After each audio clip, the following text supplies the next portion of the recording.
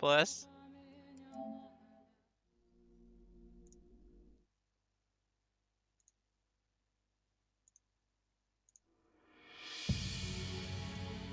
What is this? Oh, there's a menu. Back door. What?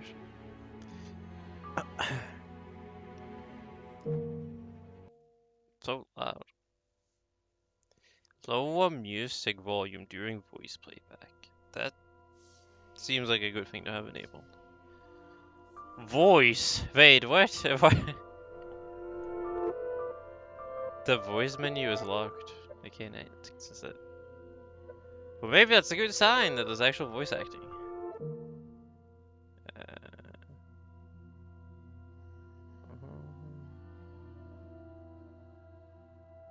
Stop, skip at choices. Yes.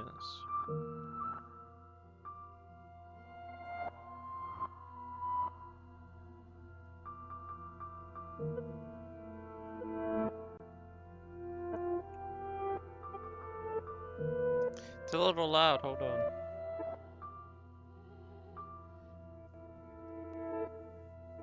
No, you get assassinated by Nightbot.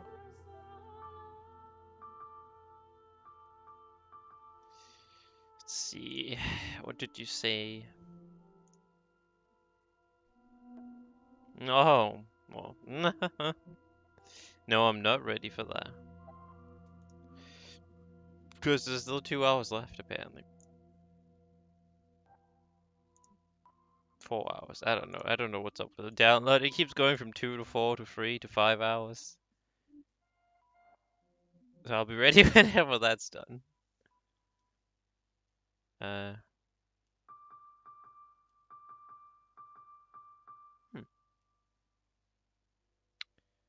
see. Is that a good? Okay. That is a good. I think that's a good volume. But I am excited to see what it is. Mystery. I wonder what it could be. I think I'll have to play it with the. This is unfortunate, my Danish. It's not even my internet, because I have like 100 download. I don't know why it's so slow. It's because it's doing it for Explore for some dumb reason. I mean, that's the only way I could do it without having to log in.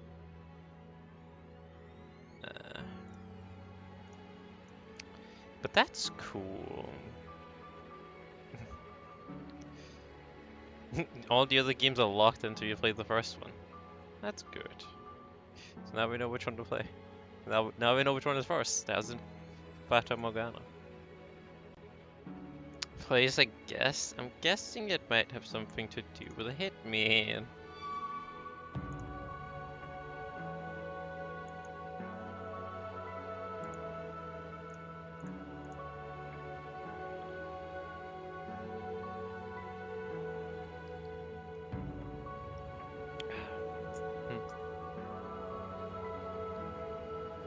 Yeah.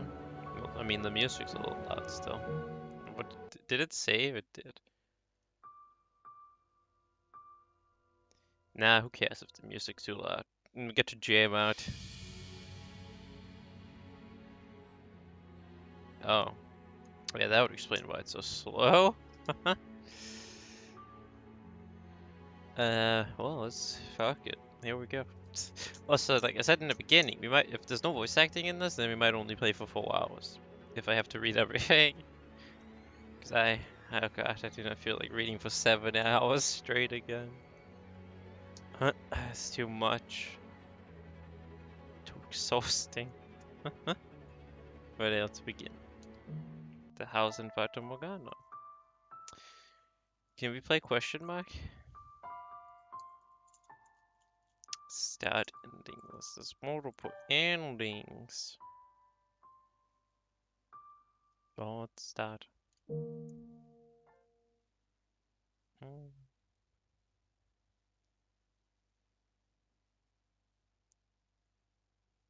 Okay, cool. As long as we don't get banned, it's fine.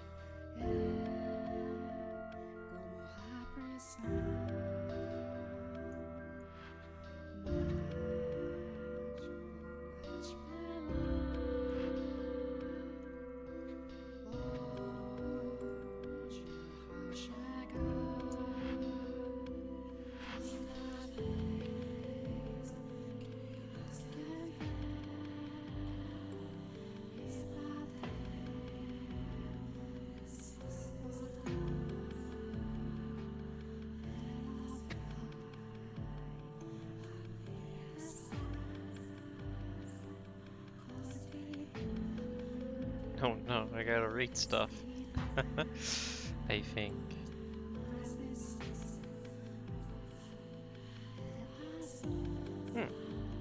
But I mean, that makes sense. That would explain it. So looking down upon a corpse, my own corpse. I was afflicted with great despair. I decided on being dragged to a place of my crucifixion. My soul crumbled, and I was wholly extinguished. Indeed, I did not once lose everything. However, as I faded into darkness, everlasting, I heard a voice calling out to me. And so, thinking, I vowed once more that no matter how long it may take, how great the obstacles that stand in my way, or what form you may assume, I shall come back for you. That I must return to the house. So I ask for you, please wait until this mutilated body arrives there once more.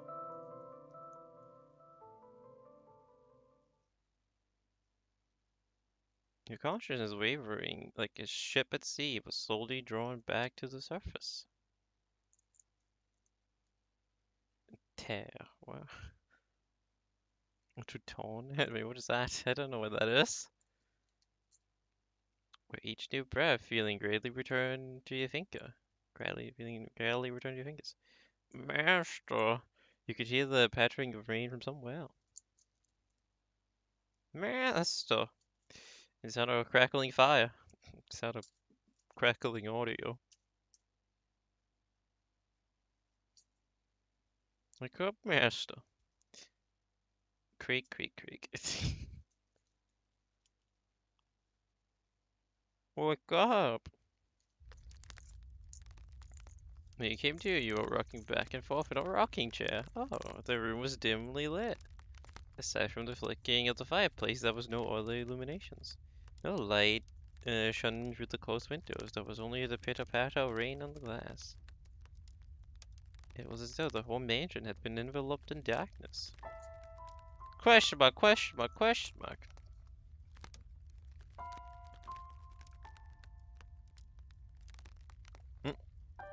What the hell? That sounds monk-ass. Tone it. Oh, splendid.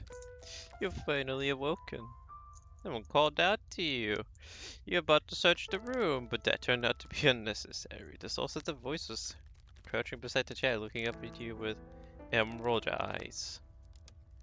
What a creep. That's a lot of dots.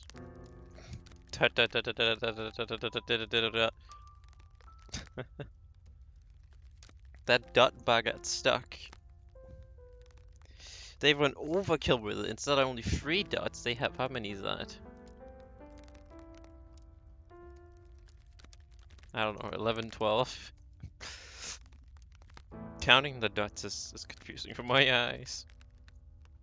Good morning, master.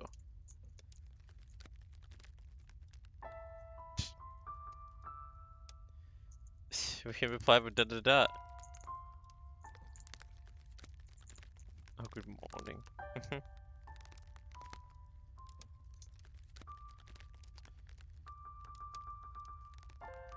Oh, I didn't notice that. It makes sound when you move it. Oh, good morning.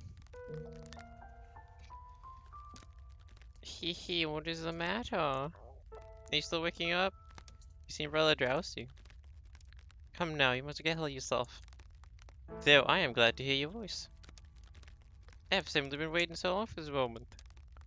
Tending to the mansion all by my lonesome, ensuring it was ready for your return. Whenever that time may be.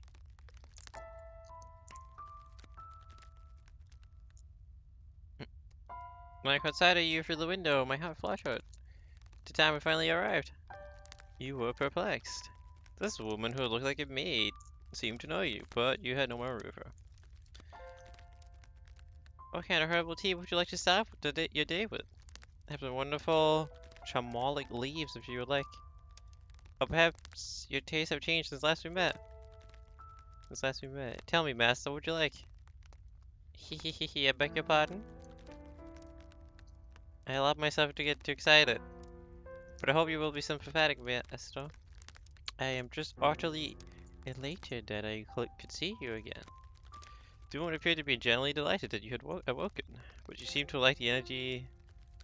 You seem to lack the energy typical of her age. Are you saying she's old? Or perhaps life was a more appropriate word than energy. But the gloom extended beyond the maid. It seemed to encompass the entire mansion. The plaster walls illuminated by the fireplace and the rows engravings on the ebony pillars had felt vaguely familiar.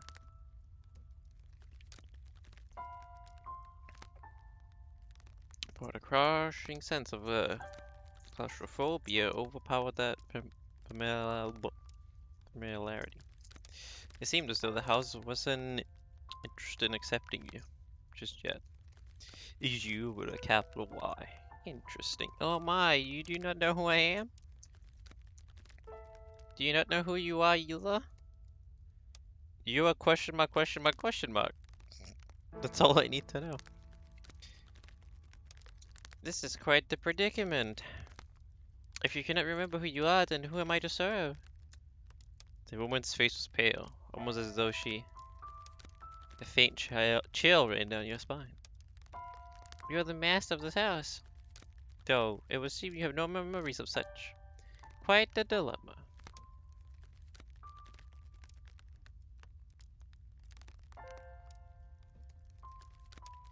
Five hit. No, that is 5 hit.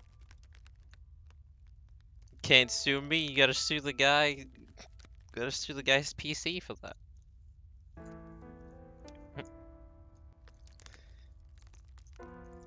If you know not who you are, then you are no different than a stranger to me, no? Indeed, you have returned. But from where? That I cannot say. Then how about this? I am a servant of this mansion, and as such I'm familiar with many incidents that have taken place here. Let's just show you the history of this house, master. That would surely allow you to recall who you are. The freshly awakened gears in your head began to turn as you mulled things over.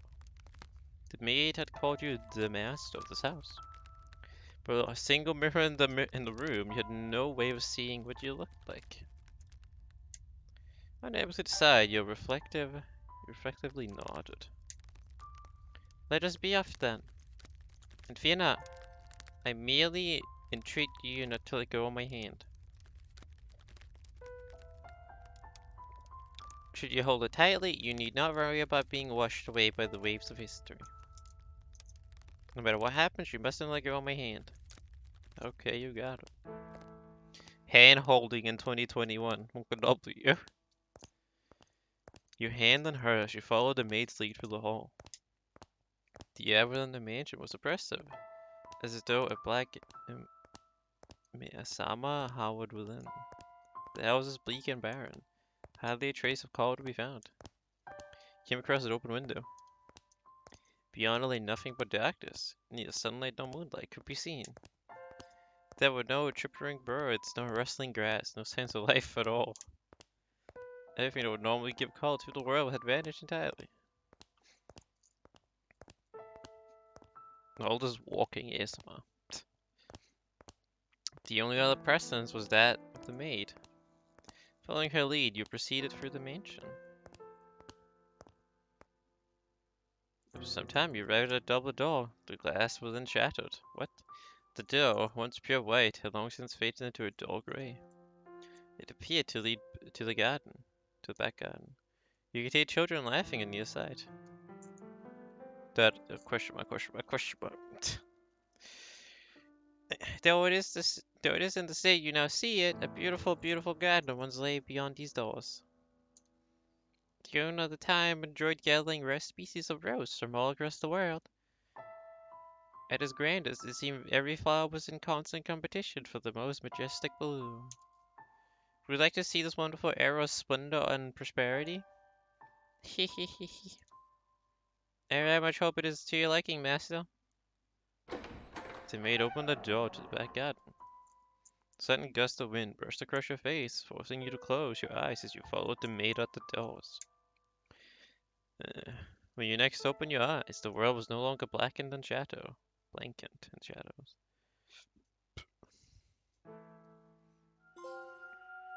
Get a trophy.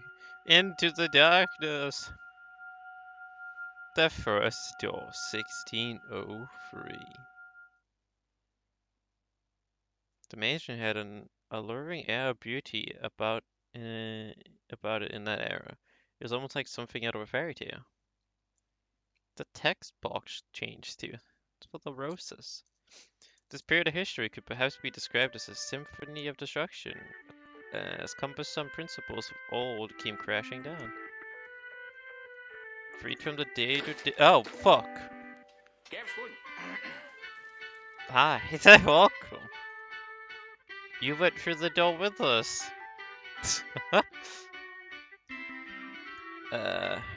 alright. Free from the day-to-day oppression of these indeed precepts, the people seem to hark back to the more poetic expression ways of old. God, the music is loud! They took these nearly blooming emotions in hand, and with them they were off. Can I stop? I gotta turn down the music! Quick, how do you... I didn't want to quick save. How do you open the menu? Bunka, stop! Load quick save. No! Wait, what do you... Oh, God. Be quiet! I'm trying to open the menu. Was it circle?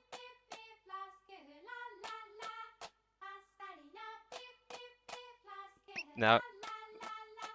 Well, okay, you get rid of the text box with circle. And now there's Rice Krispies too. Oh, there you go. It's square.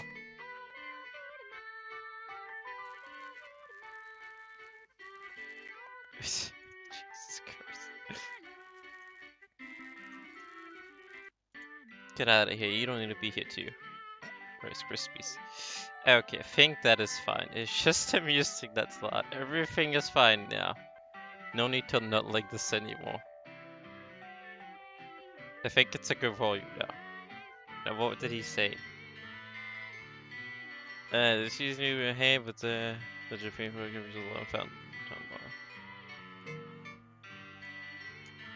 How do you close? Okay. Even the churches had maintained authority throughout the Middle Ages and arranged the changing times, adopting the culture's flowering sense of aesthetic. Is the mystery download going? I don't know. Still at 4 hours left. 2.6 gig out of 7.3. Uh, that doesn't say the percentage. It just says 2.6 out of 2.2, 2.77, whatever. What would break out in the 20 years from then, plucking the rip in the arrow from the tree of history? That is of no concern to us now. At the time, it is still what people refer to as a golden age, a period of horror for all who were there. School be home, yes.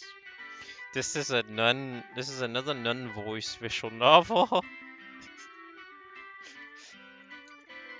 Flashbang. Ah, shit. Why didn't the game warn us?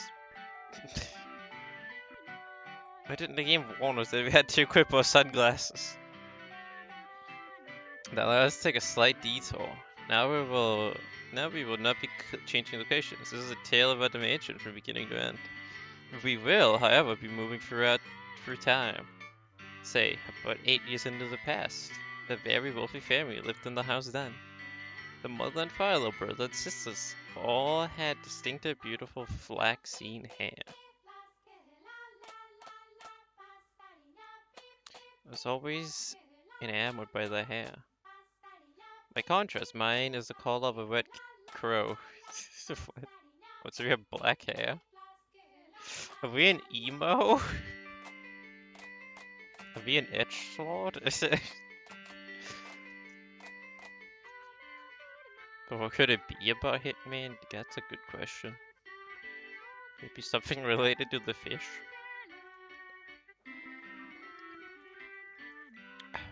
See, there I am, standing around, looking rather a fool.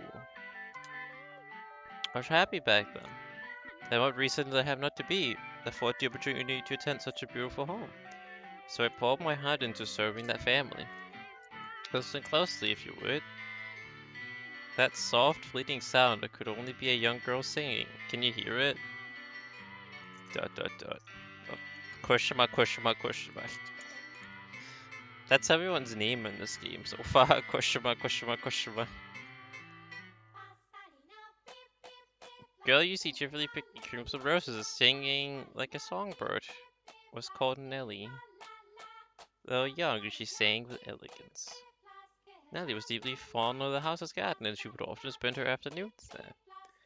Gorgeous roses gathered from all across the world bloomed in the garden. They were given the utmost care, and even had their thorns removed, so young Nellie would not hurt herself naturally. The light brown-haired girl carefully plucked petals from the roses, gathering them up as she sang. Her voice was like music played for fairies. What fairies? What? Said of her was like an angel sent from heaven.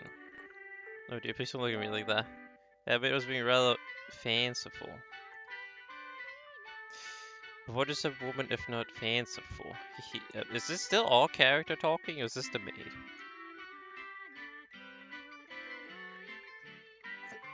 I think that's the song that's playing now, that she's singing.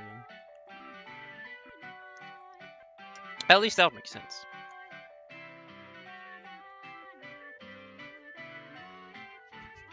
Gonna use any excuse I can to read as little as possible.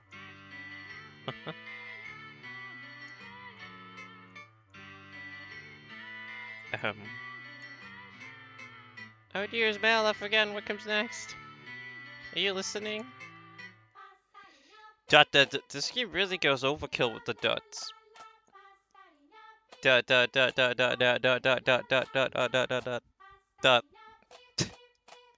Nellie was, as a matter of fact, not the only visitor to the Rose Garden that day. And yeah, I saw that. That's pretty pog. Now they have 3 studios. She always came with her older brother, Mel. The young siblings were inseparable. Mel adored his little sister, who in turn pinned for his attention. As far as you get from me. Thinking it does have something to do with the fish. Or a flamingo or something.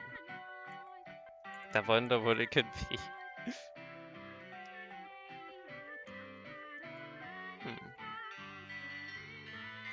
Decidedly two innocent children cuddling together. The chuckle by Thea for the future was truly heartwarming. It's in Sweden. They have one in Sweden, Copenhagen, Sweden, Malmö, and then yeah, now Spain, Barcelona. That day, Mel was sitting at the shade of a tree reading a book. As I'm sure you are aware, at that time books could not yet be mass-produced. What he was reading had been copied by a scribe. What he was reading, wait, what he was reading? I'm sure he had borrowed it from the church.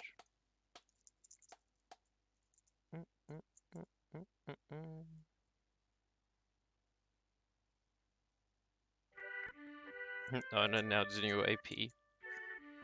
Knack free. Wait, what? The book, having passed through many hands over many years, was visibly worn, but I suppose that speaks to its importance. This is in fact a Latin grammar textbook he was reading. Miro was a clever boy. He had attended church from a very young age, where a priest would instruct him in Latin grammar. Remember it's a visual novel. That unannounced new IP that they're working on. But it's worst. Lazy Town Vengeance. Hell yeah. A first person shooter. So time relief is capable of reading even advanced texts. Oh dearest Mel, please.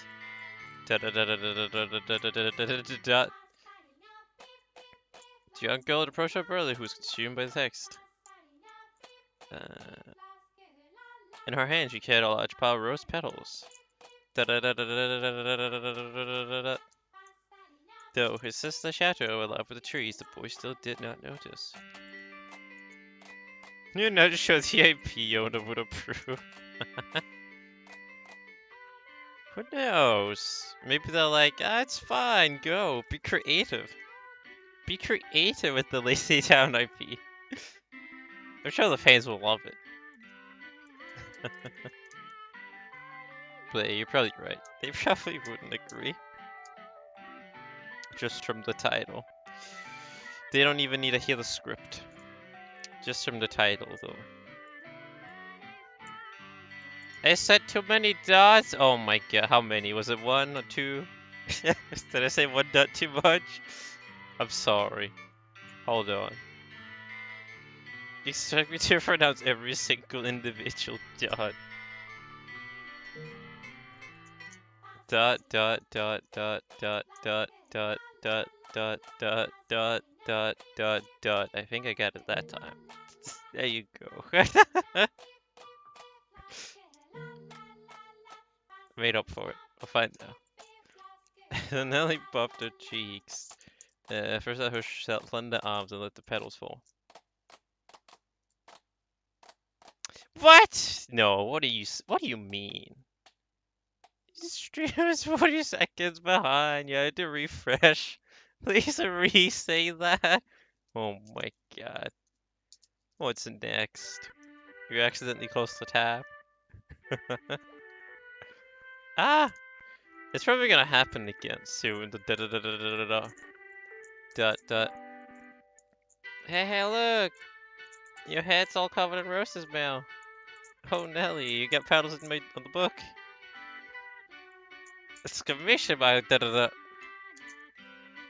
This isn't mine. I can't afford to let it get dirty. It's not your fault, dearest Mel. I tried to get your attention. And besides, flowers won't get a book dirty. The character style beats you up for some reason. Yeah. I could see that. Just don't look in their eyes and you're fine. The one on the left look like he's high. I mean, now you say it, yeah. There's some good stuff in that book, apparently. Some really good stuff in that book.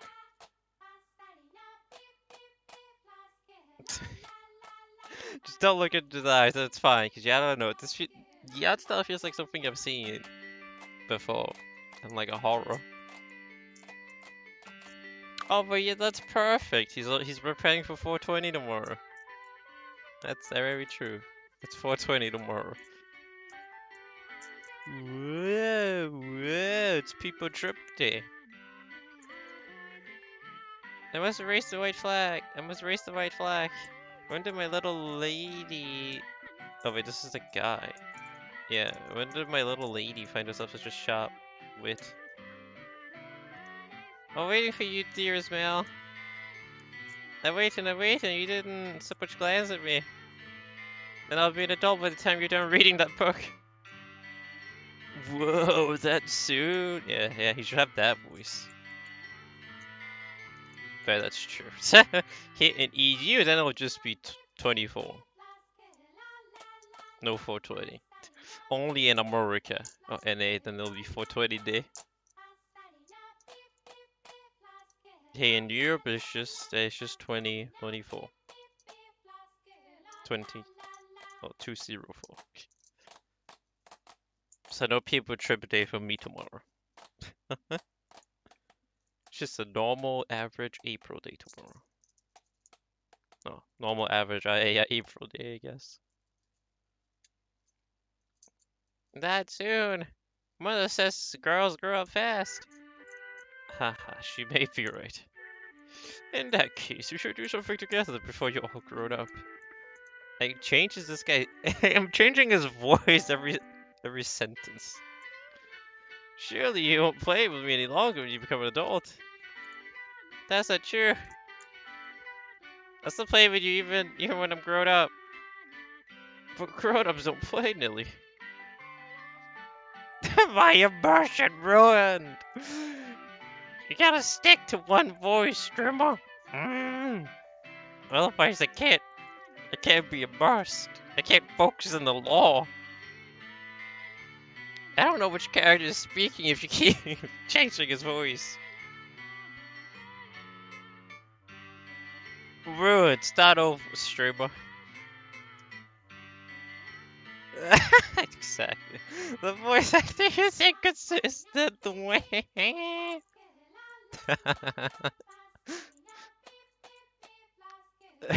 mean, you're not wrong. The voice acting is consistent. Because I can also only do like one girl voice. Every girl has the same voice when I'm voice acting.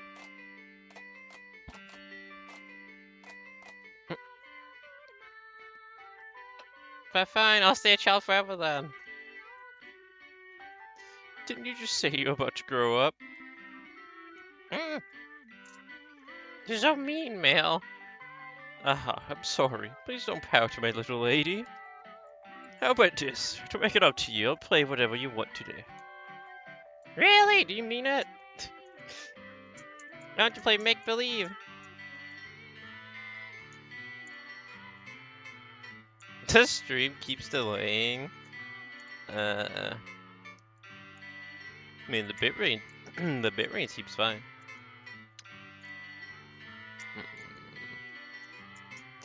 I don't know if it's because I'm downloading something. I think maybe it's just Twitch.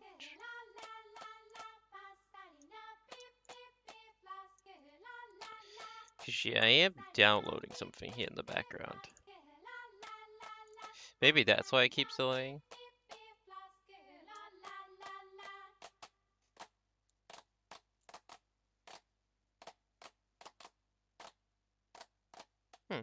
Yeah, because that's my upload speed is fine, and the bitrate is at a consistent 5,000. So I think it might just be Twitch. Twitch, and Granny's using Twitch's servers today to look at 4K TikToks. Make believe. Make believe. I'll be a princess taken captive by an evil kingdom, and you, dearest Mel, will be my Valen Knight. Do you even Twitch, bruv? Oi, bruv, do you even Twitch, bruv?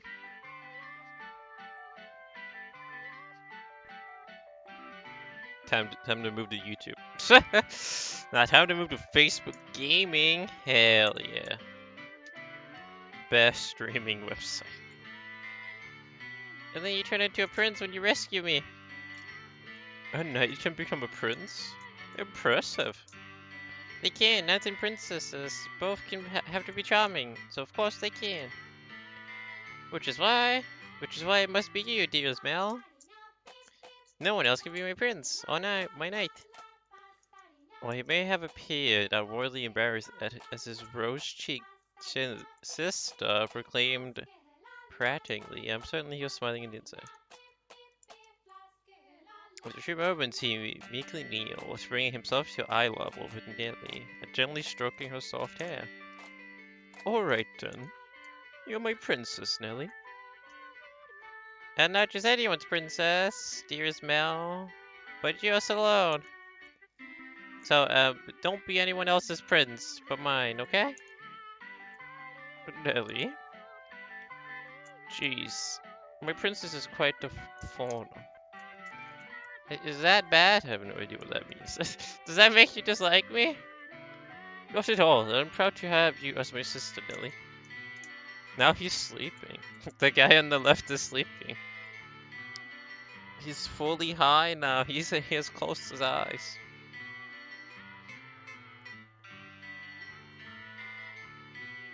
You mean more to me than anything in the world, my dearest princess.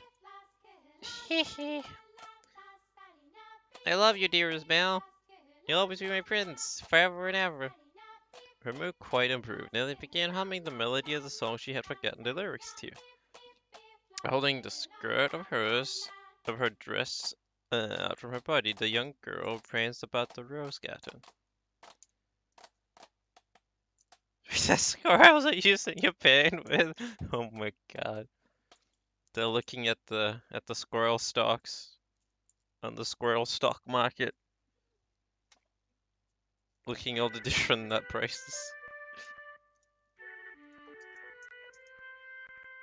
The squirrels are messing with the router. Yeah, cause it's still at a. My bitrate is still consistent for once. A solid 5K.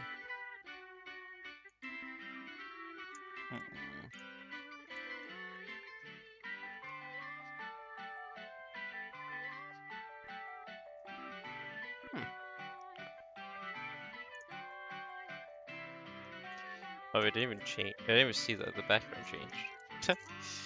Cause yeah, I think yeah, everything is good for me. Oh yeah, everything looks fine here.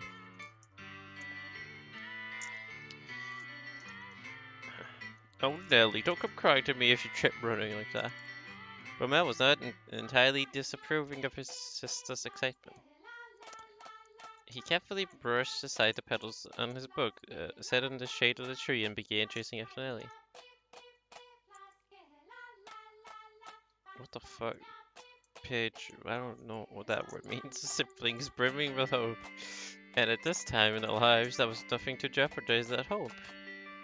Wouldn't that be wonderful if children could stay children forever, Master? As I see it, though, the pleasant, gentle times in our lives have value, because they come to an end. Wouldn't you agree? Time continues to flow, impartially and without exception. And as such, everyone's childhood comes to an end. Be that as it may, does time also flow the same speed for each individual?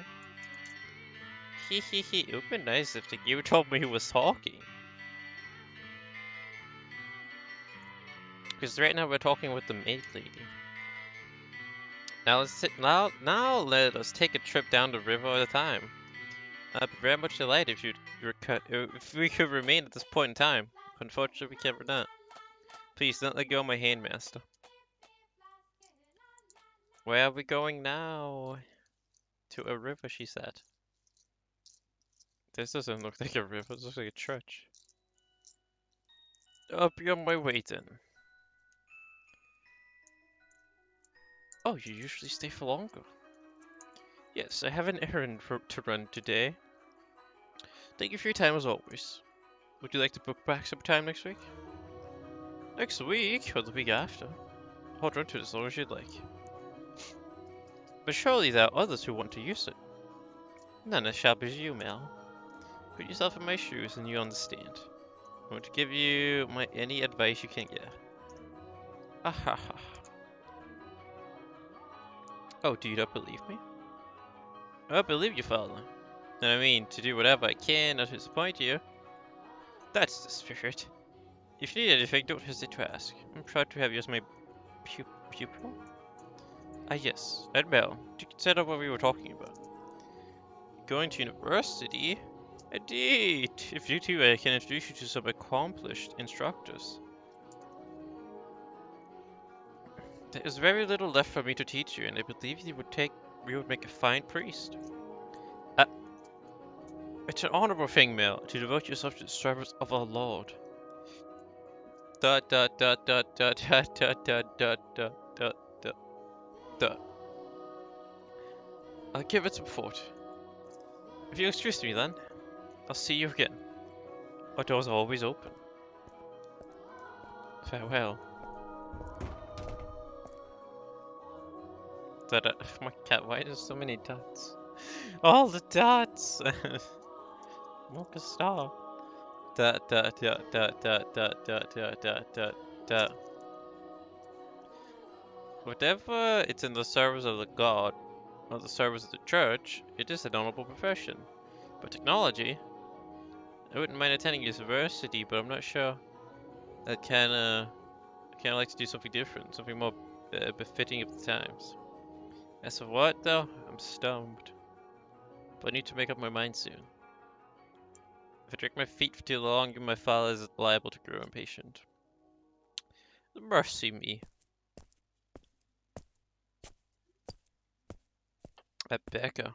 Young Seer, bless young Seer, I'll miss for the poor.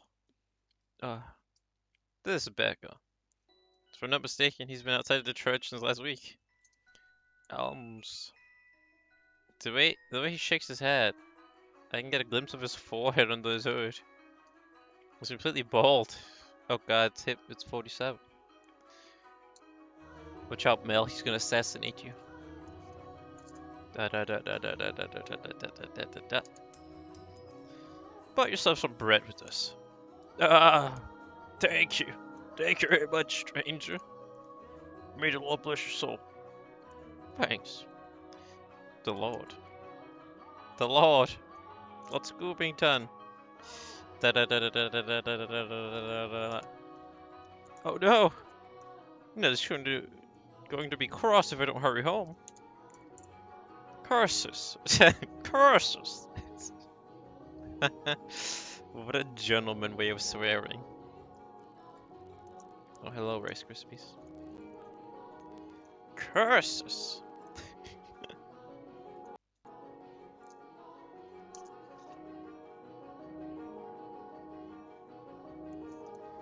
It looks like it's going to rain. Master, master! But thank goodness. You appear to have a firm grasp on your consciousness. I was afraid you would accidentally let go of my hand. Now, master, this is the period of time I truly wish to show you. The boy reading in the rose garden was now a fine young man. Nonetheless, he still bore the same gentle eyes as before, and he would from time to time show remnants of that innocent young boy. He was, in his own mind, still making the transition into adulthood, I suspect. Well, I frequently visit the church. Sundays to participate in mass, of course, but more often to be tutored by the priest. In addition, he also attended a private school run by an eminent marquis. Though it was not a school where students had desks and sat in rows. They studied at the marquis' estate. Secondary and higher education was not the same as it is today. Mel was considering university. The priest wanted to recruit him to the church, but Mel was having difficulty deciding what he should do. That he had such a choice is envious, is it not? Where are we going now? Good afternoon. I'm here to pick up my order. Is it ready? Yeah, ready. Wait with the roads. Oh, should call me young master, please. I beg your pardon. I can't actually give me hands the past. Yours right here, sir. Matt stopped at a jewelry store in the center of town on his way back from the church. The building was both a workshop and a storefront, and the nobles of the area were deeply fond of the master's wares. He was so skilled even the royal family had commissioned work from him. As a matter of fact, the wooden sign out front was engraved with a replica of a piece of a jewelry said to be on display in the palace. As artistry flourished in this golden age, the noble shops selling luxury items such as jewelry rose in kind.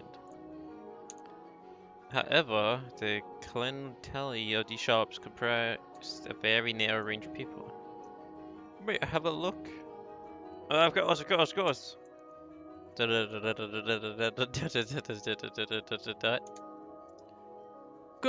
It came out just as I'd hoped. Splendid work. Heh. Thank you, stranger. You can't afford to afford a local restaurant yourself. An admirable work ethic. I'm sure she'll love it. Such a kind lad, young master. My boy back home could do well and learn to things to you. And man, I'll show women some quarter dallied what? Come home to a cold fire is a shattering indeed. Again, please don't call me young master. My apologies. I'll check this up here on my way then. Good day. If I should have need of, just let me know. I reckon jewelry you asked for. Come to me and your sweetheart just made. And I guarantee you you will have all sorts of fun when you give it to her. Please, I don't have a sweetheart. Oh, that's a surprise. So many girls are rearing for your hand too, young Mr. Rhodes. A fine family, good looks, charming. And your future's all but... I'll be on my way then. I'm in a bit of a hurry. Good day, come back any time. Goodness. Huh. Maybe I'll say I want to study abroad or something. Patient as that father may be, that would certainly anger him. I can hear it now. You're wasting your God-given talents, boy. I can renounce my name and rank, go somewhere far away. Hey, that sounds like the kind of plan Nelly would come up with.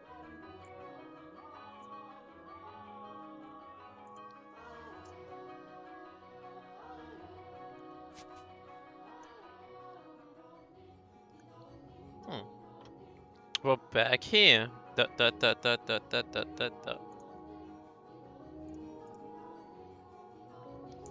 As you get closer to the mansion, the rich fragments of roses grew more prominent.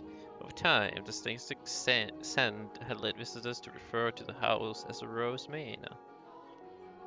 It was probably a play on the Flaxen-haired family's last name, Rhodes, which you heard the owner of the jewelry store say just moments earlier. The mansion looked quite different than it does now, no? No thickets or envy covering the walls, and no rotten, broken doors to be found. I wonder what the Rhodes family would think if they saw the house in its present, tragic condition. The sight of their abnormally blooming roses, a veritable symbol of prosperity, long since withered and turned into soil. My apologies, I got a little sentimental there. Let us forget, for a moment, about our own time. I suppose I stayed out a little too long. Oh well, the sun still shines high in the sky. I'm sure it's...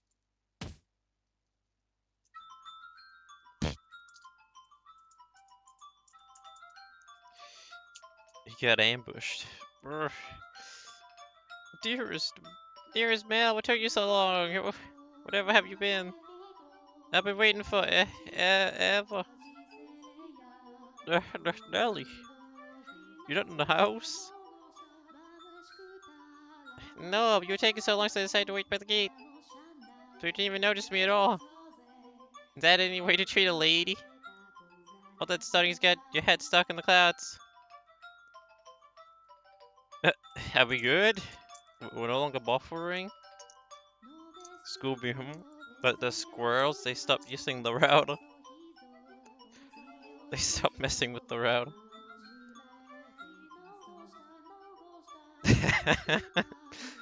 Oh my god. Greg plugged back in the cable he tripped over at Twitch HQ. Holy fuck, he also took his sweet time with that. The fuck, Greg? What took you so long?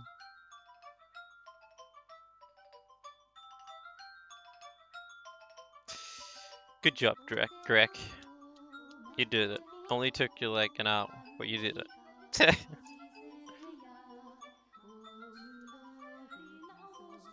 No, it hasn't really. Also, you're heavy. Could you please get off my back? You're heavy. Damn. Are you calling her fat? Heavy? I've been gradually reducing the amount of sweets I eat, and I love sweets. To maintain my figure for a new dress, and you call me heavy? Oh my god, Monka W. That's another one for the books to note down. Never call a lady heavy. Monka S. Monka W. Never call a woman heavy. Right next to. Never say chill down to a woman. Or chill out, whatever it was. I didn't catch that. I didn't catch that. Were you saying a tongue twister? You're such a dimwit, Mel. Jerk, blockhead, weakling.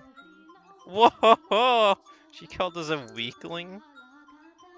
Jesus. And obnoxious to boot.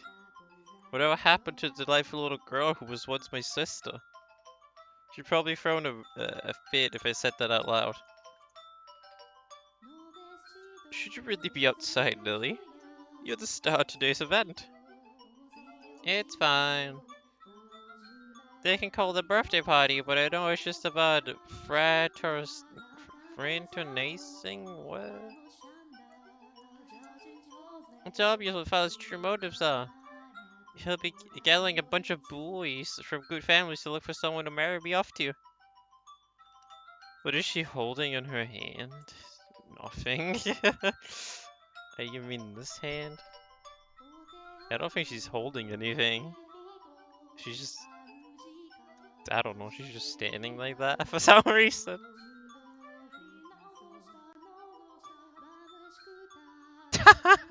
Looks like she pulled a pin on a grenade. Oh yeah, it kinda does.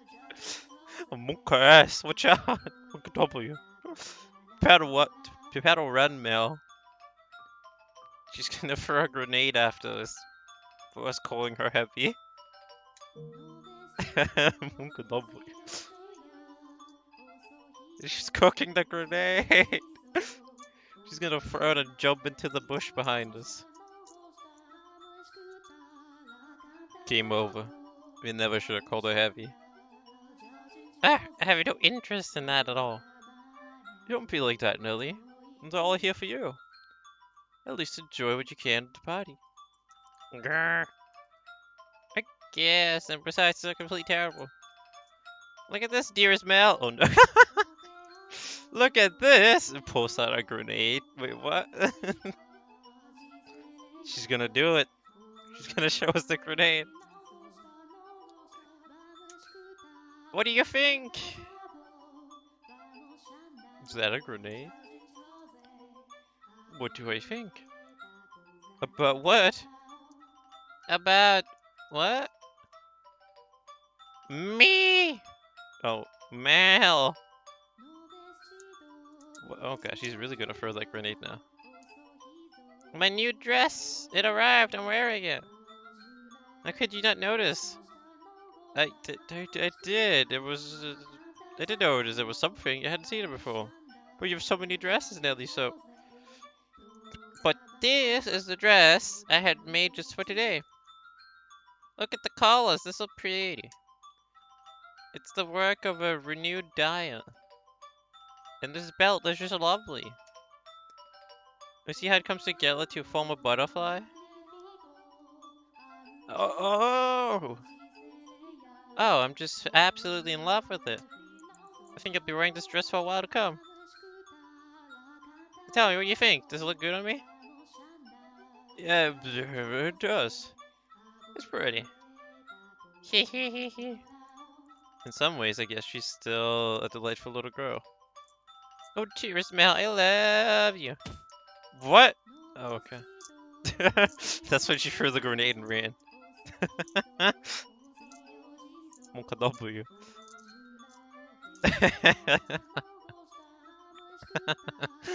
Oh god.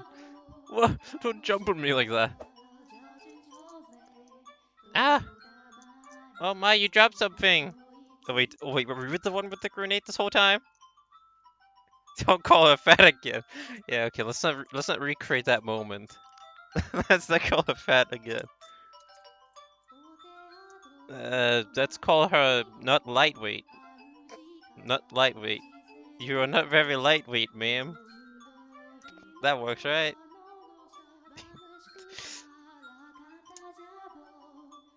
And what we have here? Wait, hold on, no, you can't have that yet. Is it a present? Give it back. I was going to give that to you later. I knew it, it's me. And just what could it be? Hey, don't open it. What's the big deal? It's going to be mine soon anyway, isn't it?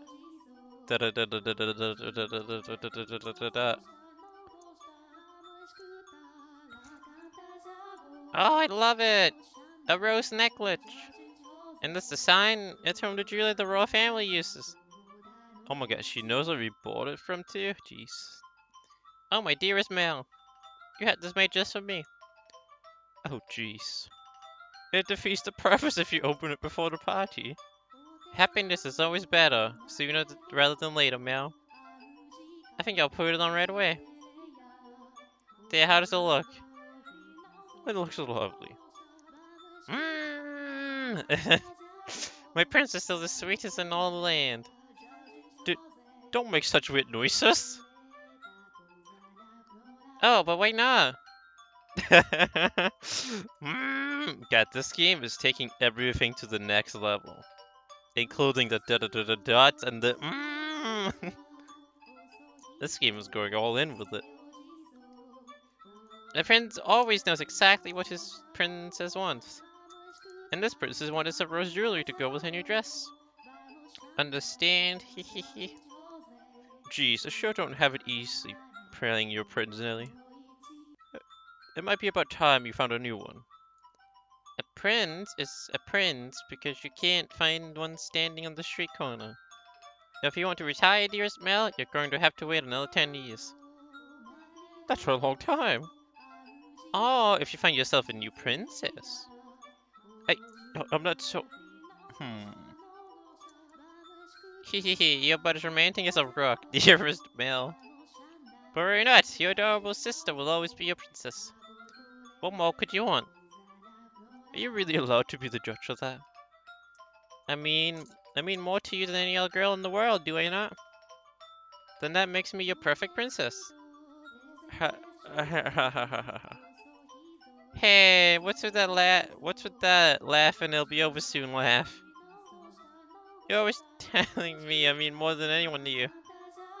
Yes, you do. More than anyone in the world, my beloved baby sister. Hehehe. I'll take good care of her at the necklace.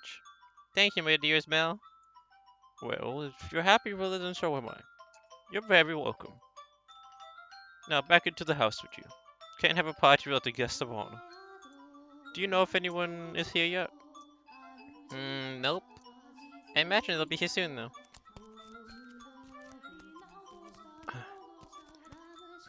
Are you down at the church again today, Mel? Yeah, there was something I didn't know how to translate, so I went to look it up. So diligent. I can't say I really like the priest that personally. Actually, I kind of feel the same way. What? Really? Why? Well, you know. I have my reasons. Mmm. Hehe. So even you don't always like the priest, huh? Let's skip Mass and Sunday then. We can go play. No skipping church. As grew the brother, so did the sister. So too did the sister. That day, Nelly would be turning 14, and Mel, 3 years her senior, was 17. How's the download? 2 hours left. 3.8 gigs done. You saw with your own eyes, so you know how much she's changed. She was always a cute little girl, and she grew into an even more beautiful young woman. Though she was only 14, she was well on her way to becoming a fine lady. As for her characters, well, hee, but a girl like that has her own charms, wouldn't you not say? Drifting down the river of time, the two siblings matured into healthy young adults. But the core of their relationship did not change in the slightest. Nellie was very much attached to her brother, and as well as Mel complained, he still cared deeply for his sister. As for her character, da da da da da da da da. Well, yeah, that'll be a surprise. I won't tell you. This is a secret. Oh boy. Monka W. Around the time the sun had begun to set, carriages started lining up outside, as well as dressed aristocrats made their way into the house. As Nelly had suspected, the majority of them were boys. Question mark, question mark, question mark. Yes, I understand. You don't need to say anything more. There was a man, alright? Okay, we'll go together. Me? Alone? Oh, please don't make me. Yeah, finally. He's been playing this whole time. Holy fuck. Someone hydrate that man. Someone bring that man fucking 10 liters of water. Make sure he stays hydrated.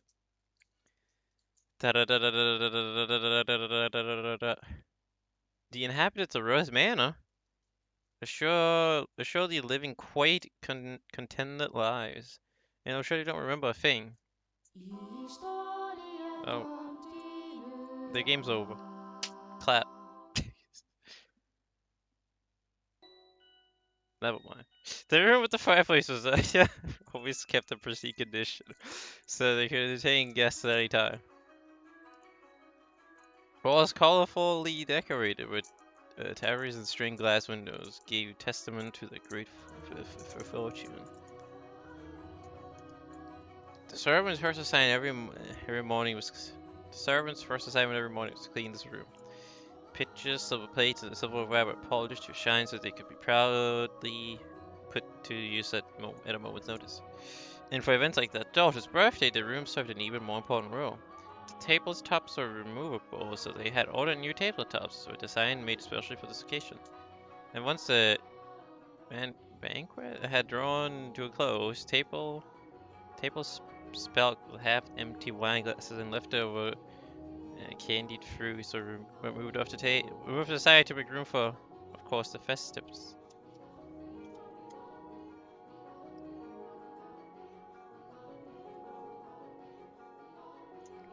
God damn. I'm already at a Danish due. Good evening, Lady Nelly. You're looking particularly lovely today. Nelly, I had these jewels cut just for you.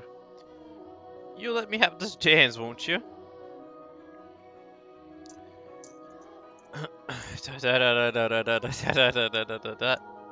Aha! What? What's the matter, Nelly? You look exhausted. These are pretty good. Want one? No, you like sweets. They're apples, candied, and rock sugar, I think. You disappoint me, dearest Mel. Huh? What do you think is the matter? They just keep coming, it never ends. They drag me up the wall. Everyone's just repeating the same lines they've been taught. They all think pretty jewels and requests to dance are enough to make a girl swoon. A swoon? But I think that is true for you, Nelly. Though, why is she disappointed with me? Why is she disappointed with me? I think I'm done with birthday parties after this year. I'll probably throw an even bigger one next year. Huh? Why? Well, you know, you're about that age, Nelly. We are a reasonable, distinguished family, so there are a number of different houses that would like to have connections with us. Like the Rice Krispies.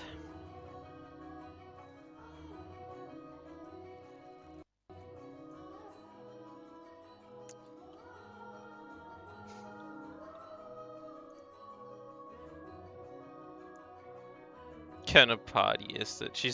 I think she was only 14, right? Let's see, can we go look at that again? The guy's 17. Is she like 14 or 15, the girl? Uh, let's see if we can look at it. Yeah, she's 14, though she was only 14. She's 14, the lady.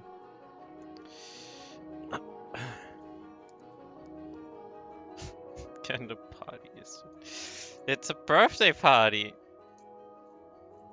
But, yeah. Every boy at the party is trying to flirt with her. So.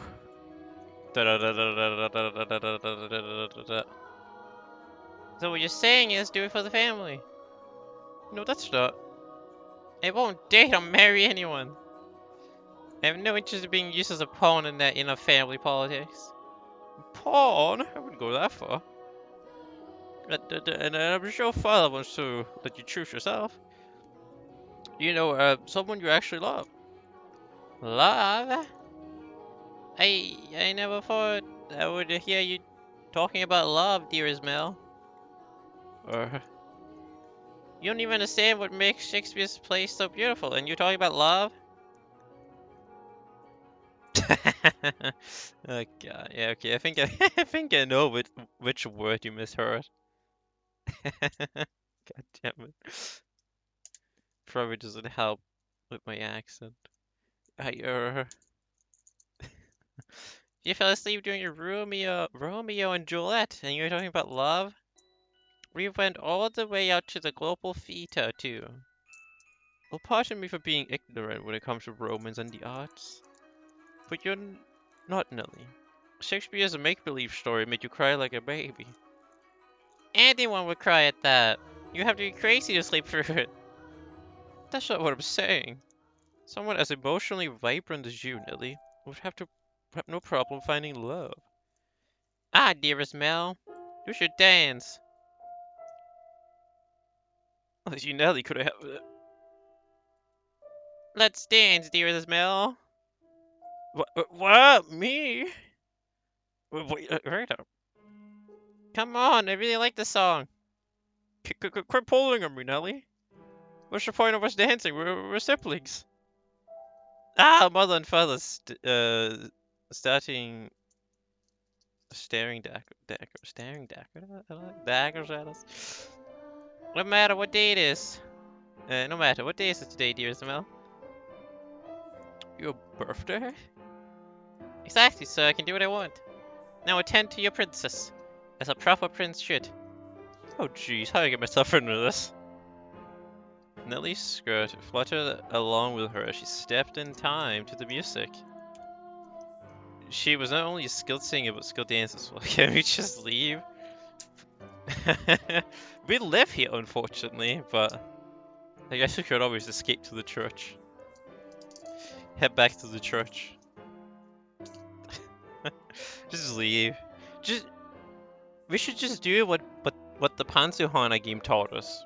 Just jump out through the window, or go through the window. Jump up through the nearest window. Monk W. No, I'm out. Monk could jump out the window. Exactly, that is what you should do in this situation.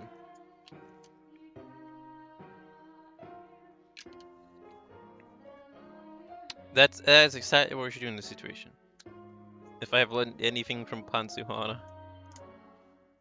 Melon, on the other hand, fumbled over his own feet trying to keep up. One would be hard-pressed to describe his dance abilities as good, even as flattering. Though boys of his pedigree were taught to dance as part of their etiquette lessons, he found himself more being dragged around by his sister. He could hardly be said to be attending to her. This is humiliating. Look at him dance, just moving the finger from left to right. Because his parents have been hands-off in raising him, largely giving him free rein to study and learn what he pleased. Mal looked like a tangled-up marionette. From throughout the hall, he could hear giggling, uncomfortable chuckling, and people coughing to disguise that laughter. Look at those dance moves. The ballroom dancing right now. Come now, dear Mel. If this is the best you can manage, what are you going to do when you find a girl that catches your eye? I won't, so it doesn't matter. Hehe.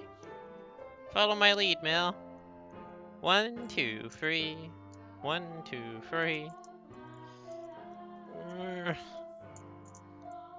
Nellie alone enjoyed her time dancing with her brother, and quite proudly at that. It did not matter to her that he moved awkwardly or that the guests were giving them cold stares. It was their parent who first cracked under the pressure, just as their father was about to give an exaggerated cough and stop the music. A ruckus suddenly swelled up near the entrance. What could that be? Who knows? What else going to be? I've been spared. Oh, fuck! Munka W. Munka. They found out that the lady, Nelly, she's got grenades in the house. Illegal grenades. It's the FBI. Oh god. The music came to a stop and the party guests began bustling. The siblings' father spoke up sternly above the noise in order to quell the spreading commotion. The oldest son was investigating.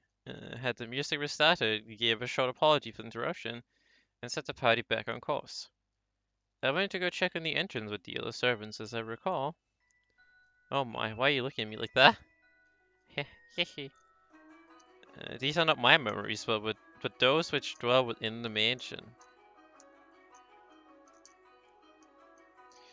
Do you think we should be following what happens next from my perspective then? That is not what confused you. Well, your question shall be answered in time. Now let's return to our tale. Though the party had fallen still for a moment, my father's decisive actions restored the guests' festive mood to short order. So it's not by any means the commotion that caused the ball to conclude earlier than planned.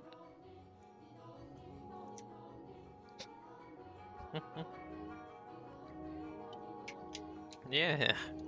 So we'll just see all the cups climb through that window over there on the left. I think that's a window.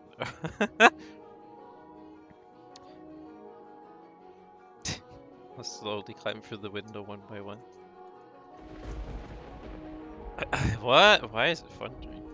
Oh, do you hear thunder? It was rather loud too. Sounds like we have quite the storm brewing. They lived in a country where the weather was nothing if not unpredictable. Rain was a frequent occurrence there. The strange time with clear skies grew longer as summer approached, but the weather was still somewhat unstable to the cusp of the two seasons. They had a strong wind that night as well, which turned the raindrops into little spears on the window. Were the party to continue any longer, no one would be able to go home. Although the father was quite concerned that Nelly had not got on with any of the credible ways, he decided to cut the festive short.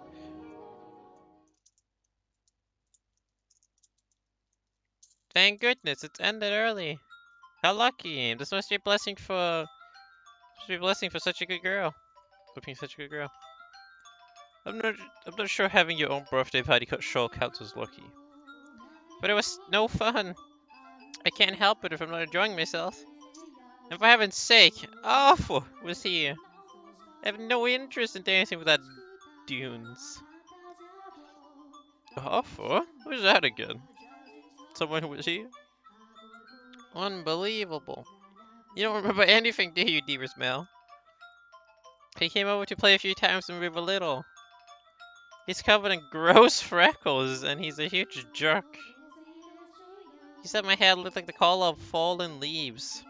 Fallen leaves? He's back. He's back jamming out. His 5-minute break is done. I hope he got everything done he needed to do. Just thinking about that ugly smirk has me fuming. And yet he acts like nothing happened. He even calls me Lady Nelly, for goodness sake. Are you listening, dearest Mel? I'm listening, I'm listening. I wonder what the ruckus earlier was. You weren't even listening, were you? Who cares about that? Sorry, but aren't you curious? It probably wasn't another guest, at least. Maybe a cat sneaked in. You think so? I do. But enough about that. Would you like to play cards in my room, dearest Mel? Seriously, I'm exhausted though. Not even that late. Fine. Something feels kinda off. A cat? I wanna go check. Come on, hurry up. Hold on. You don't need to drag me, Nelly. My birthday isn't over yet, so you're not done attending to me. Oh, Nelly. Woo! Time to get that J of Spades again. We're gonna play cards.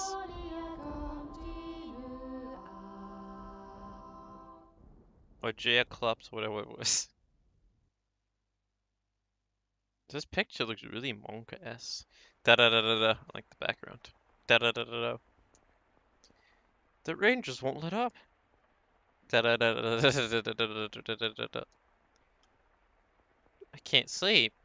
I wonder what the commotion earlier was about. Oh, for goodness sake. It's all the storm's fault. That's why I can't sleep.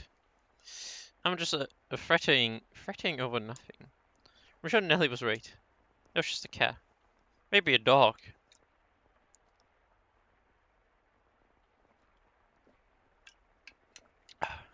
He's taking a break again. The solo phone guy. Da da da da da da da da da da. Oh my god, even more dots? Are you kidding me? Da da da da da da da da da da da da da da da da da. I can't sleep. Yeah, how many dots are you gonna put? Like, I get it, okay? He's not saying anything. Da da da da da. Da da da da da da da da da da. Da da da da da da da da. Holy shit. How do you ever have this much trouble falling asleep? Oh my god. Da da da da da da da da da da. What could this feeling be, I wonder? It's not quite for budding? For boating? Walking around the house at this time of night isn't going to help anything. But I'm not going to fall asleep just laying here. The fuck is that, a dragon in the middle of the screen? The only sounds that could be heard in the dark corridors was the sharp pitter-patter of the rain, his footsteps, and his breathing. Though he was intimately familiar with the layout of the house, that night, the hallways felt like an endless labyrinth veiled in shadows.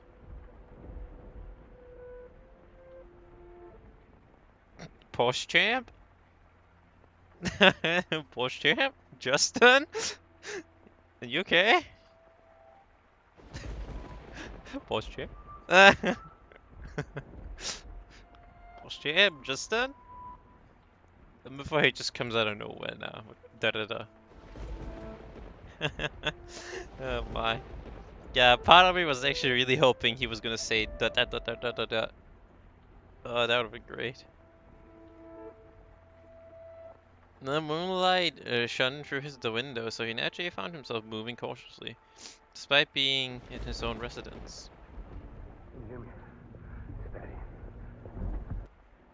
Even I respect the ... Oh my god. Holy shit. Thank you, Justin. Okay, I gotcha. God, the way he said that. He sounded so serious. Even I respect. Dot dot dot dot dot. Good to know, Justin. You should respect the dot dot dot too.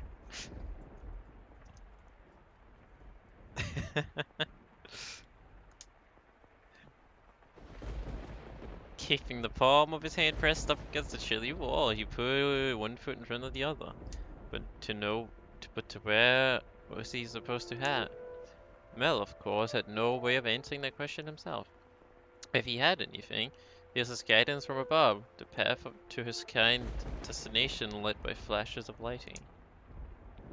Or perhaps there was something else leading him along. So he progressed with a fair bit of hesitation in his steps. Mel was slowly but surely drawing near to one room in particular. He made his way through the seemingly endless hall. Past the living room, its fireplace long since cold, into another corridor, and then stopped outside an Abigail's bedchamber. The dim glow of a lamp swirled through the creaks in the door.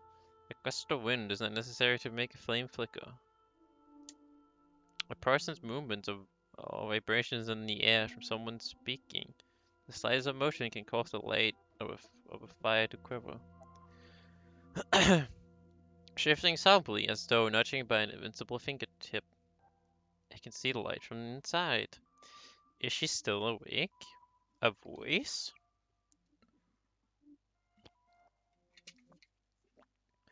He seemed to be hesitating. It would not be difficult for him to approach the door and be inside, but he had reservations about peeping in another's chambers, even if it was his own house. Moreover, this room was assigned to a woman. There was a woman behind that door. What would you like to do, Master, in this situation? Would you succumb to your curiosity and gaze inside? Or would you respect the owner's privacy? Hehe. I shouldn't be doing this. But the voice, it feels like it's calling to me? Or someone else? Uh, yes, me. Could sense someone watching me at that moment. He had succumbed to his curiosity. He stood on the other side of the door from me, his flashing eyes open wide, trying to remain as invisible as possible. Wait, what? Is he spying on the maid that we're talking to? That is escorting us around. The raving in his heart seemed to create faint ripples in the air, which I pretended to not notice. Yes, I knew he was there. I could sense his presence and his wavering emotions. However, I could not begin to speculate as to his true feelings, or how great a surprise this was to him. I too am discovering new faces of this tale by viewing it through the eyes of the mansion. But it is not I who is of concern, Master. It is you. You and da da da da da da da da da da. I know I shouldn't be doing this. I should be ashamed of myself. But I can't look away. Who is that? Her skin, it's so pale you can barely see through it. Is that white because she was out in the cold rain? Her hair is white as snow, and her eyes, they're like, how do I describe it? My vocabulary truly lacks situations like this. They look like a bullet heart. No, that's just disturbing. Then wine, perhaps? No, more translucent than that. She's got blood in her eyes. Gemstones, then. Yes, gemstones.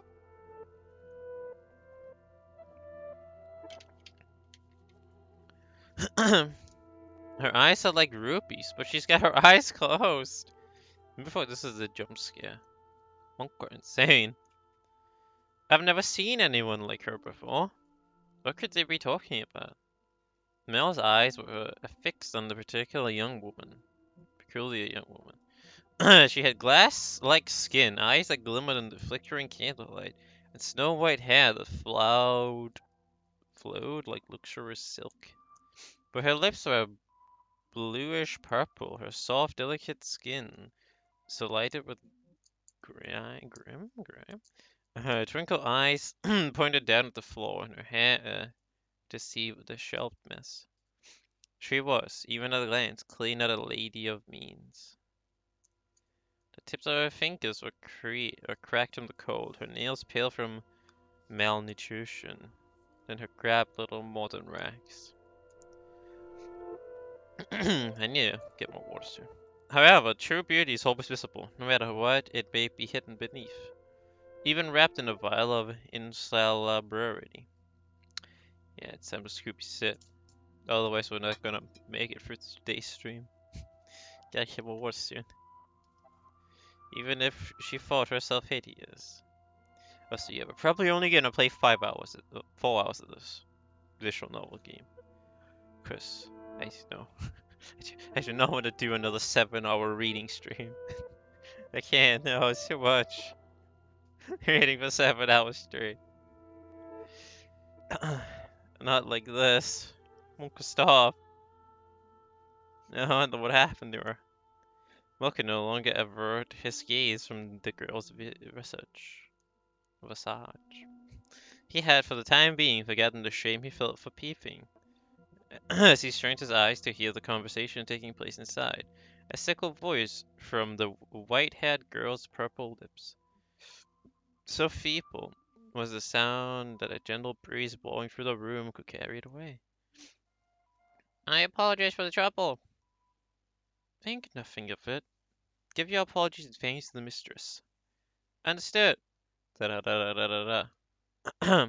There's something strangely comforting about this home, almost as if I've been here before.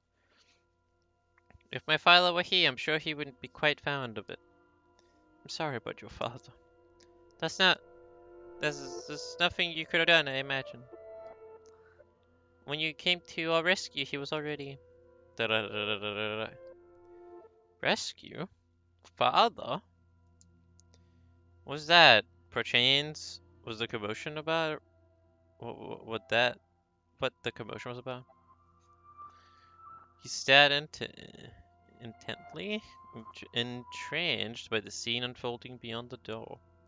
A gaze can often signal one's presence to others more efficiently than words. The white-haired girl could likely sense him there as well. She figured her gem-like eyes upward. Mocha W. Ah! Dot dot dot. Exclamation mark. That was when the boy finally felt a pang of panic.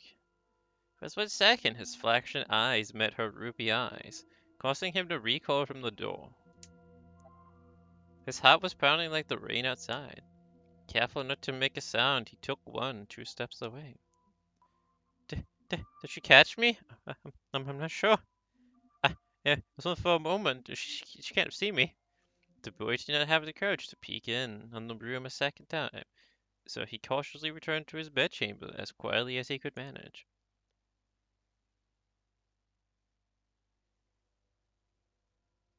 But even beneath his covers, he could not erase that girl's eyes from his memory. Her what? Melancholic red irises, her voice delicate as a glass sculpture, her pale, almost lifeless skin, her pure white hair. Every singular detail kept him from banishing her image from his mind. Nor could he restrain his heavily pounding heart. Who could she be? Da da da da da da da da da da da. Is something the matter? No, I just thought I felt someone watching me. Hehe, it's only your imagination, I'm sure.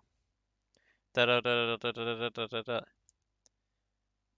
If not your imagination, then perhaps some unseen force was watching you. Unseen force? You familiar with how people refer to this mansion? Rose Manor? Yes, indeed. It is called Rose Manor because you can smell the sweet fragrance of the rose garden even at a great distance. But that is not what I meant. Da-da-da-da-da-da-da-da-da-da. It is said that a witch resides within the house. Oh my. A witch! Hey, fuck. I have not heard any such stories. Oh, so wait, I forgot about that. That's kind of cool you can do this. So you can just look at the background, the image, remove the text box. You probably wouldn't have. It was a very, very long time ago. Nothing you need concern yourself with. You had a peculiar presence about you. Should I consider that a compliment? Ha he he. It's getting late. You should get some rest. A room has already been set aside for you. But first, may I ask you one thing? Yes. I do not believe you're giving me your name yet. My name? My name is... Da da da da da da da da da da da. Eel. Eel. Eel. What? Mm. Wake up. Da da da da. What the fuck is happening now? Get up, Mel.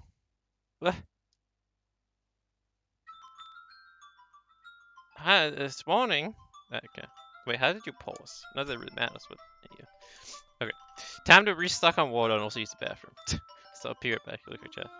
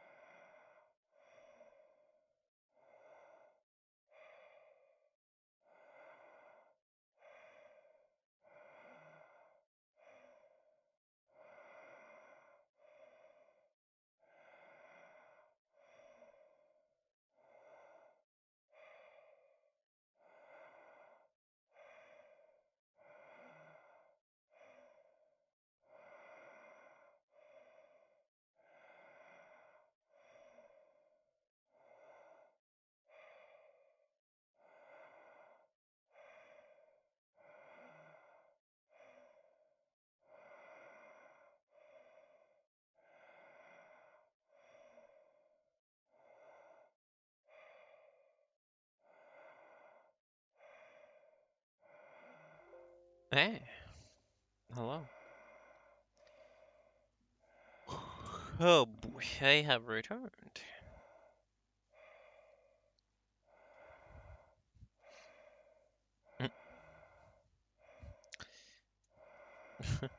Who's ready for more reading?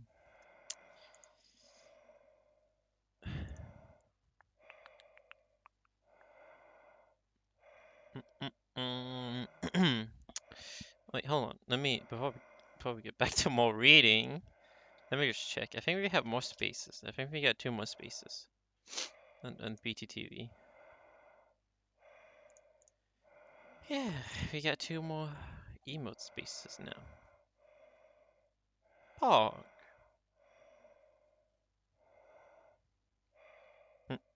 Now we could add back that DBD emote. People plunders. Well, let's not do that yet.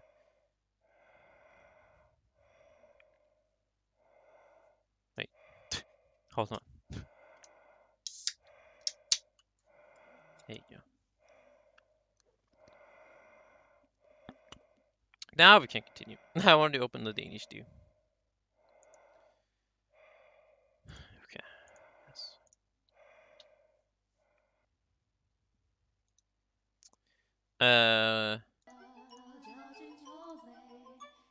Okay.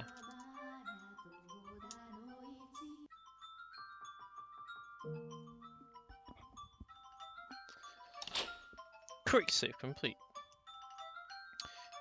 Disappointed me, dearest Mel. It's very much a long since morning. Hello, Rice Krispies.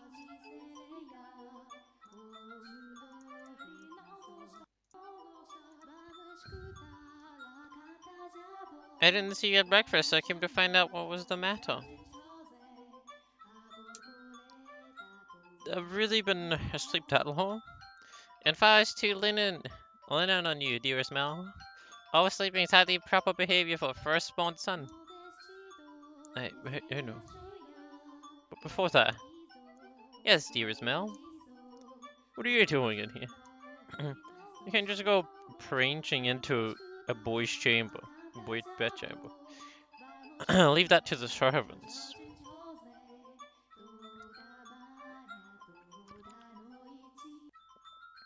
I did send one for you. You're the one who refused to wake up. Besides, it's not like we're strangers. We used to sleep together all the time. That was long ago. Things are different now. Oh, you're overthinking it, silly. Now hurry up. Out of bed, sleepyhead. Alright, I'm getting up. So can you see yourself out? Oh my, you look awful, dearest Mel. For someone who overslept, you look you didn't get a wink last sleep. Get a wink last night. You think so? You didn't go out on in the town last night, did you? Yeah, he was out partying all night, getting wasted. Getting high, as you can see. Naughty, naughty boy. I would never. You know that. You squeaked. I don't think I believe you. I didn't go out last night or anything. I'm tired because you had me playing cards until late, Nelly. Hey, we weren't playing for that long. Besides, look at me. I got up just fine. Anyway, shoo. I can't get dressed with you in here. Fine, I'm leaving. People leave. Ew. Oh, I almost forgot, dearest Mel. What now? Come on, no need to be mean. I'm sure you'll be quite surprised at the news. Oh? At breakfast, which you missed, Fowler told us. Told you what? Do I really want to say? It sounds like you want me out of your room, dearest Mel. Please, Nelly. Hehe. We got a new maid today from a house we have ties to, supposedly. I've never seen anyone like her before. Supposedly coming from a good family, she isn't very graceful, and I've never seen her at social gatherings. But that's not the surprising part. Just that maid. She's peculiar. Has a very unusual appearance, that one. Have white hair? What? How do you know that news, Mel? Dot dot dot exclamation mark. Thanks, Ellie. Hey, get back in here! Oh, for goodness sake, what's getting in there? Bah. At the time, the majority of servants of the mansion were men. However, the ladies of the house all had Abigails, so there were several women servants, myself included. The maids, by and large, were selected from the daughters of other estated families. It was, you could say, a sort of training before they entered society. The girls would serve at houses even more powerful than their own. And the white-haired girl Mel saw the night before was one such maid. When he heard this, Mel could not sit still any longer. Oh, I didn't really think this through, did I? I don't even know where she is. I'm guessing. She's probably Mother's maid. White hair. Has to be the girl from last night. But deep down, he was having difficulty believing the young woman he had seen the previous night was truly her to be a servant. Was truly here to be a servant. And can you blame him? When he saw her, she was an absolute mess. Hardly would you even envision from a girl's class. But he did not seek her to find out whether this was true. He merely wanted to see her once more to ascertain whether what he had witnessed the previous night was real or his imagination. And he wanted to have an actual conversation with her. I don't want to run into Mother. That would be awkward. He was heading towards his mother's bedchamber, but the closer he drew, the heavier each step grew. He rounded that corner, debating whether or not to head back, and stopped in his tracks. On occasion, wishes do come true. When Mel turned the corner, he saw her. The same girl, the same white hair. Ah, she appeared to be cleaning the hallway.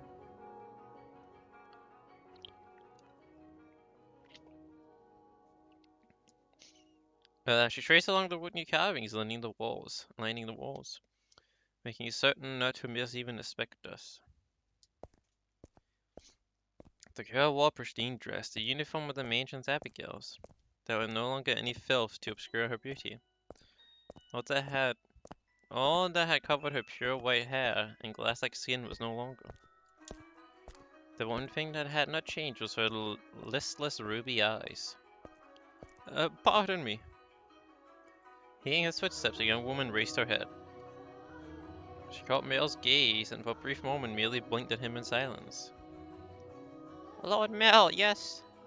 Your father informed me of you.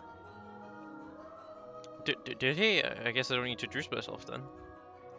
I believe she made an attempt to smile, though it was difficult to tell. She quickly dropped her gaze back to the floor. Flaxing the ruby met only for the briefest moment. She seemed to be looking at both someone and no one at all. Everyone here truly has the most beautiful curled of hair. Did you have business with the mistress, Lord Mel? I can let her know if you would like. No, I was looking for you. For me? Mel felt as though all the blood in his body had begun to flow backwards. He could not efficiently describe the sensation, but in a word, it resembled panic. On his way to find her, Mel had come up with a number of subjects he wanted to talk about, and he generally had little trouble speaking with others. He'd had less experience interacting with women. This was true, but the time he had spent around Nellie had kept him from stumbling too much. Until then. Yes, for you. Why would you be looking for me, Lord Mel? I was wondering how you were doing. Pardon? I'm quite fine. Good. This is great to hear. You fool, Mel, what are you even saying? You have more important things to ask, like where she came from. Or to tell her she has pretty hair and eyes. But I don't want to trouble her too much. A lot, Mel. Yes. Sorry, you just suddenly fell silent. Was I, in your way? In my way? No, not at all. What, what are you up to? I'm cleaning. Well, yeah, I didn't even need to ask. This guy. Ah, you're cleaning.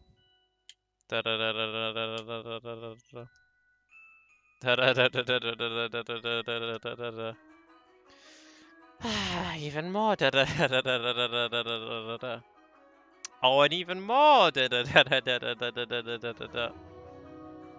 Oh, you can just let the other servants take care of the cleaning. You're one of the noble's daughter we took in, right? Then why is mother making?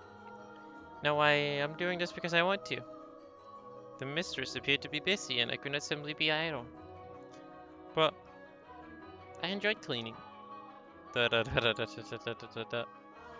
if you say so. Yesterday. This mage is truly a thing of beauty.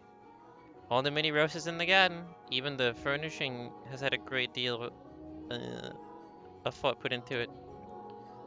This family must have a wonderful sense of aesthetic.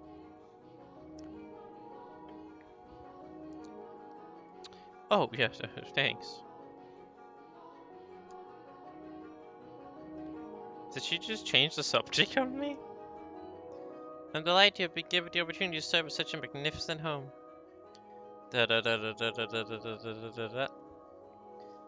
Mother and father actually had nothing to do with that.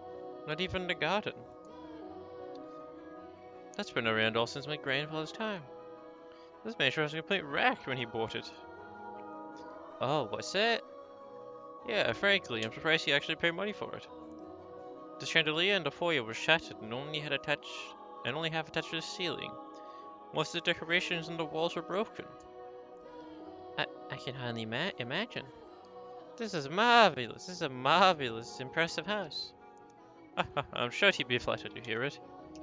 My grandfather was a bit of an eccentric. He liked to do things people didn't expect, just to watch the looks of surprise on their faces. He was the kind of man who'd buy a mansion that was beyond repair just to give it a completely new life. Everyone who had seen the property before it was renovated with astonishment. Astonished. They regretted not taking the opportunity themselves, seeing the transformation it underwent. Heh. Huh? I was just thinking that you're kinda like this house. What do you mean by that? I mean, when you first arrived. Oh, no, never mind, forget it. She'll figure out you were She'll figure out you were peeping on her, stupid. She hasn't yet, has she? Da da da da da da da da. Yes. It's nothing. The more I think about it, you and the mansion aren't really comparable. Oh. The truth is, being a rundown mess isn't the only reason nobody wanted to buy the house. They say. Wait, what was that? Was that blood? That all who dwell within this house shall be met with misfortune. Da da da da da da da. Do you believe it?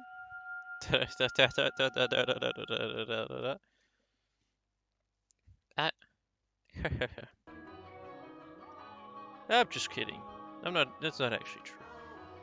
It's all rumors and heresy, embellished to make the tale more exciting. The rumors only started because of how it used to look. If the mansions truly begot misfortune, then they would still be here. And it would explain how my grandfather died. Do you know how he passed away? No, how did he? Inside a what? Inside a lovely lady. What? Believe it or not, that was how he died. Together with a young, beautiful woman. Shammered out he's making love to her. What? Okay. Well done. I said that's not what I was expecting. He got too excited and died. Poor old man. A rather crude way to go. But he was hardly misfortune. What did I tell you? Ah, yes? Just so you know, I promise I didn't inherit my grandfather's propensity for such behavior. I'm pure blood and spirit, dedicated wholly to my studies, so... Hey, she left! Hehehe, my apologies. My apologies. Oh, that was fine. Anyway, we were talking about the mansion, right? I've always thought it was kind of a strange place myself. The dress you're wearing, it was found here after my grandfather bought it. You don't see that kind of dress around these parts, so I'm guessing it was probably imported. The architecture is really old-fashioned too, which must have caught grandfather's eyes. When he announced his plans to buy it, the entire family opposed his decision, but he refused to budge. Renovation upon renovation gave the mansion new life, but all of his work, um, he was fond of the roses in the garden. He collected species from all across the world. Every time he got a new one, he would summon gardeners to arrange and grow them. It took incredibly long to complete. There were even some that wouldn't grow in the climate of this land, but grandfather refused to give in. He truly loved the roses. Me, I don't really get how someone could be so impassioned about them. It's just embarrassing every time someone calls this house a rose manor. Perhaps the roses are meant for someone. Shredded window caption in the corner of the street. Yes, that we don't have to keep asking. But it's 5.5 gigs out of 7.3. With 50 minutes left, it says. What? I'm simply speculating. Roses make wonderful gifts after all. Indeed they do. If you like roses as much as Nelly, then you're welcome to go see them for yourself. Pick as many as you like. If anyone asks, just say I gave you permission. Don't be shy, I'm sure it'll get tiring. Like you're tiring if all you do is work. No, I'm sensitive to sunlight. Oh, that's unusual. She's a vampire! Perhaps that explains why you're so pale. I had no idea, that sounds rough. And your skin is so pretty too. You don't seem terribly surprised. Well, I'm very much surprised. Or would you have preferred a more dramatic response? No, I expect you to find it disturbing. I'm sensitive to sunlight, I can hardly spend any time outside. That makes me sound like some kind of demonic creature. Ah ha ha. Dot dot dot. Ah! Oh god, I forgot I buffed Cheeseburger. Cause there's a bear! Cheeseburger is here. He wants to say hi. Cheeseburger. We're talking with Cheeseburger. Oh, you worry too much. There's not a monster in the world as sweet as you. Ah, yes. Are the mates teasing you, perhaps? Oh, the real mates teasing you, perhaps? That black hat one especially, she's... How should I put it? A little frightening. As the Cheeseburger visual novel. Yeah, Ubisoft, hello? Make a Far Cry 5 spin-off. With Cheeseburger as the main character. And yeah, it's a visual novel. Cheeseburger just doing cheeseburger things. Like eating salmon. And sleeping. And being petted.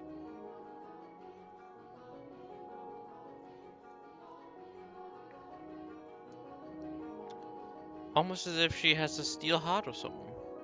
She's impenetrable. Right, she's one of Mother's maids too, isn't she? Now I'm even more worried.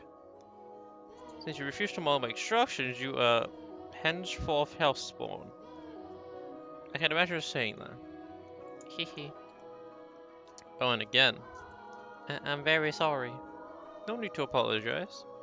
In fact, I wish you'd laugh more. Da da da da da da da da da da. She's actually very kind to me in everything she does. She does with incredible precision and efficiency. She looks so young and yet has such skill. How long has she been here in the mansion? Actually, she's been here for quite some time, but I don't know exactly how long. No one knows how old she is. It's kinda creepy. I I have never once considered her such... Sorry, you're right. It's about managed to speak ill of others. Either way, she still scares me. It's like there's no light in her eyes, or like her smiles are all faked. That doesn't make her any less pretty, though. Da da da da da da da. Da da da da da da da da da da. Ah, the conversation died. Have to think of something else to talk about. Um, um, uh, yes. You can ask me anything. Da da da da da da da da da da. Need to think of someone else? No, need to think of something else.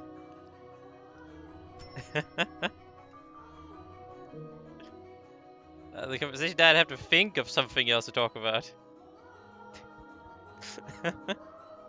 Not finger.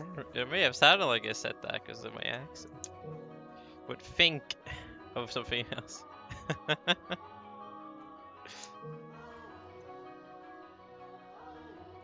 Oh, what a great question. Da da da da da to ask. Yeah, that's probably not the best way to end. No conversation you two have died down. Well, need to think of someone else. Bye. Huh? What? God, then they're probably just gonna be so confused. The person you were talking to, just like, what? Excuse me? What did he say? Need to think of someone else, huh? Okay, sure. You do you. It was the master, your father, Lord Mel, often retired from the mansion. I've not seen him around. Oh, yeah, father frequently returns home. This mansion is actually our secondary home. Why do you ask, though? I was just curious, nothing more. Oh? Da da da da da da da da da da da. Um, um, yes, what is it? One of the maids asked me to see me, so I should be on my way if you'll excuse me. What? Alright, see you later then. Goodbye. Alright, one moment. Question mark. Since you're sensitive to the sun, I can pick some roses from time to time for you. For you to decorate your room. Lord Mel. That's all, so sorry for holding you up. Ah, why am I so bad at this? She definitely thinks I'm obnoxious. Ah, I want to hide on the rug. I want to reverse time and try this over again. Da da da da da da da da da da. Roses are not becoming of me. He is too kind. Cheeseburger is still there. I mean, he's not really blocking anything. Enough cheeseburger. You have my thanks, father. And I apologize for being late today. Now that's something unusual. You're not being punctual. Punctual? Hello, Rice Krispies. We meet again.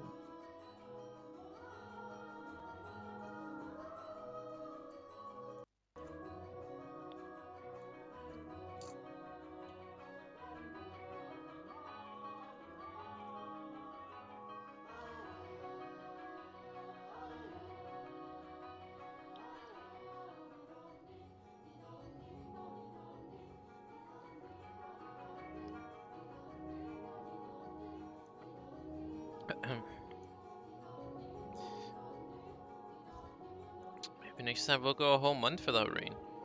Do have mercy on next year's crops, Mel. You hyperbolize, Father. So did something nice happen? Huh? You look like you're in a good spirits. So did wait, no, you're laughing. Something did happen, didn't it? This is all over my face, isn't it? People prefer an open book to a face of a stone. So it is. People may prefer it, but it's not just a good trait to have for social engagements. What? Not the kind of engagement you'll be having anyway. Haha, I'm sorry, don't look so dejected. For now, at least, there's nothing wrong with that. So tell me, what has you in such a joyous mood? Well, Bill, you torment me so, Father. We're taking on another mate. You know how that goes, right? Someone new comes and things get lively for a while. All the excitement has gotten to me. Ooh hoo hoo! What? Why are you looking at me like that? No reason, no reason. So, what family does the little lady come from? I don't actually know. You don't know. I was going to ask her, but I missed my chance. Tyler has returned home, and I can't speak to mother. I see. She's called your eye, has she? Yeah, she has. But the truth is, you're more than just interested in her, are you not? What? No, I... Ha ha ha ha. Ah, ha ha ha. You truly do enjoy tormenting me. Well, I should be getting home now. Mel? Yes? Make certain you find out where she's from. If you're genuinely interested in her, it's not your responsibility to determine if she's actually suitable for you. Da da da da da da da. Thank you, and excuse me. Ta ta ta ta ta ta ta ta ta. It doesn't matter if she's from an esteemed family or not. Da da da da da da da da da. No!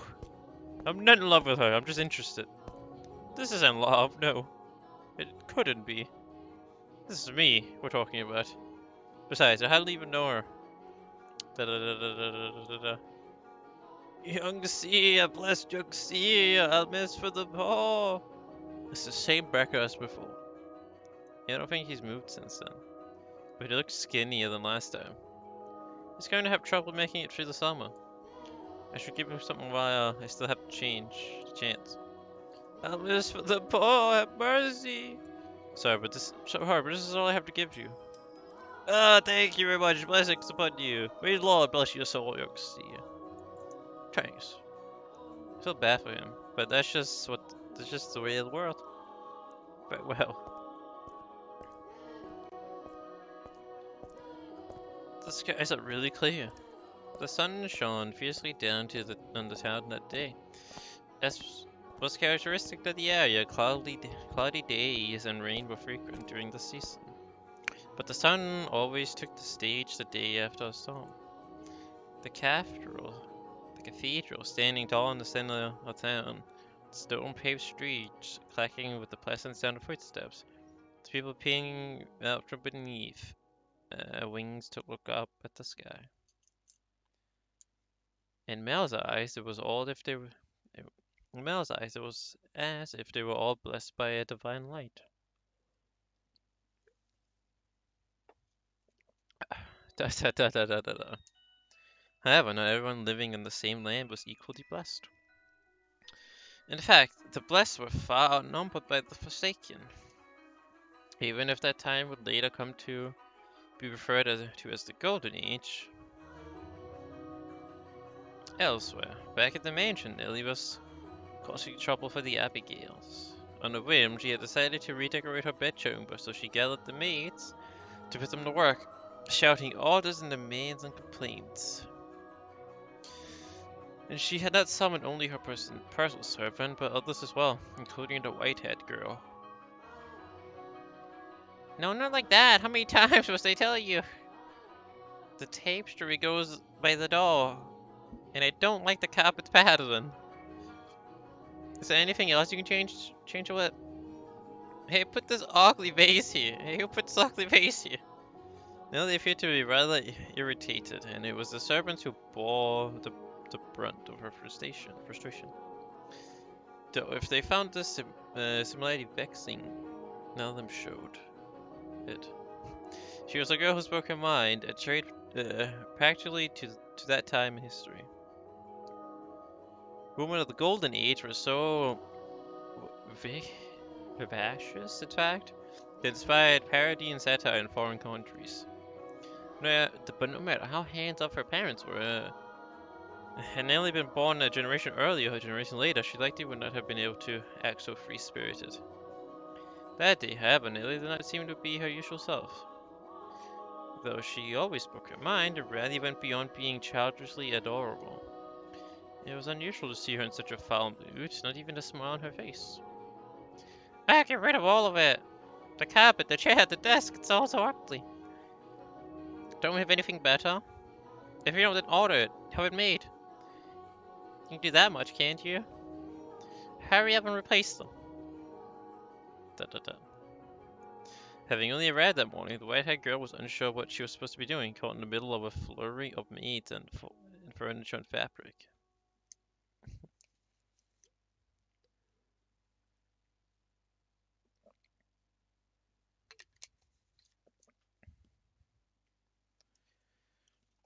She chased frantically scrambling Abigail's with her eyes and made attempts to help, but not being familiar with the work, she only ended up getting in the way. She really felt that everyone would be better off with her not in the room.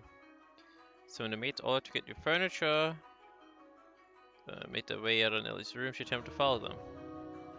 You hold on a second. Yes you, with the white hair. However, Nellie stopped her before she could take her leave. What?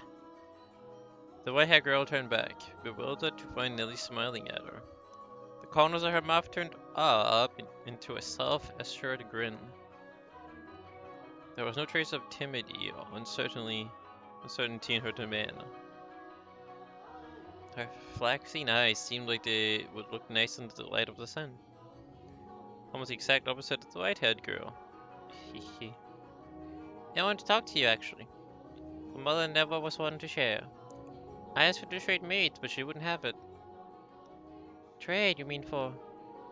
Hehe, which is why I decided to completely redecorate my room, because then I would need some extra hands. But why? Because mother and father refused to tell me anything. Why is that? Who are you, exactly? Where'd you come from? Tell me, what house are you from?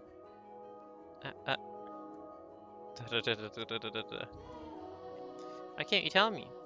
If we took you in, you must be from a fairly decent family. As a member of the Rhodes family, how right to know? Do I not? You can't expect me to welcome a girl into my house who won't even tell me where she came from. I don't know anything about you. I haven't seen you at any parties. I'm... I came from another country. Another country? What country? Somewhere very, very far. Oh. North of here, east, west, south? South? It's south of here. Across the sea to get here, which is why we have never met before. Why did you have to travel then? How many times did the sun rise, and how many stormy nights did you face?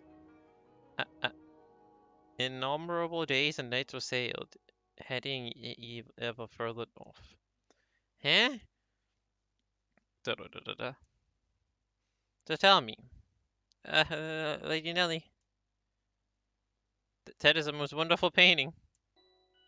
She has tried to brush me off. I won't let her get away with that easy. Painting? It's my room, so of course it's wonderful. Whoa. God, that's like most of the dialogue in this game. I thought all the other games had a lot of dots, but this goes all in. She's doing the thing with her hand again, W. But that one's especially so. You're both so adorable. You, Lady Nellie, and Lord Mel. Hehe, how old were you when it was painted? Huh? That painting. Goodness, you have a good eye for art. Hehe, it is magnificent, isn't it? This was done when I was 4 and Mel was 7. What does that spell? 4 and 7 together? Agent 47. See, we're standing next to each other, holding hands. I was too young to remember it very well, but Mel looks like he was really embarrassed. Was standing there like statuettes, makes us for a boring painting. Natalie explained brightly. Having completely forgotten she was pressed up against the white-haired girl, she did a little twirl, stopping to face the portrait. There were many paintings lined the walls of her room. Natalie was most fond of the one of her and her brother. Two darling siblings standing side by side, the older brother smiling kindly and the younger sister sweetly tilting her head, her cheeks the color of fresh picked apples. It was like the very embodiment of the happiness. The painting lays its subject bare, you know, fortune and misfortune, happiness and sorrow, enshrined on canvas for all to see. This reflection is not merely limited to the point in time it was made either. Did you know, Master, that paintings are alive? They are drawn with a brush over an extended stretch of time, unlike photographs, which capture a singular moment. But you have the individual merchants, but a photograph is still while a painting moves. Portraits reveal both the past and the present state of those did they pitch. Hehe. AYAYA Park! Merlin and I have always been close. I would sing songs with him and he would teach me about all sorts of things. He's so smart. He's a five-head.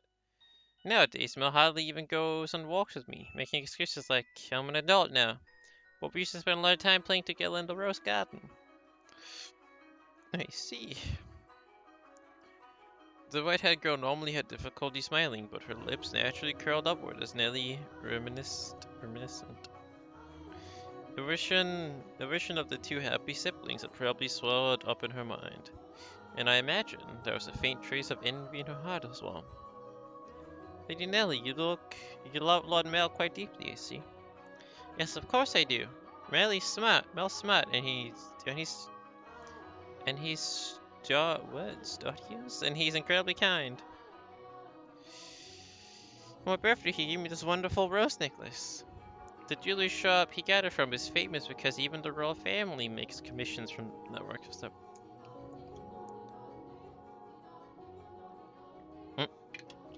Squints. Yeah, I know, right? You can barely see the painting.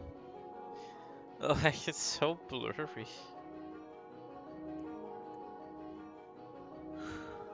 We're drunk. The cameraman was drunk.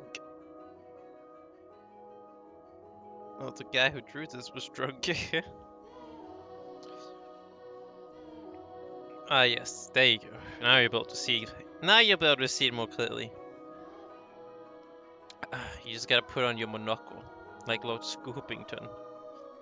Yes, let me put on my monocle, and I'll be able to see. So he had to have it ordered in months in advance, just for me. He's a prince. Oh, he's pretty charming, wouldn't you say?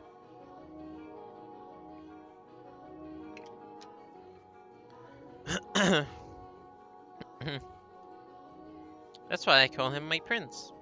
But you know what? Mel is a terrible dancer, and he still hasn't gotten his feet on the ground yet. And he's so bad at interacting with girls. So there's no one else who would say that about him.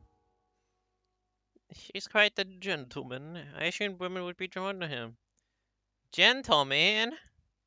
Have you met Mel already? This morning briefly. Da-da-da-da-da-da. That reminds me, Mel seemed to know about it too. Da-da-da-da-da-da-da. What do you think about Mel? As I said, he's a gentleman. That's not what I mean. Don't think I'll let you get away with putting any funny ideas in his head. What? Exactly my reaction. Mel is too trusting. He's pure hot, so I won't stand for you trying to take advantage of him. I would never. So you say, but you actually want to get close to him. I would dream of it, Lady Nellie. He's a man far beyond my reach. You aren't planning on doing anything, are you? Not at all. And you don't have any romantic feelings for him, do you? What? Uh, well, do you? I have no romantic feelings for him, Lady Nelly. And you won't develop any? So demanding. I will not. And with that, Nelly gave a wide, satisfied grin. Even though one has no way of knowing how another truly feels, or how they might in the future. Haha, you wouldn't, would you? Now think about it, there are plenty of other boys. You getting together with Mel is downright absurd. Indeed. But anyway, back to what we were talking about earlier. Your family, I almost forgot. You haven't told me exactly where you came from, or anything about your... She just left. Oh, no, never mind. I thought she just left. She's like, oh fuck, no, I'm on. Lady Nelly, I brought a new carpet. Just look at the embroidery. The work of a true artisan? I'm simply in love with it. Surely you will find it to your liking as well. Well, you're right. That's a Florentine stitch, isn't it? I wonder whether someone mimicked the style if it was imported. Either way, a great find. Let's hurry up and get it laid out. We'll have to see how the colors go with everything else. We have to finish redecorating quickly so I can show Mel. He'll be surprised. What wonderful taste you have, Nelly. Hehe. Da da da da da da. When the other Abigail's returned, so too did the bustle in Nelly's room. As the white-haired girl watched, a faint smile crossed her lips. Perhaps it was from relief at having escaped Nelly's inquisition. Or perhaps... Da da da da da. Or perhaps... Da da da da da. Okay. Sure.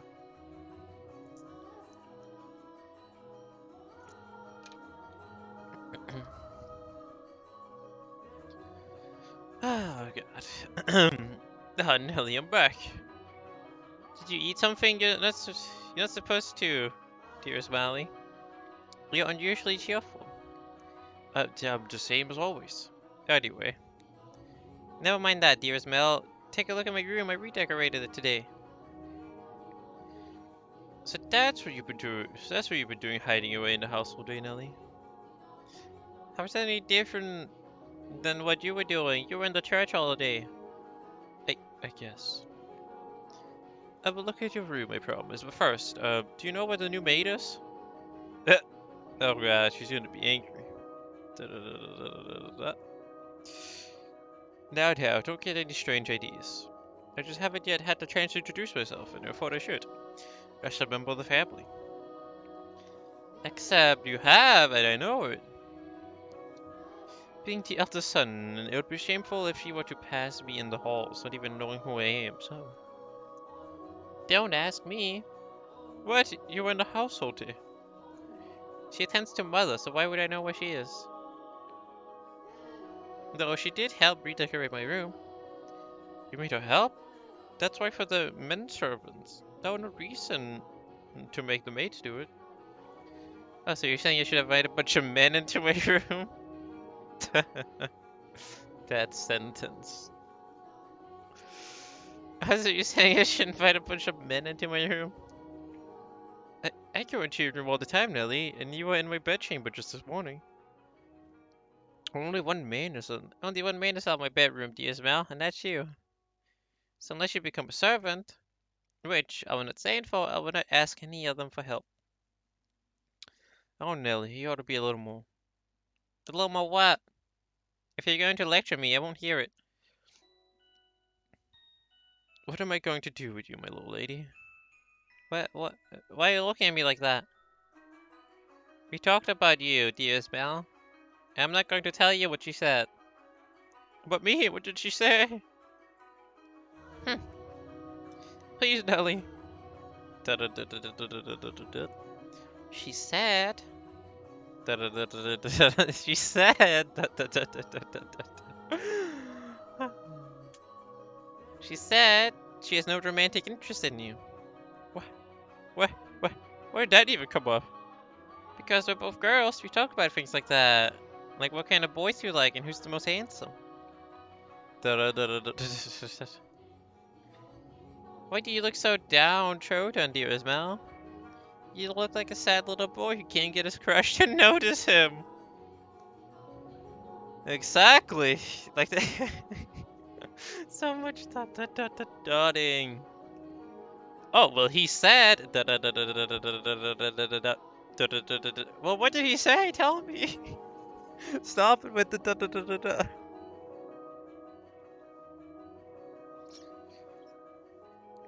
The face is unbecoming of a prince, Mel.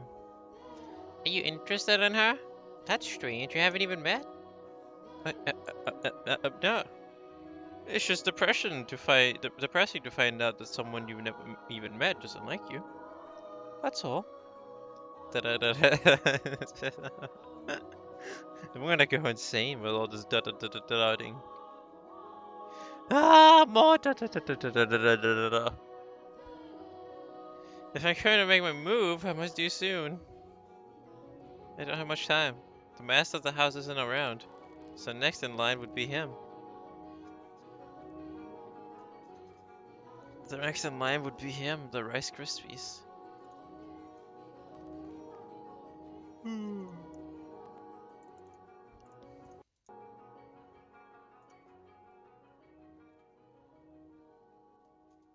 Ah, that painting.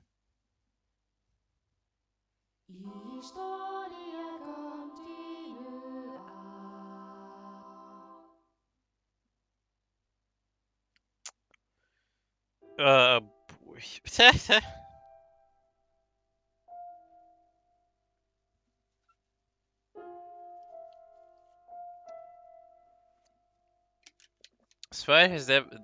Despite his near devastation by Nell's dues, Mel's flashing his eyes continue to in hopes of catching sight of the girl.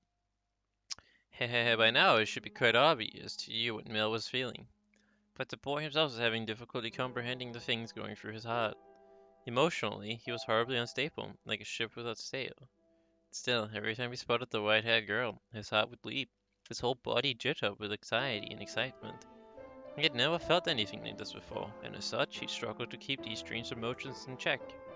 Whenever he saw an opportunity, Mel would speak to the white-haired girl, and the days he was unable to, he either spent in secluded silence or a distracted daze. Love is a curious thing. It has the power to change those who experience it. When he did manage to approach her, he tripped over his tongue.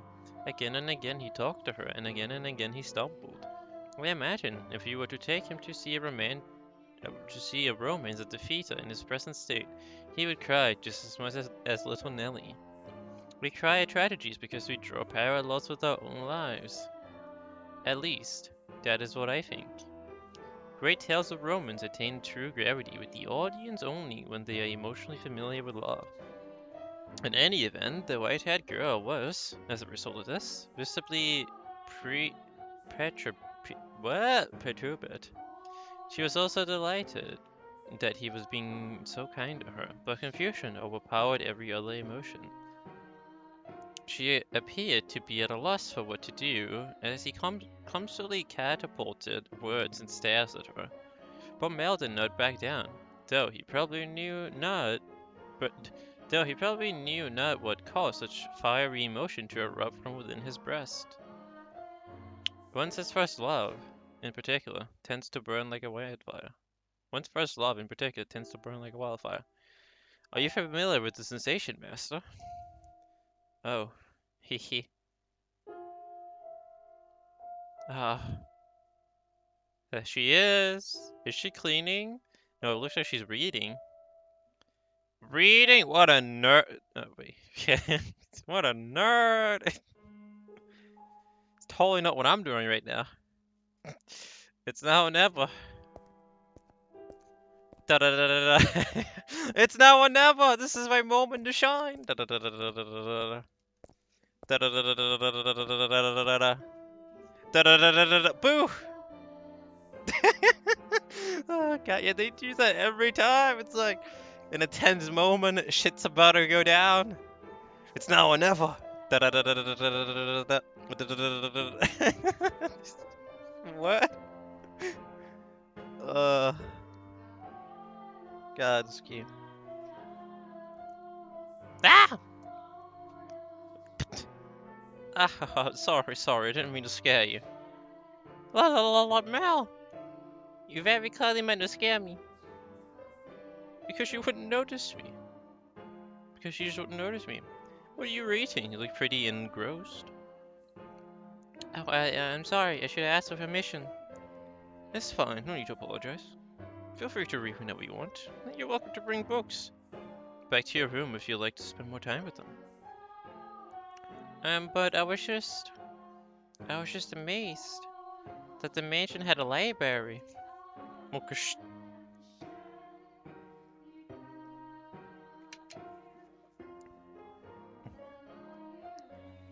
it must have been a lot of work to collect all these books. There's some pretty old books in here too. Your grandfather's? Some that he collected, and some even older than that. Take a look at this. I think it's a diary, but it's up from his country. What's a century, for that matter? Maybe a feudal lord? Haha. Here. He's complaining about the quality of the harvest. Can this forsaken land only produce over sour grapes? If only the largest of the... Oh, Bonnie. Or maybe what? Bonnier? If only the largest of the Bonnery states were mine instead, the land is much more suitable to cultivation. There you have it. You can read this, Lord Mel? More or less. I've looked over it several times already, so that wasn't too difficult. Why would such an old book be here?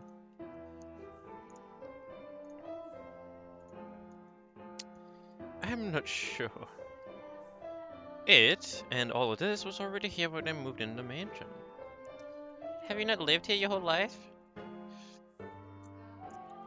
I was born at Oy State, but to me and Nellie, this is more like our home. We moved when I was still young, and we lived here ever since. Nellie and Mother have both grown quite fond of it. Father, though, often goes back to the house because he doesn't like all the roses. By himself? Yeah, well, sometimes Mother goes with him. But for the most part, he goes alone. But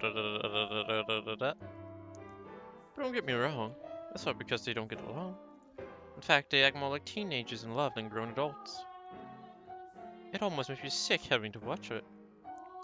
It is a wonderful thing to be so close, no matter how old they may be. True, but still. There are those in the world who cannot be with the ones they care for as much as they may wish. Da da da da da da da da da da. I'm sorry about that. Uh, uh, that's right, the book.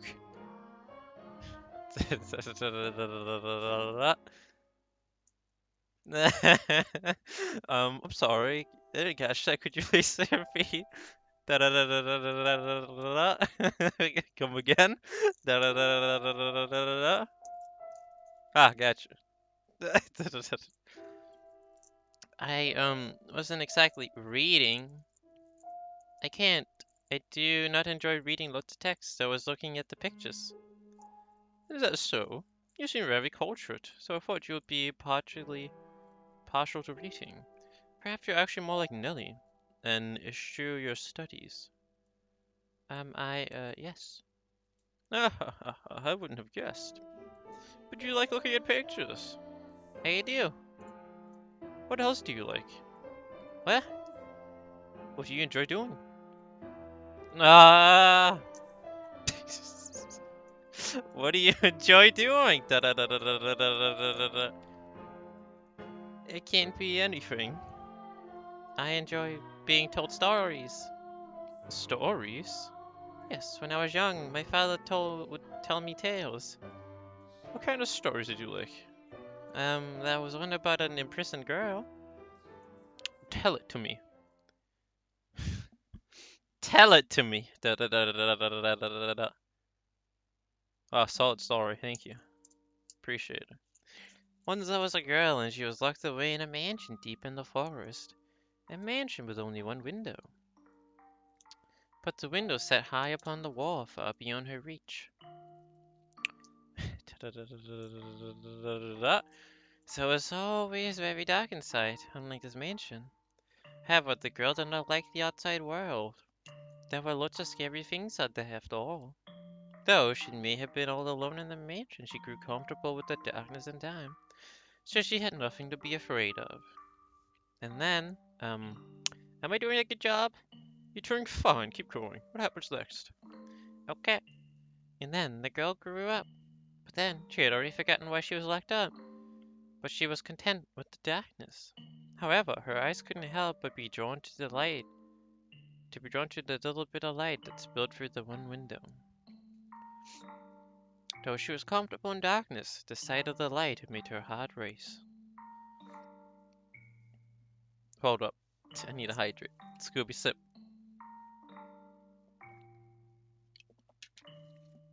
Okay. At first, the girl thought it was because she found it unpleasant, because she didn't like the light in the outside. But slowly she came to realize that she was curious about the outside world. What could be happening out there? For all she knew, the town, the forest, the people, all of it could have changed while she was imprisoned in the mansion. But she had no way of finding out. Da da da da da da da.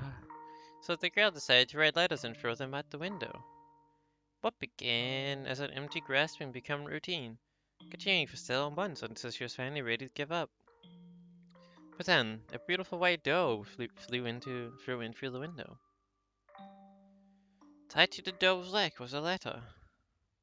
Her heart racing, she read the words containing within. It seemed to have been written by a man.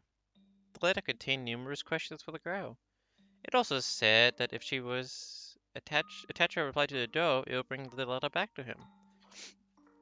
She was astonished, but she wrote him back anyway, taking care not to mention her where she wished. After having exchanged letters a number of times, the two felt very close to one another, as though they had known each other for many years despite having never met. And eventually the man said he wanted to meet her? Indeed. The girl wasn't sure what to do. So should she just tell him of how she lived? Um, should she reveal should she reveal where she spent her days? She was afraid if she did, he would cease to send her letters. She wasn't sure he believed her to be a young lady of noble blood, and not a girl locked away in a house deep in the forest. The girl could not bring herself to write a response. She released the dove through the window with nothing attached to its leg. And yet it returned with another letter, written in the man's familiar hand. You must surely have a great reason for your silence, it said. I would like to know that reason, and I would like to help you, no matter what it may be. You have my word. She deliberated. Through his letters, though his letters were kind, she did not notice the man. He was from the outside. Would he still treat her the same way when he met her? This is this is funny. This is like this is them using the old school internet. This is like the internet back in the day. This is like DMing each other back in the day. Sending a dove to each other. And did she even want to step outside into the world beyond? What do you think she did? Wrote a letter and agreed to meet him, right? Yes, she did. The girl made up her mind. She would write a letter. As always, when she tied it to the dove's leg, it flew out the window. And for some time after that, she received no response from the man. Oh. This saddened her, but she thought it was for the best. She belonged in her own confined world, her world of darkness. But then one day, light shone into the mansion. The sealed door had been opened, and in the doorway stood a handsome young man. I have come for you, he said. The man was a prince from a neighboring kingdom. When the girl stepped outside, before her sat a magnificent carriage. the likes of which she had never seen before, accompanied by many servants. The prince, kind as the letters, swore his love to her, and the two lived happily ever after. Clap. What a nice story. I'm glad it had a happy ending. Hehe, a prince. Was there something funny about the story? No, that's why I was laughing. No, that's not why I was laughing. Do you ever imagine what it would be like if a prince showed up for you? Huh? It doesn't have to be a real prince. Even just someone like one. Even just someone like one. Is that something you dream about? No, I think I'm perhaps a little too old for that. You think so? Nellie just fantasizes about her prince, and she's 14. I just assumed all girls were the same. Lady Nellie's prince. That's you, Lord Mel, no? Da da da da da. What? Is it not? I mean, we used to play make-believe a lot when we were kids, but I very much doubt she still thinks of me that way in earnest. When she calls me her prince now, it's mostly in jest. Da da da da da da da da da da da. If I weren't, that would be concerning. Huh? Uh, that story. Do you know if it's a regional tale? One that's been passed down through the ages? There it is. Da da da da da da da da. I'm not sure. The signature da da da da da. I could very well be of my father's own creation. You might think me you might think me conceited, but I think the story might be about me. The girl trapped in the mansion is you? You haven't been locked up anywhere before, have you? No, thankfully. I have never been locked up before. Thank goodness.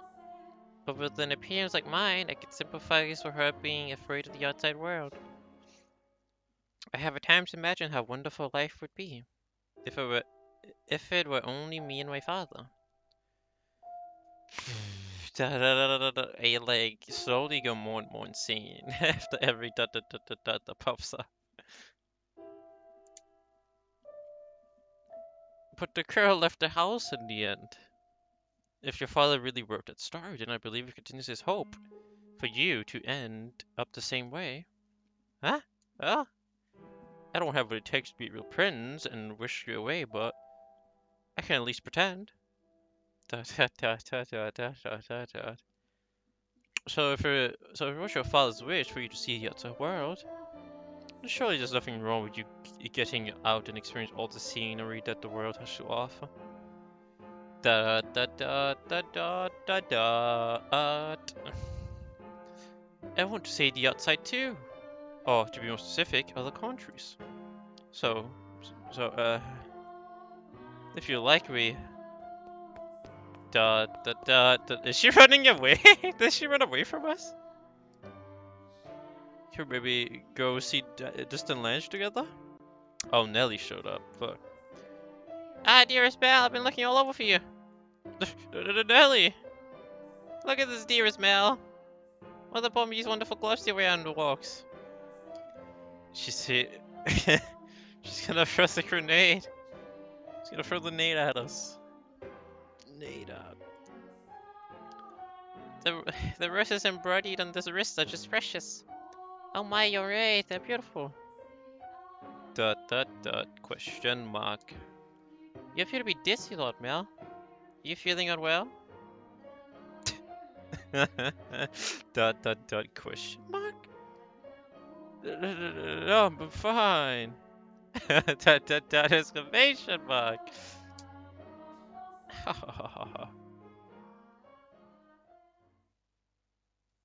Download. 7.0 out of 7.3 gigs. It says 14 minutes. Oh, so I got. Oh, fuck. I didn't mean to save. I meant to pause. Every time you ask it, that's 1 hour. Yes. Yes, I mean, I believe it. Because this whole time, it's just been going from 2 to 4 hours, and then from 4 hours to 2 hours, and then from 2 hours to 8 hours, and then from 8 hours to 1 hour.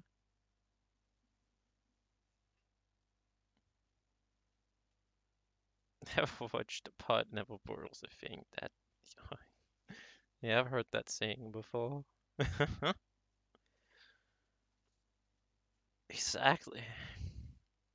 If you keep staring at it, nothing's gonna happen. But if you just do something else, then bam, it's gonna boil in no time. And boil over, most likely. But also, I'll be right back. It's time for bathroom break again. Because of all of this hydration. I'll be really quick.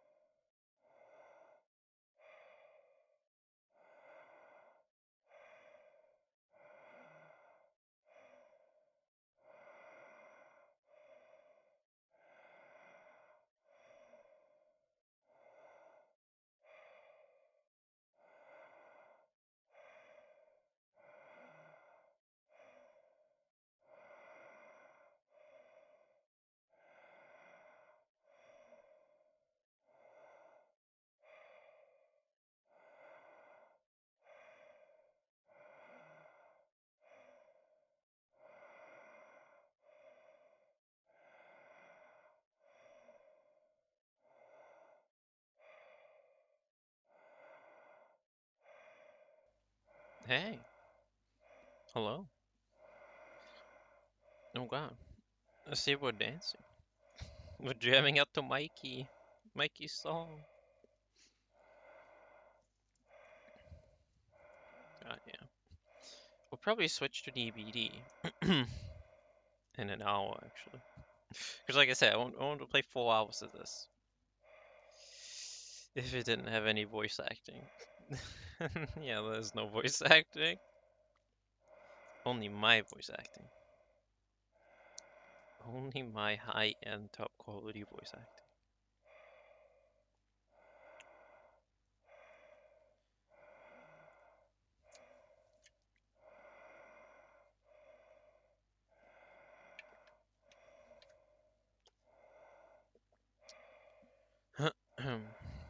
Okay.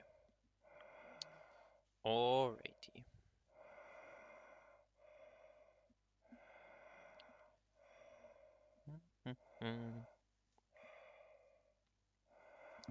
Okay.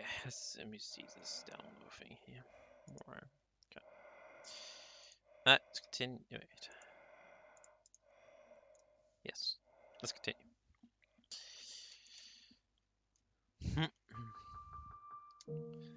Mel was feeling frustrated at his inability to convey his feelings to her. And as his frustration built over time, he developed, I suppose you could call it, a severe case of love sickness. For several consecutive nights, he had been afflicted with a peculiar sensation, a present in his bedchamber.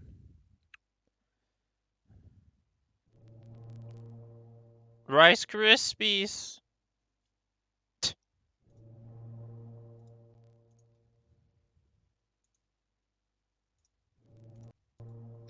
Sounds like a boat horn. A death! This is a cow in his bedroom. Someone milk it. Then it'll probably leave. Death to the unholy one. Oh god. Uncle W, the milkman. Yes, let the milkman milk the cow. Not me, I already have enough milk as it is. Death to the heretic! Death to the witch! Kill XXX! Exclamation mark. What? Nice flashbang. Man's voice. Da, da, da, da, da, da, da, da, da, da. Jeez. Why? I never wanted her to die. Was she not eating? Man's voice too. Da, da, da, da, da, da, da, da. Man's voice 3. Seal of the tower. Understood. No one finds out about this. How? How can you be so calm? Don't understand what you've done. Ha! Pinning the blame on me?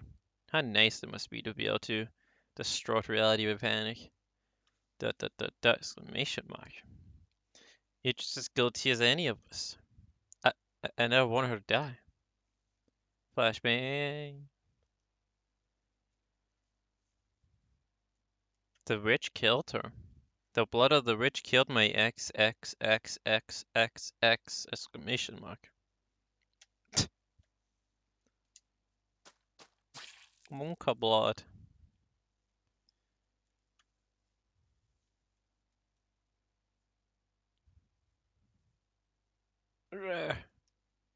Ah. Da, da, da, da, da, da. I had a dream. What? What was that dream? It was horribly unsettling. Da, da, da, da, da, da, da, da. I was holding someone, a girl I cared for dearly, in my arms, and she was a limp. And it was almost as if she were dead. I've been having a lot of really unpleasant dreams lately. I can't stop shaking. I can't stop Munka shaking. Why would I have such a dream? I feel sick. Back to sleep. Da, da, da, da, da, da, da, da. But I wonder, who's that girl? Da da da da da da da da da da da da da da da question mark. I can sense someone standing beyond my door. Is it Mikey? Da da da da da da da da da da da. There's someone there. It's like they're watching me. Is it just my imagination? Da da da da da da da da da da. Ah! Why'd you do that?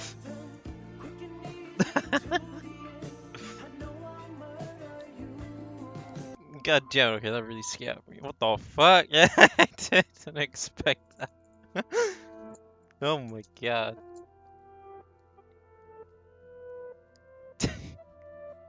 Holy shit, I jumped back into the chair. God damn. Holy fuck. Yeah, okay, well, I'm awake now.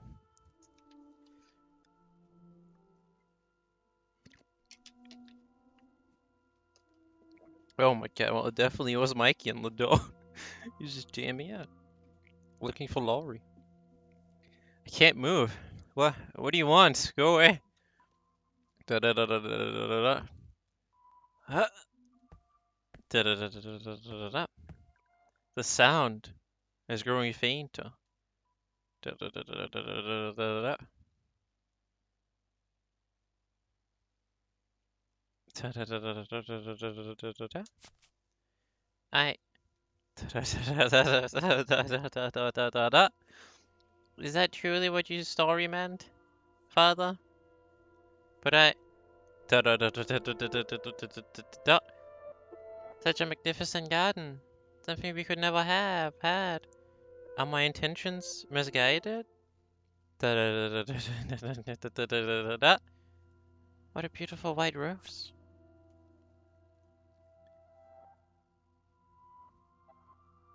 You know you could have sneaked into this room really easily then. No one was watching. Hehe. Da da da da da exclamation mark. How long have you... Oh, you needn't pay me any mind. I shall not condemn you, no matter what you might do. Rather, I am on your side. Da da da da da da da da da da da da. I was not going to do anything. Oh, is that so? Then perhaps you're out for a late night stroll. I imagine you have less difficulties going outside at night. I beg your pardon. I'll return to the matron immediately. Oh yes, that reminds me. It was also the middle of the night when the grocer servants broke into the safe. News of that spread quite far. I'm sure you would have heard of it. Oh? Although, was Gamache imprisoned? Dear me, I'm having trouble remembering. Da da da da da da da. But worry not. If you wish for it, the mansion shall provide. You are in no danger whatsoever of getting caught. Ah ah. You said that a witch lives in the mansion, did you not? I did. Does that sound perhaps a bit archaic to you? No. I believe those rumors mockingly refer to me. Oh my. I have been accused of being a witch before, which is amusing. I don't have any magical powers. I simply have an unusual appearance. Da da da da da da da. My, what'll all be shade of red? The rose. Wait, did it just change color? Da da da da da da da da da da. Is something the matter? Oh my god. I have an unusual appearance. And every other sentence, da da da da da, I have to. Da da da da da da da da da da da da. Yeah, exactly. I think that's why they called you a witch. Yes, damn right. Every other sentence you just have to da da da da da da da da da da da da da da. This rose. This rose is white. Until I took it in my hand. Haha, is that so? Is it done now? I think it is actually. Yeah, it is. I apologize, I must sound mad. The download error? Oh, that would have been great. Download error, please try again. Restart.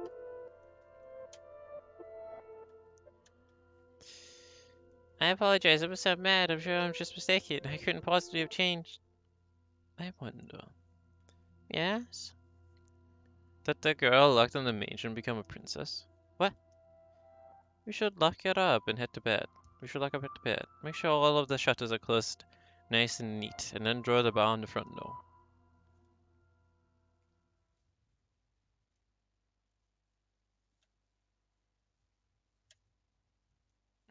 Five-hour extraction. Pog, more waiting. More stuff to wait for. Slowly but surely, time tracked onward, everyone working toward their own individual goals. Each early summer breeze that blew through the garden was like God's hallowed breath, carrying the flowers' fragrance in through Rose Manna's window. Oh God.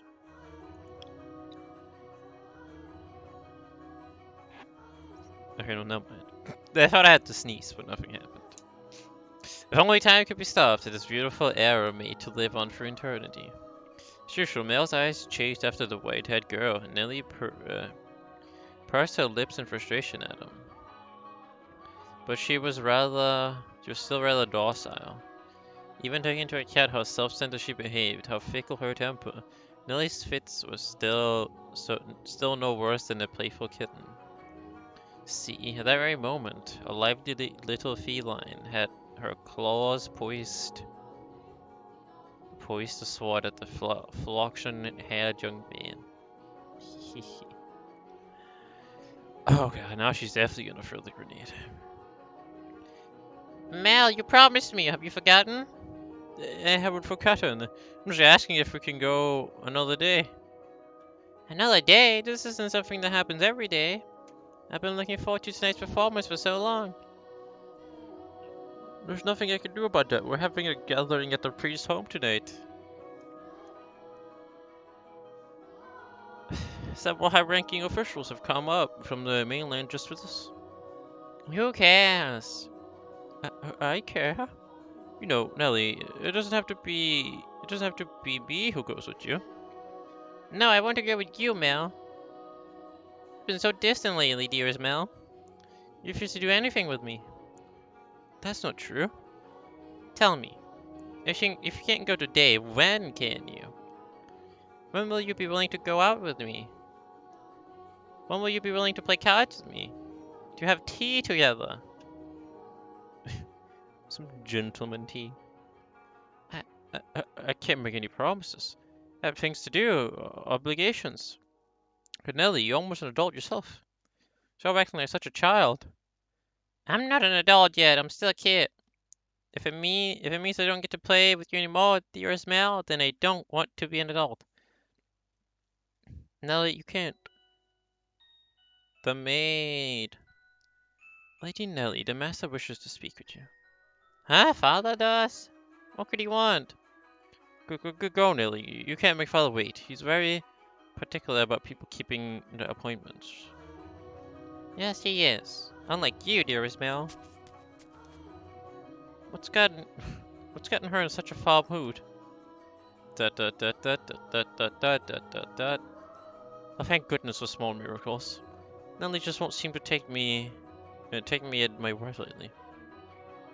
You mustn't be so harsh on her. She is your one and only darling little sister. You're right, but still, she's taking it a bit too far of late. No, I'm not so sure. She does not seem to be behaving any differently to me. Am I the one acting differently then? Well, enough about that. Can I ask you a favor? Me, what can I do for you? I was thinking. Physically, Mel was undeniably a young man, but the smirk that crossed his lips as he schemed gave his face the sweet look of a little boy. Or perhaps that was simply part of his charm. And it was not the age, disparity, but his character that made his smile so heartwarming. What did he ask of me? You shall find out soon enough. Oh my god, cliffhanger. Wait, is she outside during the day? What?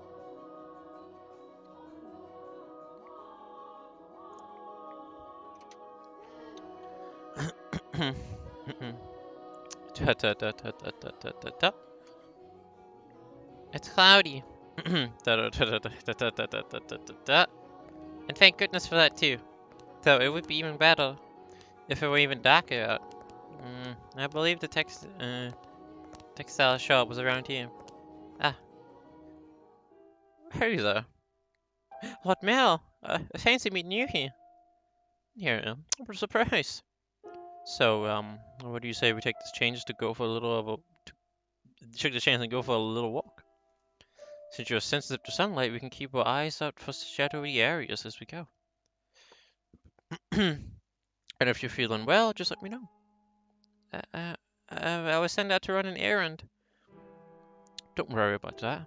Come on, follow me. That's really sunny. I'm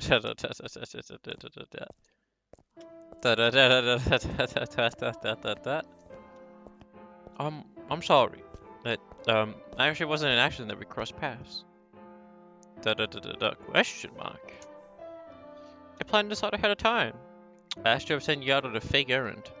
It feels like I'm always on alert back at the mansion. Haha, I can't relax in my own house. It's actually kind of funny.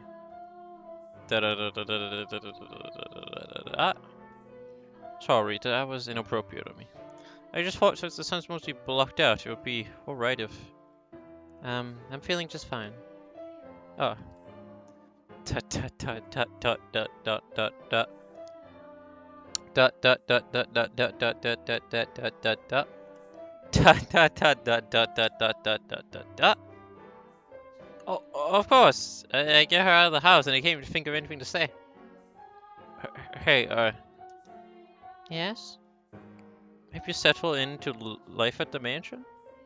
I have. Everyone's been such a big help. That's good to hear. Indeed. Dot dot dot dot dot dot dot dot dot dot dot. Dot dot dot dot dot dot dot dot dot dot dot dot. So, yes? Nelly told me she had your help redecorate her room some time back. Ah, yes, that was shortly after I arrived. What of it? Yeah, that day Nelly told me that you don't, I don't? Never mind, sorry, it's not important. Yeah, why the fuck would you ask her that? That question mark. It is important, but you can't ask how she feels about me. Don't make it sound like I... Forget, sounds like I do, don't I? What, Mel? Oh, sorry. Natural thing on my mind. It looks like it might rain again today. The weather usually gets better as summer approaches. Not worse like it has been. It won't be a heavy storm, though. No? The wind is too gentle. You can tell it from that? Vaguely, but yes. Huh, that's impressive. I often leave the house unprepared, only to find myself sloshing back in the rain. Hehe. Da da da da da da da da. Laugh a lot more than you used to. Do I? Yeah, and I like that. You look better with a smile on your face. A smile suits Lady Nelly much more than I. Well, her smile and your smile are completely different. Also, a smile suits you as well, what, Mel? Do you really think so? What am I supposed to do? In the face of a smile like that? So, yes? Imagine just saying that in real life, having a real life conversation, and you're just in the middle of the conversation, just say da da da da da da da. So I was gonna tell you this, da da da da da da da. Something really cool happened, da da da da da da da da. Knowing her, if I ask her if I'm in posting, she'll say no without hesitation. Trying to recover myself isn't going to get me anywhere. Hold on a second. I never did get you those flowers like I promised. There was a single white rose blooming in the garden. I was planning on giving it to you, but disappeared before I had the chance. Da da da da da da da. So I like you to have this. Not a real rose, but it won't wilt either. Mo was holding an ornamental white rose. It was an impressively detailed replica of the real thing, crafted by an incredibly skilled artisan's hand. It was, I imagine, made by the same craftsman from whom Mel had ordered Nelly's birthday necklace. The young man who put a handful of days earlier had said he had no sweetheart, but coming to commission a present for a girl. The master of the shop must have been quite surprised. Hobbs. Do I have a quick second to spin the wheel? No, in an hour. In an hour from now, I'll have time to spin your wheel. Oh, more like 40 minutes I'll have time to spin your wheel.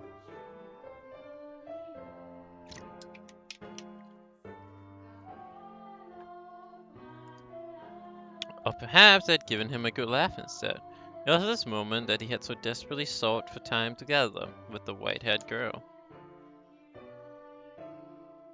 You'll do my you do my what tomorrow? I don't know what you like, so I had to base it on my sister's taste. My apologies, I can accept this. Is the design not to your liking? No, I just... If you're concerned about how much you pay for it, don't be. I just want you to have it, that's all. Please. Da da da da da da da da da. Why? Why are you so kind to me? Why? Because... I'm sorry, I can't accept it. A clear glint of flushed panic was visible in her red eyes. There's not a girl in the world whose heart would not fluster at the sight of the sparkling rose accessory. But her reaction was far from delight. As a matter of fact, there were traces of fear and apprehension in her countenance. I beg your pardon. Hold on. With a look at the distress on her face, the white-haired girl made to run off, but Mel grabbed her by the arm in the nick of time.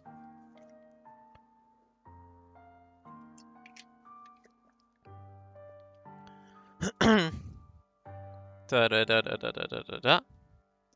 At least, tell me why. Da da da da da da da da da. Is it because you dislike me? I never said. Something's wrong with me? From the day you arrived at the mansion, it's like I haven't been myself. I've been strangely aflutter ever since then. Whenever I try to study, or whenever I try to read, none of it sticks. I'm just looking at pages of text, tracing rows of letters only for them to disappear as soon as I look away. Da da da da da da da da da. It's all because of you. I truly am sorry. Please, don't be any more generous than you already have. When I'm with you, my willpower wavers. What do you mean by that? I'm so sorry. Ah, wait! Mel's grip loosened for a moment, allowing her to slip free and dart off like a gust of wind, and giving him a chance to stop her at a second time. The dumbfounded flaxen-haired boy stood frozen in place, left all by himself. The breeze, which the white-haired girl had called gentle earlier, felt faintly chilly, almost as if mocking him. Da da da da da da da. It looks like she's even less fond of me than I thought. God, I'm crying. I'm pathetic. Da da da question mark. Da da da da da da da da da. Well, if it isn't Mel, what might you be? Da da da da da da da. He is crying Rice Krispies.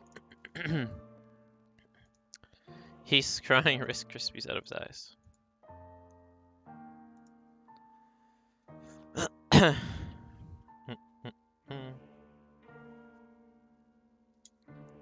Are you crying? I'm so pitiful. Sorry you have to see this. Think nothing of it. I passed by a girl just a few moments ago. She appeared to be rather distressed as well. Did something happen between the two of you? It wasn't good enough, it seems. Not good enough? That was the new maid I was telling you about before. I was, like your stepfather, I was keen on her. Quite. Enough to bring me to tears like a miserable child. Da da da da da da da da da da. But she rejected me. I don't even have what it takes to be a stand-in prince. Mel. I apologize for complaining to you about this. I'm completely hopeless. Mel. Please don't try to cheer me up. I don't need any sympathy. No, Mel, listen to me. What? I've seen that girl before. What do you mean? But, you said she was a servant at your house, right? In which case? Yes, she is. Please tell me, father. Where'd you see her? Why must you be so evasive? It was probably someone else. Someone else? You're saying you mistook her... Someone who stands out as much as her? Father.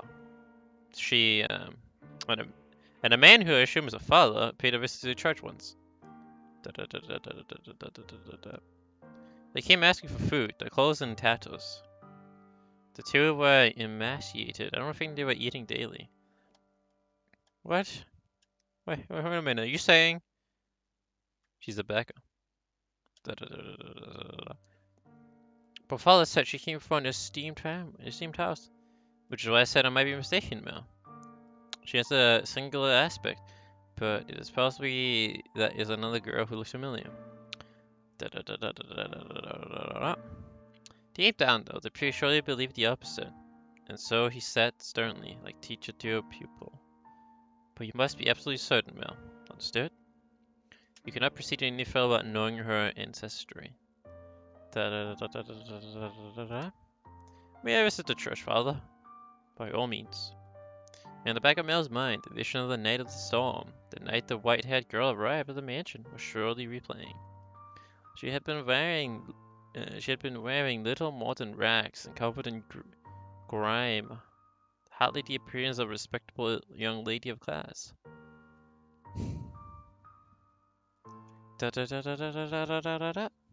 Have I been putting her through unnecessary stress?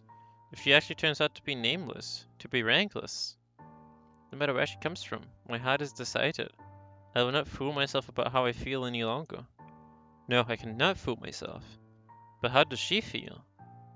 What will everyone else think? I have to find out when she was walking into our house. I'll ask Martha or Father. No. If for some reason they don't know she isn't aristocratic, I'm better off not saying anything. But if they don't, then does that mean she's been lying to us and to them? I have to find out. This time I must get answers. No, absolutely not. You come back and the first thing you say is that. I hate you, Father. I will not stand for this. Exclamation mark. Ah! Why? Why would he just suddenly throw that on me? He didn't even ask for my opinion. No, I won't do it. I'm fine the way things are. I'm just fine. Dearest Mel, I need your help. I don't want to get married.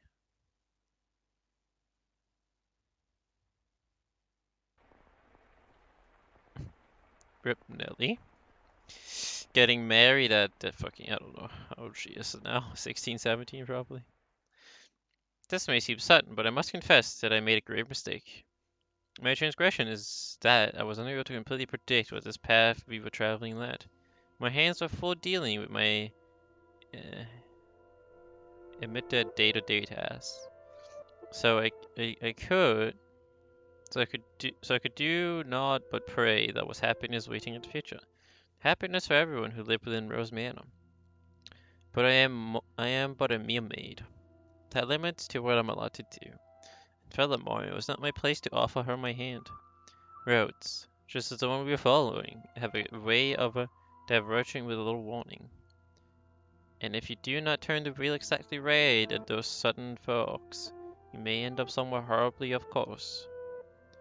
And I was well aware of that fact, which is why I thought that what I did was for the best. It's happening again. I made sure the door was closed, but I can sense someone standing there. Oh no, someone watching me. Footsteps. They're looking down at me. I want to open my eyes, but I can't do it. Cursors! You're just going to leave without doing anything, aren't you? Then hurry up and get out of here. Free me from this torture. Dash, dash, dash, exclamation mark. No, tonight they're on my bed now, looking down on me. My neck! What? I can't speak, I can't move! Exclamation mark. These cold fingers! That soft breath! What? What is happening? Why?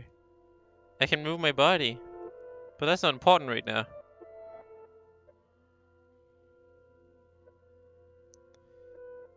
What is happening? Is she killing us? Is she murdering us?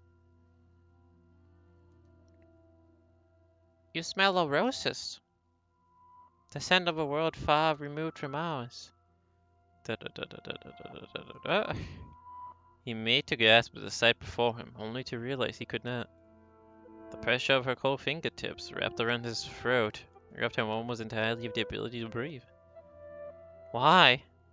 He silently mouthed the word, for that moment at least. Her melancholic ruby eyes were focused wholly on the flaxen-haired young man. In them glowed a faint flicker of willpower, and a constantly burning agitation that roused her to action. I told you to stop being so kind to me! Oh god, is she actually gonna murder us? Why? It it will all be over soon. Please don't make any noise. Why? To put an end to this family. You are my only. Why? Why are you shaking? What? Upon hearing Mel's words, the strength drained from her slender fingers. He had not been questioning why she would do such a thing. There was, of course, a trace of bewilderment visible in his eyes. But he did not shout, nor did he tremble in fear. He instead expressed concern for the young woman who looked like a concerned rabbit. I I am not shaking. You are, I can see it. As he slowly regained his breath, Mel's voice too grew clear. Conversely, the red-eyed girl's grew progressively more faint and raspy. You're not doing this because you generally want to. There's some other reason. This is what I desire. Have you been to my room before? You have. I'm sorry. Well, I'll be damned. Tell me, why are you shaking? You're not putting any pressure on my neck. Why haven't you run? Because I cannot fathom why you would do this, so I'm not afraid. Do you hate me so deeply you want me dead? Do you despise me to the point you would be willing to take my life with your own hands? No, I don't. See, like I said, that's another reason. If it isn't because you detest me, then tell me, why is it?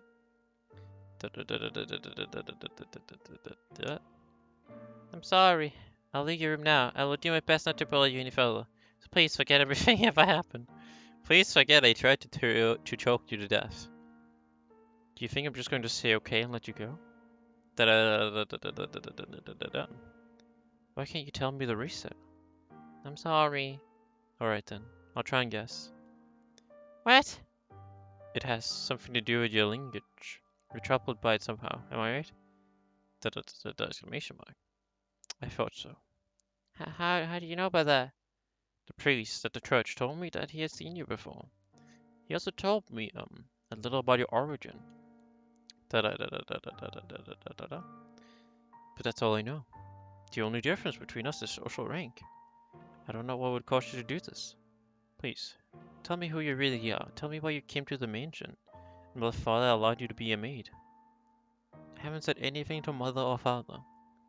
If you're hiding the truth from them, they still don't know. But I want to. I won't get mad at you or have you punished. I'll even swear to God, if you'd like. I want to be the prince who wishes you away. I want to be like the prince who rescued the girl from the dark mansion and showed her the world.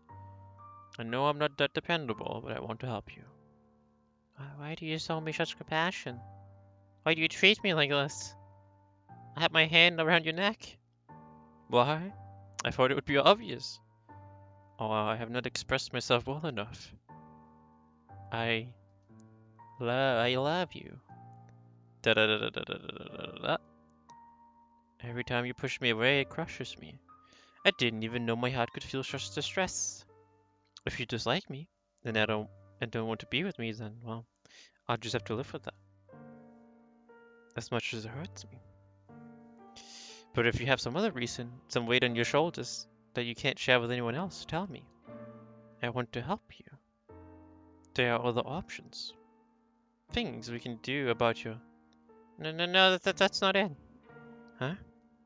I've tried to hate you so many times. So yes, there's more to it than just social status. Da, da, da, da, da, da, da, da. But I can't do it. I couldn't make myself do it. What do you mean? I had so many chances, but I couldn't do anything. She spoke in a stifled voice as if every word had to fight to escape her lips. She appeared so fragile, so precocious, looking down on him, that it seemed as though, if a gust of wind were to whisk through the room, it would blow her away completely. Her pale fingers were trembling, like she had tried to squeeze them again and again and failed. However, her hand did not pull away from his still slender neck. Her hand was so cold. He did not challenge her, but suddenly kept his eyes fixed on hers, as if carefully watching to see what would happen next. I'll say it as many times as I must. I love you. And I wouldn't be able to accept losing you without knowing anything. So please, tell me the reason. I'll see to it that you're taken care of. Those are the words of a man of means, Lord Mel. Of someone blessed enough to have pity for others. What? You are a foolish young man. You know nothing. But the greatest fool of all is myself. If you agree to punish me, I will talk. What? Tell me. Her long white hair and his soft flaxen hair touched for just the briefest of moments. It appeared in the darkness as though they had fused together. The white-haired girl, having finally gathered the courage, began to slowly tell her tale. On the night of the storm, I paid a visit to Rose Manor. This mansion. My father and I were always on the move, traveling across the land by foot, so it was only recently that we had heard rumors of Rose Manor. There are several reasons we couldn't stay in one place. First is my unusual appearance. People often find the color of my skin or eyes disconcerting. So after living in one place for long enough, unsettling rumors began to spread, forcing us to leave. Another reason was my father's line of work. He painted pictures for a living, but he had trouble finding a patron, so he had to work day to day. When he was no longer able to find work in the city, we would move. We were birds that migrated without a flock. When we arrived at this town, my father exhausted and weak. That is when we learned of Rose Manor, and the family who dwelt within. Rhodes is a name my father could never forget. He was, long ago, a painter in the service of the Rhodes family. Hold on. Your father was an artist here? Yes. It was before I was born, so you probably don't remember, Lord Mel. And she's still calling us Lord. So you knew about us before you came here? For as long as I can remember, I've known the name Rhodes. My father was chased from your house, just because they didn't like something he painted. Exclamation mark. Having failed the Rhodes family, no one else would become his patron. Just as a good retribution spread, so does a bad one. Branded once as a failure, no one will take you in ever again. You nobles throw your parties and spread your gossip about this painter or that sculpture. The rose you tried to give me is an example of that. It was certainly crafted with skill, but the jewelry is only known because some Ashcuts spoke highly of him. My father's painting were no less skillful. He was a talent that could not be easily imitated. But no one was willing to separate the art from the artist. The Rhodes family stole everything from my father. But even thrown out onto the street, his only skill was painting. That was all he could do to earn a living. What little money he had for food he gave to me. I did everything I could to ensure my survival, even at the expense of his own well-being. My father passed away in this town. Up until his last breath, he was only ever concerned about me. He held me in his arms, ran his fingers through my hair, an apologetic look on his face. If I had had a normal appearance, I'm sure life would have been much easier. He was always telling me how sorry he felt for making life so hard, even though it's not his fault it looked like this.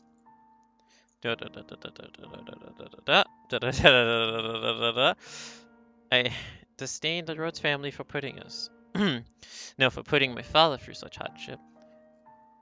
I imagined you were still living in decadency, acting as though nothing had ever happened. No, you wouldn't even care about the fate of one simple painter. Our lives meant nothing to you. And so, I sought to bring misfortune upon you. Oh? And that's why you tried to kill me. In truth, I had wanted to take the master's life, but your father spends too much time outside the mansion. Oh, shit. And so, you're right. If they lost me, it would put my family in a very difficult position. That is the whole of my tale. You know about my father, and how I feel about you. Having told you all of the blackness in my heart, I cannot go on living like nothing has changed. Please give me my punishment. Please give me punishment. Why? Why would you have to? Why would you have put me the? Why would you have me put the one I love through any more misery? I am not fit for your affection. Not only because I'm not aristocratic, but because every time I spoke with you, I did, so holding this darkness in my heart. Does that not unnerve you? In the end, it was my family's actions that caused you so much suffering. Would that your father was still alive, perhaps I could have done something. I'm sorry. Da -da -da -da -da -da -da. And besides, you hesitated. You didn't actually kill me. What am I even to punish you for? As you said, you had countless opportunities, but you could not bring yourself to do it. Tell me, why couldn't you kill me? Because if it's because I've given you enough reasons to have even the slightest bit of interest in me. Da da da da da da. Nothing was as I envisioned it. What? I assumed the residents of Rose Manor would be cold people who believed that wealth and rank mattered above all. But on the night of the storm, the mistress was the first one to extend her hand to me. I arrived at the mansion disguised as a beggar. Actually, disguise is not the right word. As many nights I only survived on the generosity of others. The mistress did not send her away when she saw me. Quite the opposite. She took me in as a servant. So that was Mother's doing. I could scarcely believe she would invite a stranger into her home, that she would treat a stranger with such compassion. I thought perhaps she knew who my father was. But I never met any of you before, so she simply put that kind-hearted. She must simply be that kind-hearted woman. And the mistress continued to treat me with kindness, despite my distinguished appearance and the darkness in my heart. In time, I began to grow less and less sure of myself. Was what I meant to be truly right? Were the things I felt truly justified? But was there a certain fact that my father was here, and that he had been chased out? So I decided I should take your life, to put an end to everything before we wavered any further. Da da da da da da da da da da da. And then, and then, and then, you were too kind to me. It's all your fault! Because you laugh with such affection, because you gave me smiles like that, because you say things you say, because you say the things you say. You, I'm sorry. Notice I don't apologize. I'm so happy to hear that, despite the unusual circumstances. Please, don't say you want to leave. Don't ask me to punish you. I couldn't do anything for your father, but at least allow me to do something for the daughter he cares for so deeply. You are far too kind-hearted. I'll be happier with you around. You can become a real aristocrat. Huh? There are families that would be willing to adopt you, especially knowing it would bring them ties to the Roach family in the near future. Are you saying, as long as you're okay with that, of course. I don't understand. How could you possibly say that? I have my hand around your neck, even as you speak. It seems reasonable enough to me. It seems reasonable enough to me. You're like about to kill me and choke me, but nah. Let's make a deal. And no, I'm not extracting. I'm desperately looking for some way to not have to lose you. But I, I can. I don't know I don't know any etiquette or social customs. I have. How could I? You could learn all of that. You're pretty and naturally graceful. You'll do just fine. Uh, uh, uh, da, da, da, da, da, da, da, da. You're such an aristocrat, Lord Mel. What? The way you came up with compliments so easily. Get out of here, Rice Krispies.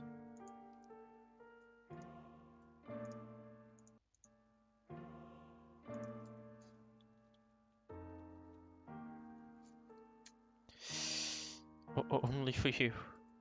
Nelly says my poetry has as much charm as dissertation. I don't understand Fita. It puts me to sleep. Hehe. You laughed, thank goodness. Ah, keep smiling. You don't have to stop. A smile on your face is a smile on mine. No matter how deep the darkness has taken root in your heart, it can always be removed. I believe people are capable of forgetting their own futures, forging their own futures. I, what do you say we go to the theater sometime? I promise I won't sleep through it. At the private theater, we can get seats at the far end of the second floor, so we don't have to stand. They would be pretty lavish seats, and it would give you a chance to experience the noble life. But please don't be shy. I can have clothes prepared for you. I'll ask one of the maids who can keep a secret. Say the one with black hair? She can't scares me though. I don't know what I'm supposed to say. How could you show such compassion for me? I tried to inflict harm upon you. Am I allowed to feel such joy? For every day you suffered, a day of happiness. That's how it has to be. So stand by my side. He softly whispered the girl's name. For several long moments, her lips trembled in trepidation, but in time, she squeezed them together and made a smile. He wrapped his arms around her unbelievably slender, fragile frame, holding her tight in an affectionate embrace. Mel approached me the next day. He explained to me the course of the events, and then asked me to dress her up more beautifully than any other noble girl had ever been. She was already a very pretty girl, even without much effort on my part. Simply putting her in a dress, she radiated beauty. I was quite partial to her smile, so I agreed to help, thinking that if it would lead to that happiness, I could not ask for anything more. I never anticipated what would happen next, though. Oh god, what actually happened? What could W? Perhaps my hopes were unreasonable after that. Did they break up the next day? Or something? Did they get angry at each other the next day? And then they never spoke again?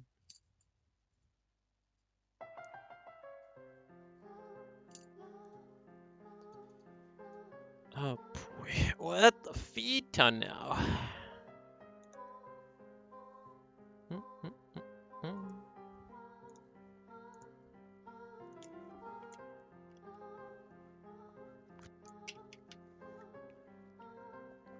Da, da, da, da, da, da, da, da.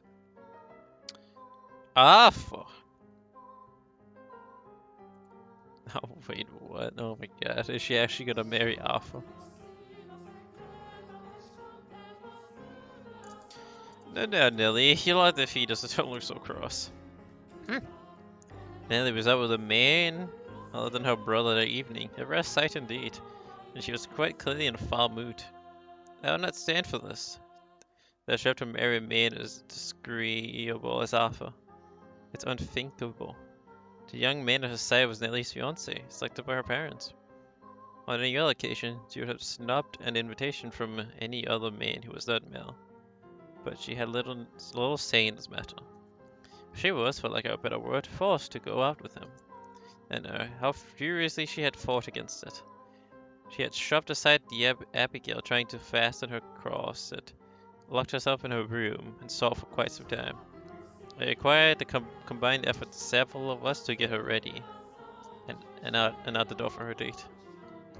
Come now, you should at least pretend you're enjoying yourself. Do you want people to think we don't get along? Do we get along? Well, I want to, for what it's worth. For what it's worth. For what it's worth to you is my name, not me. Are you really going to be like that? I went out on my way to take you to your favorite play. The least you could do is be a little kinder to me. What was it called again? Romeo and Juliet? It's been running for 6 or 7 years now. A family like yours or mine could pay to have a band. Could pay to have a brand new script written. So why should we have to see an old play at the feet of full commoners? It may be private, but even so. I'd rather just have a show put on at my estate. Stop talking already. Why should I? Why should I have to marry someone like you? I have absolutely no desire to marry you.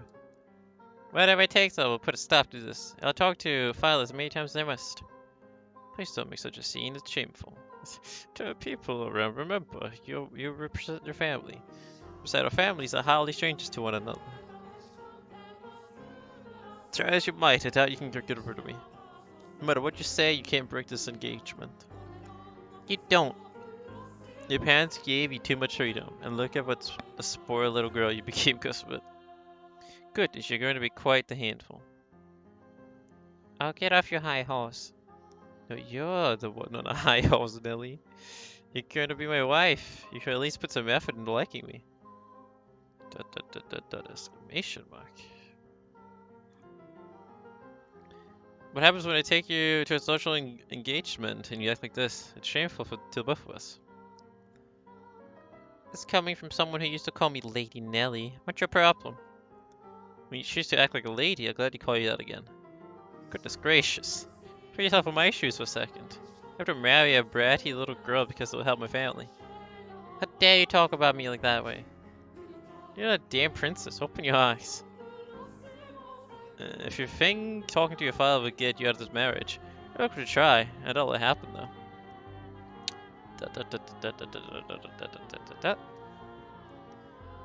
Otherwise you can just go complain about your friends. Oh, that's right. As far as I'm aware, you don't have any friends. Enough. I sure wish. This is so frustrating. Why should I have to listen to this jerk mock me? That Mel. I know. If father won't listen to me, I'll ask Mel to talk to him. Mel will be able to convince him. Come on now. Your favorite play is about to start. Maybe you should face forward. Endure, but at last, you won't be talking down to me much longer. Dot dot. What? Dot dot. Question mark. Is that? Wait, Nelly, get back here. What's that damn child's problem? Give her permission to leave. I'll be sure to hear about this. I cannot have the roads making any more of a fool of me. Did she spot her brother? Yeah. You're fine. Don't be shy. She's got a yellow dress now. But so many people are looking at me. That's because you're gorgeous. That's because I look strange. I assure you that's not the case. It is true you have an unusual appearance, but right now the unique color of your hair, your skin, and your eyes all serve to accentuate your beauty. Da da da da da. You sound like a prince, old Mel. What? You think so? I mean, I didn't say I'll be a stand-in prince for you, but I think you're a wonderful prince, not just a stand-in. Which makes you my princess then. I don't. No, you're supposed to say yes, I am. You're going to make me sad. Yeah. I. I guess I just have to keep working at it until you submit. Da da da da da da da da da da. Oh, hey, the applause about to start. What am I supposed to be doing? Nothing particular. Just sit back and enjoy the show. Oh, but there's one more thing. Yes. If it's not dosing off, could you please, could you maybe wake me up?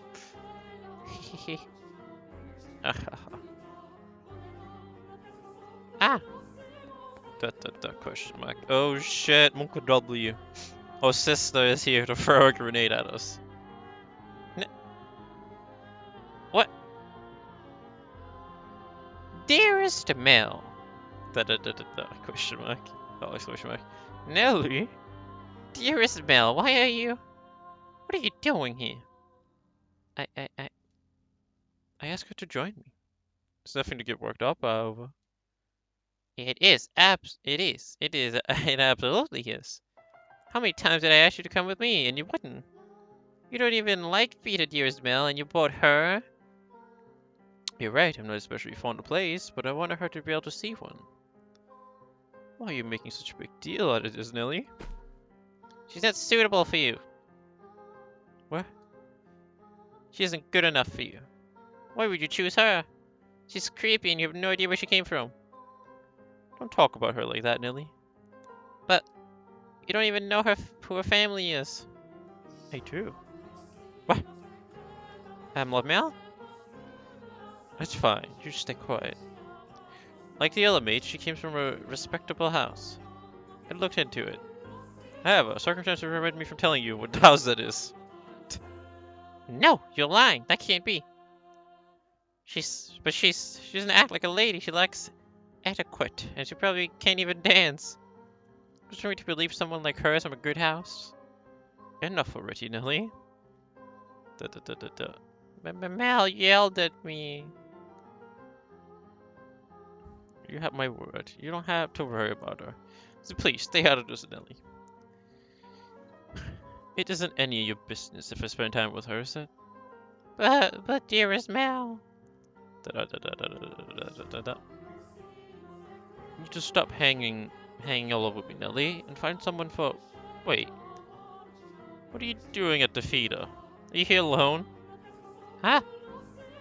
Oh yes, dearest Mel, about that. I have a favor to ask for you. I've been waiting to talk to you about this since yesterday, but I haven't seen you at all.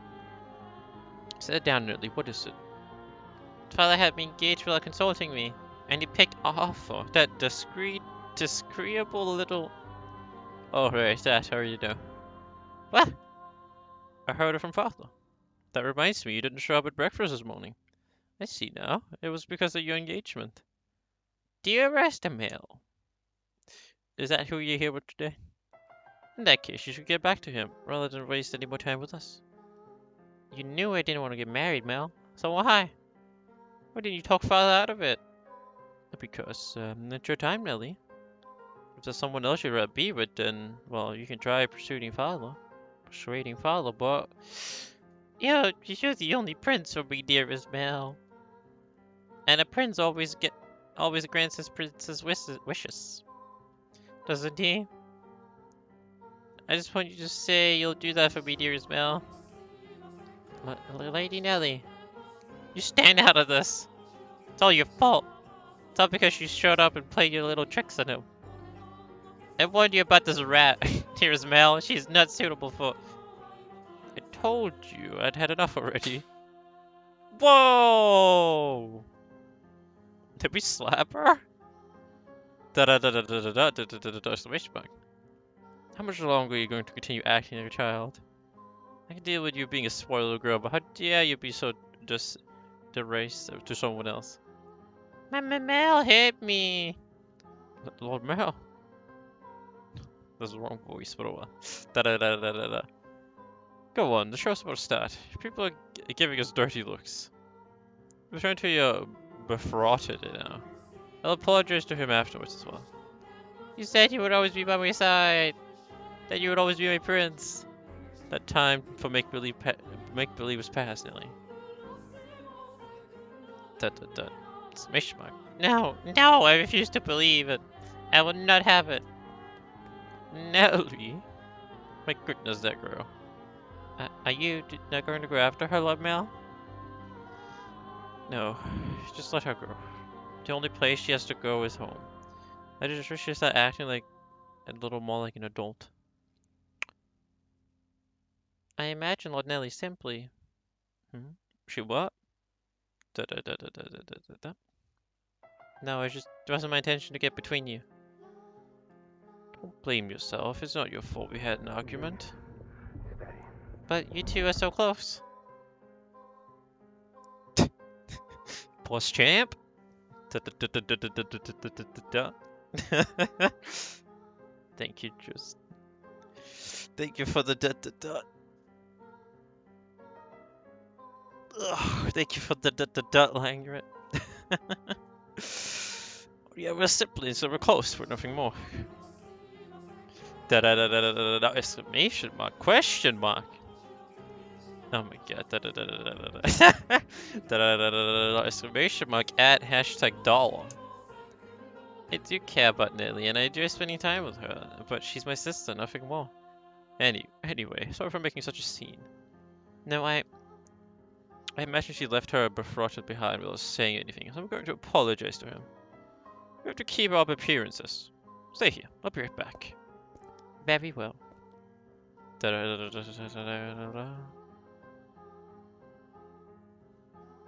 Master, what are your thoughts on the tale so far? Which of the siblings do you think was in the right, Master? The brother or the sister? Oh my, I apologize for the abroad question. Did I startle you? What do I think? Yes, I believe Mel was probably right. He was also surely happier than her. As Mel had anticipated, Nellie fled from the Feta, leaving her fiancé behind. She forced her way into a carriage, stopped outside. Probably one called for a different nobleman, in order to take her to her house. Mel's assumption was correct. The only place she had to return to was the mansion. The sun was beginning to set, and as a young lady, she could not simply go wandering through town alone. Nor did she have any acquaintances to take her in.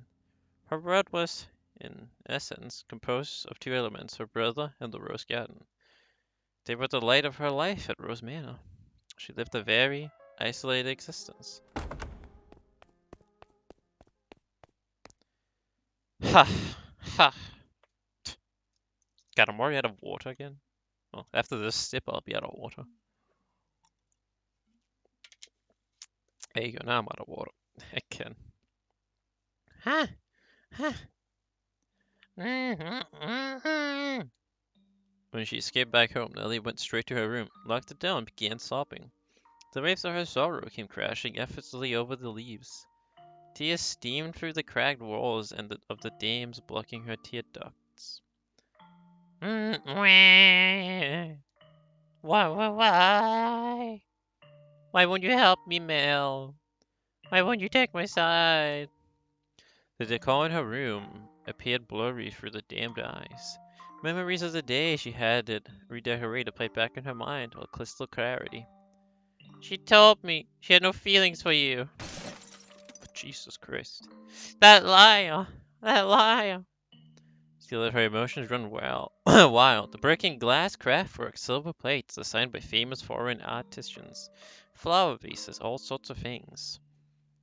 It was as though a beast had been set loose in her bedchamber. Dash, dash, dash, exclamation mark. The vase she tossed shattered against a painting hanging on the walls, spraying water, proclean, and roses in every direction. There was the portrait she adored so dearly of her and her brother. Ah! And what appeared to her like a metaphor for her life, the frame fell off its mounting and came crashing to the floor. Lily darted over and scooped it up. The frame had broken, but the painting inside was unharmed. Da da da da da da da da da da.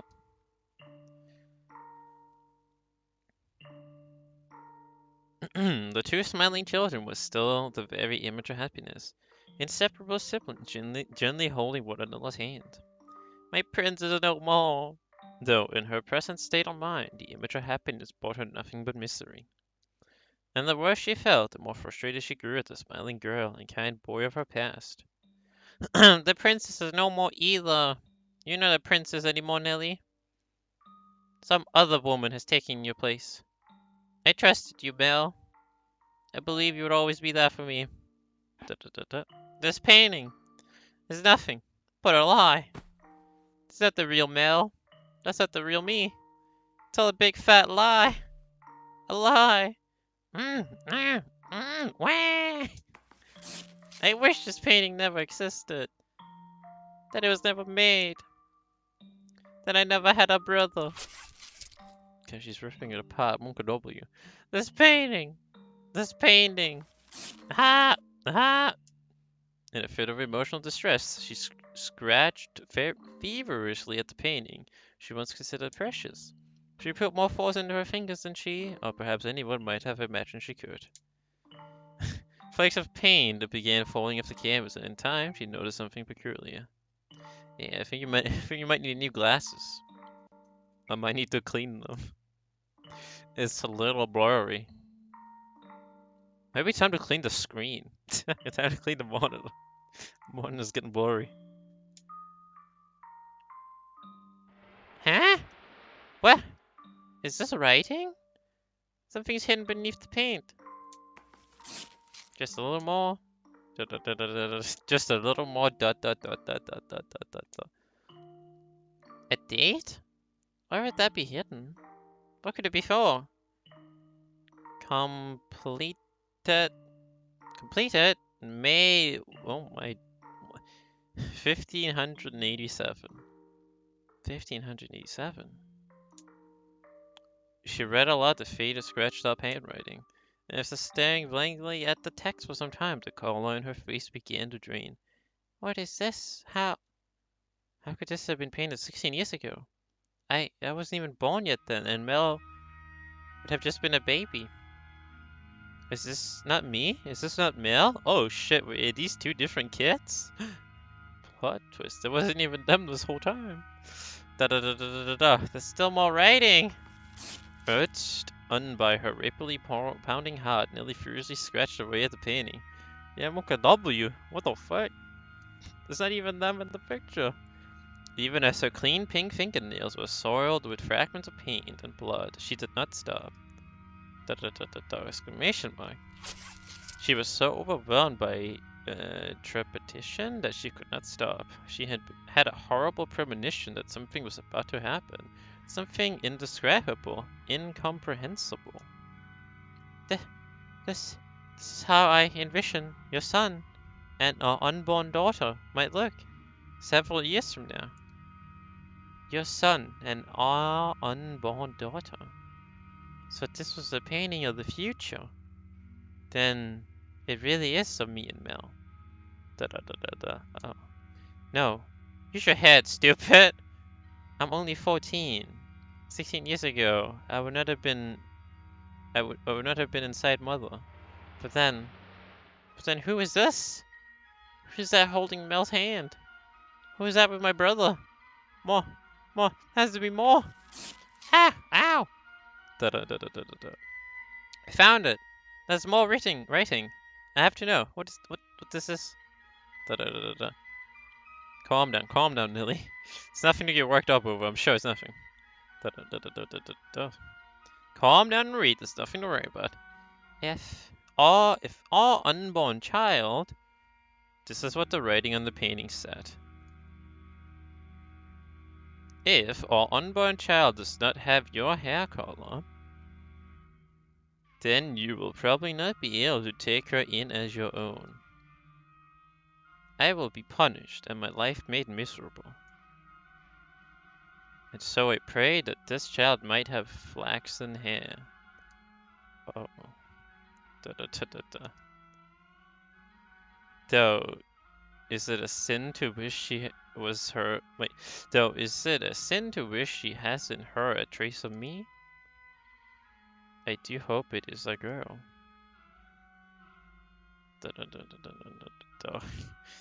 Wait, what? I think I might have an idea where this is going. What am I reading? I don't get it. Someone tell me, what does this mean? Exclamation mark. A painting from 16 years ago. Hair color. Sin? I do hope it is a girl.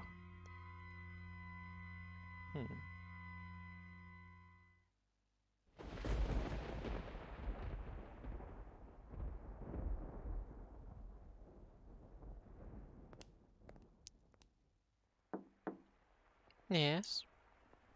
It's Nelly, let me in. Lady Nelly? Oh, you changed out your clear S. That's a shame, it looked nice on you. Hehe, it really did look so nice. Almost like you were a princess. Lady Nelly?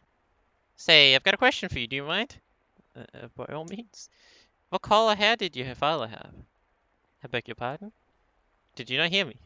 Should I repeat the question? No. I assumed it would be about Lord Mel. I'm just so curious about where you got that white collar from. My father was more tan than white, so I didn't have my paleness from anyone. I asked about your father's hair color. Why would you want to? There's no reason you can't tell me, is there? My father had white hair, but that was simply because he was an older man. I do not think he was born with. Ha! Ha ha! Lady Nelly? Ha ha ha ha ha ha ha ha ha! Hee hee hee.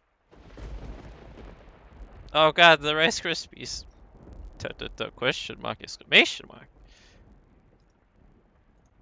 The lightning strike spawned the Rice Krispies.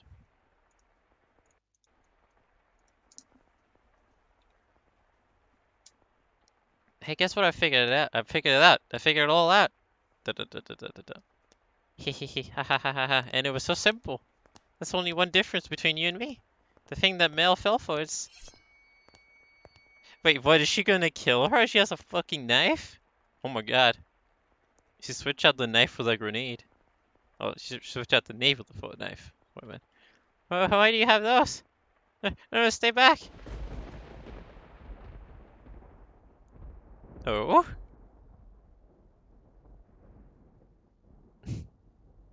Monka W, did she actually kill her?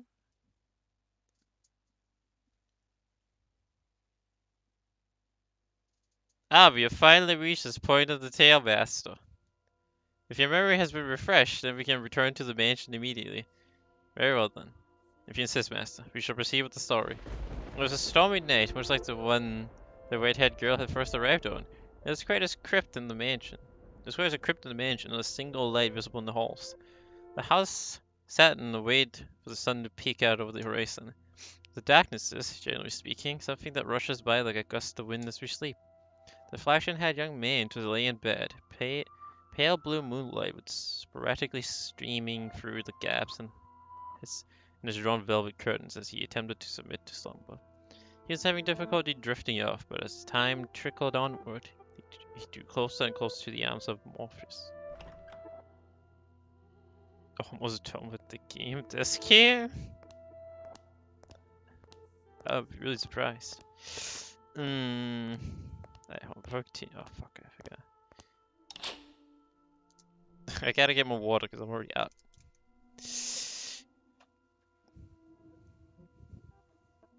So, I should be right back, chat. Need more water to stay hydrated. So be happy. And to keep my voice intact. I'll be right back.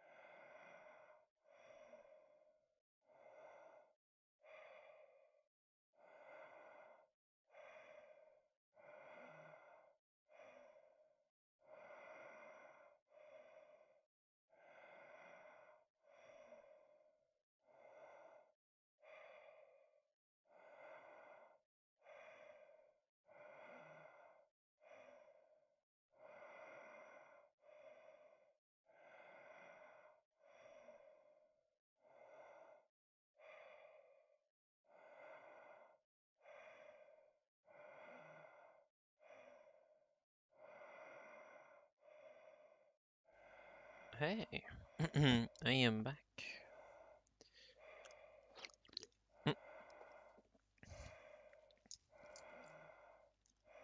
Ah, the game that you're making. Gotcha, gotcha, gotcha. Pog, though. I'm guessing it's the one been working on these last couple of weeks. Good shit.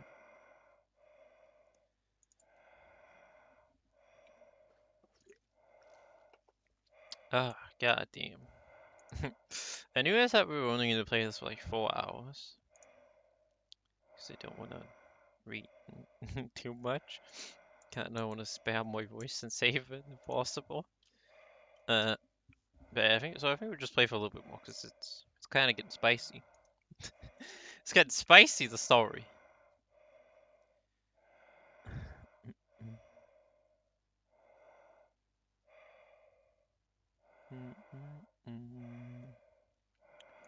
Hold on. And we'll get back to the game. We're just checking something really quick.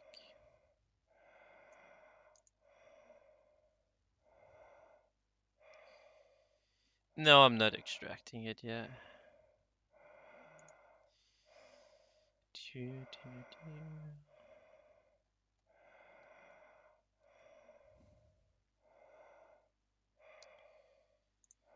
I am not doing that yet. Let's do that when we're done with this, when we switch games.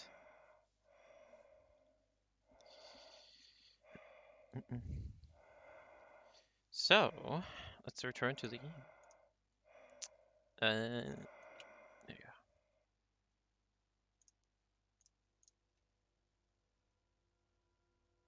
It takes a while though, I see. Well, we'll hopefully only have... hopefully we won't be here for...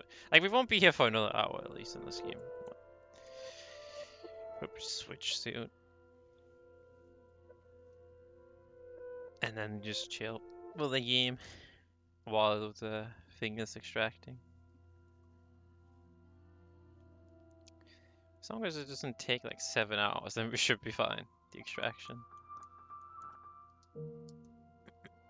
Suddenly he sensed the person in the room, much like the one from those nights some weeks earlier.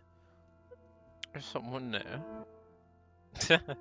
Exactly, extracting hacker means. We'll speed it up by being hacker means. Hacker means. Answer me. A slender feminine finger pressed gently against his lips. There was no hostility in the motion, but rather a great deal of affection. Yup. The silhouette faintly visible in the dark room was the same as that night. A flash of lightning shone through the drawn curtains, illuminating her beautiful white hair. Several silky locks spilled over her shoulders and brushed against Mill's cheeks. A couple of soft puffs of air tickled his face as though she went silently laughing. He resumed her finger held against his lips was her way of telling him to stay quiet. She began to slowly delicately trace her outline of his mouth, moving down his cheek and along his jawline as if over per clean. You're rather more forward than I remember. Well, I suppose you always were quite daring. This isn't the first time you sneaked into my bedchamber. The boy said in an attempt to conceal his surprise. Do you remember the night she came to exact revenge on him for her father? Indeed, she had proven herself to be a rather bold girl once already. It's dark, I can't see you very well. Why don't I light a lamp, or perhaps we could open the... Before he could finish, the white-haired girl sealed his lips with her own. Wait, what? Oh shit. And in the near total darkness of his bedchamber, the two shadows appeared as one. They remained that way for several minutes. That kiss was innocent, no more than the pressing together of two pairs of lips. When at the same moment, the white-haired girl lovingly ran her fingertips across his skin. When their lips separated, Mel gasped for air. It seemed he had been holding his breath. Slightly embarrassed at himself, he said, "Dearest Mel." Whoa, what the fuck is happening? Munkatos. Wait. Oh, debated. Zipping, that's a sister. Da exclamation mark. Nothing. He could not speak. The silhouette hanging above him was certainly the white-haired girl's. Or was it? Because his next words were, Get off of me!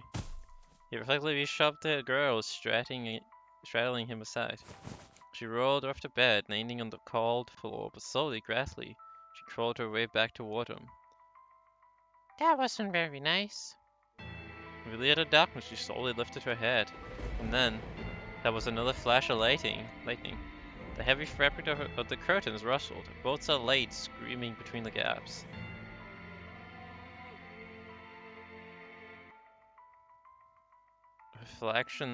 Perfection erases glimmered. Though in the bluish-white light, they took on a twinge of almost golden glow. No need to be so rough. This isn't the first time she's visited your bedchamber. Is it, Mel? Oh my god, what the fuck? What did you do to the white-haired girl? I'm pretty sure this is her sister. We just kissed our sister. Seems good. Ben? Did they not kiss you the same way? Tell me, how does she run her fingers across your skin? What does she do when she nuzzles up to you? Stop this madness! Nelly! Why would you do this? Because you like white hair, don't you, Mel? You like white hair, which is why you fall for her, isn't it? So if I have white hair, then you'll fall for me too. Then I can be your princess again, dearest Mel. What are you even talking about? He could not escape from her, from his sister's piercing gaze. Why? What happened? How could she? Questions crashed into the young man's mind like waves in a stormy sea. But none of them found answers. They simply caused him further perplexity. Your hair? What happened to your hair? How did you get that color? Oh, this? Hehehe. No, she killed her. You like my wig? Dash, exclamation mark. But as soon as the words left her mouth, Mel was in motion, propelled by pure instinct. He clenched Nellie's shoulders tight enough to dig his fingers into her flesh. You're hurting me, Mel. What'd you do to her? Tell me, what'd you do? I made her leave. It was a perfectly reasonable decision. She is obviously not nobility and thus hardly fit to be part of this household. There's no need to worry, Mel. I'm here to take her place. You sound like a mad woman. It doesn't matter if she was noble blood or not. She promised she would stay by my side. So why? How could you do that to her? I promised you that long ago, long before she ever did. And I love you far more than she did, Mel. Have you lost your mind? You're not making any sense. Where is she now? What is she doing? It's always her with you. What more could you want from me? Tell me, what does she have that I don't? What do I have to do to get you to focus on me and only me? We're siblings. Don't you understand what you're doing? Oh, I understand it quite well. Far better than you do, dearest Mel. Dearest Mel. Okay, I mixed up the voices. I even know that a former queen was executed for it, but if you don't get caught, there's no problem. Really, you say you always felt this way about me? Yeah, I'm sorry, I mixed up the voices. It's because the guy has a girl-like name. It confuses me. Dot. Oh my, you didn't notice, dearest Mel? You truly are a dense one. God, this is a Munka story, dude. This is Munka Tos. Our sister was deeply in love with us this whole time.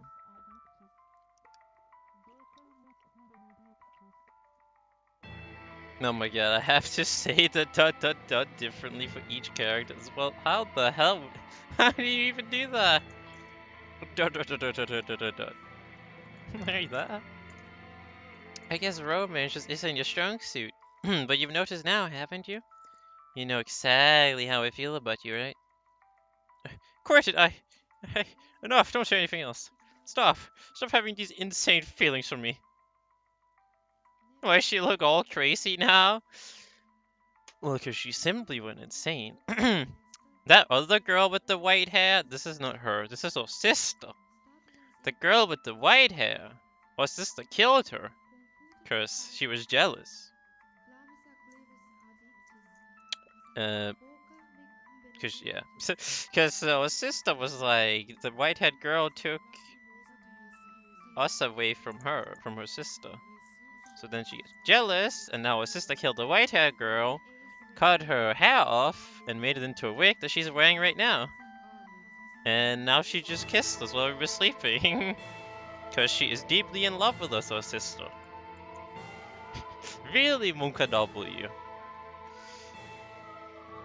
Exactly, fucking Munka, run, get me out of here. Get away from me, crazy sister. It's disgusting.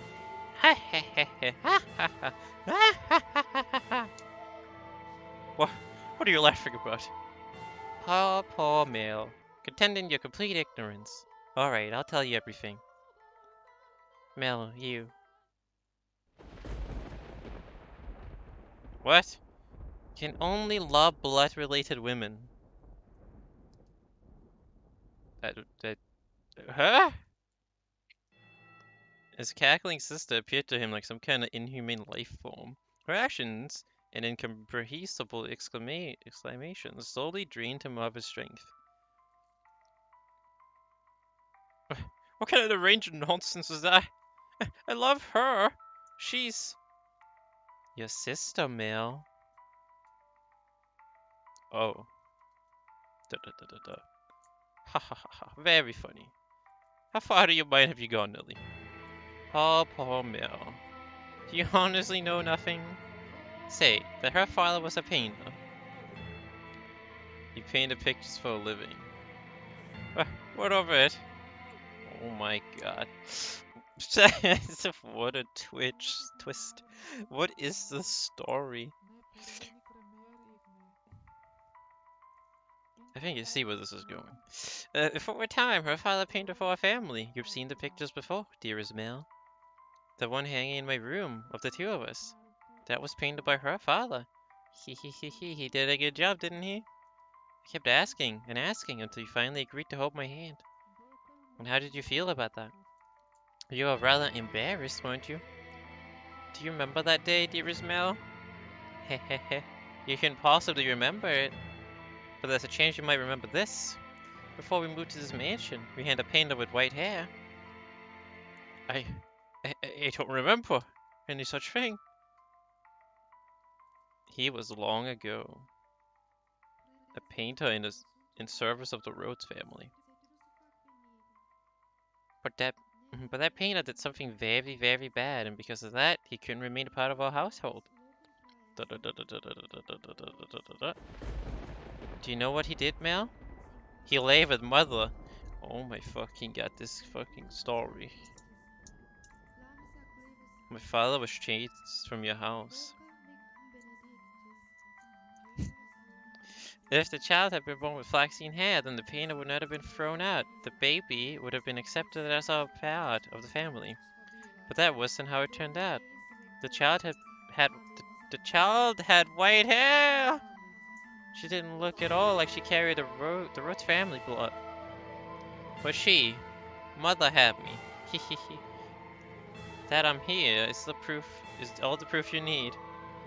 The girl born 16 years ago didn't have flaxen hair.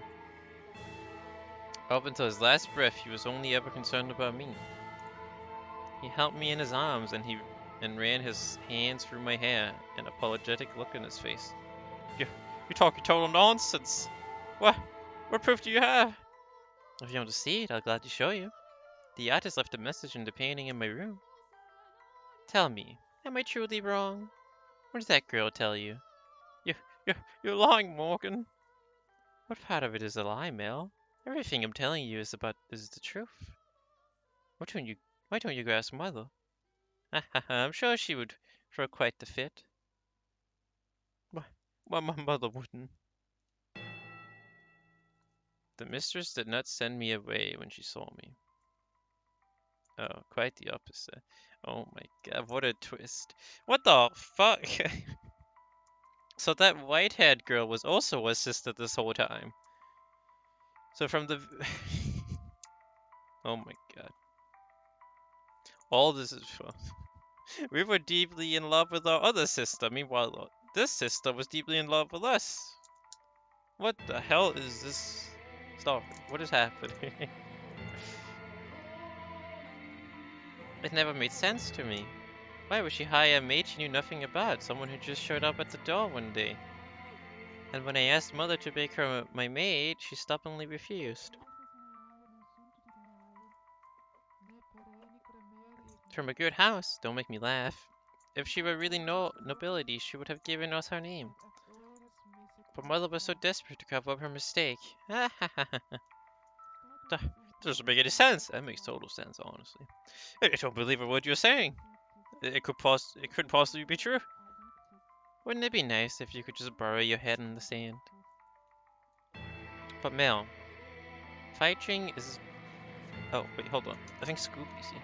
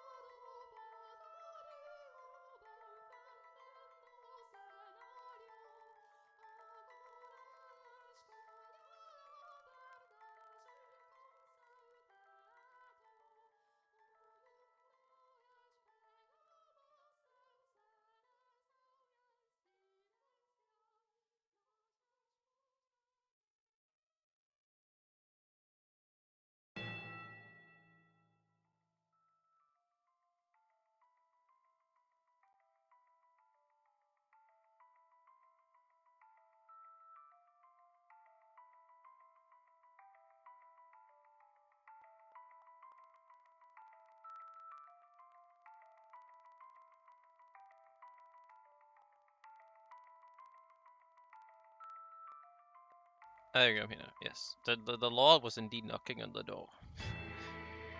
But that's because he wanted to go outside. So that's why I didn't have time to switch to the VIB screen. But we're here now. The Lord has been outside.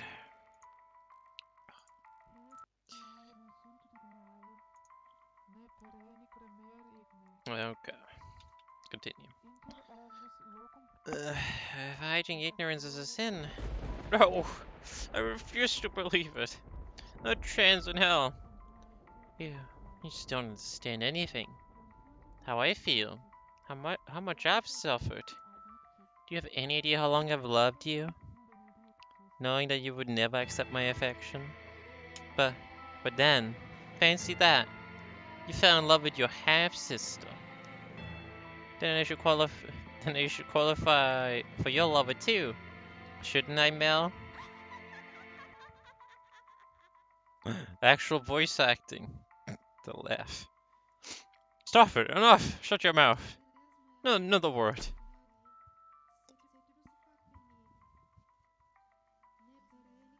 Oh, he's here now.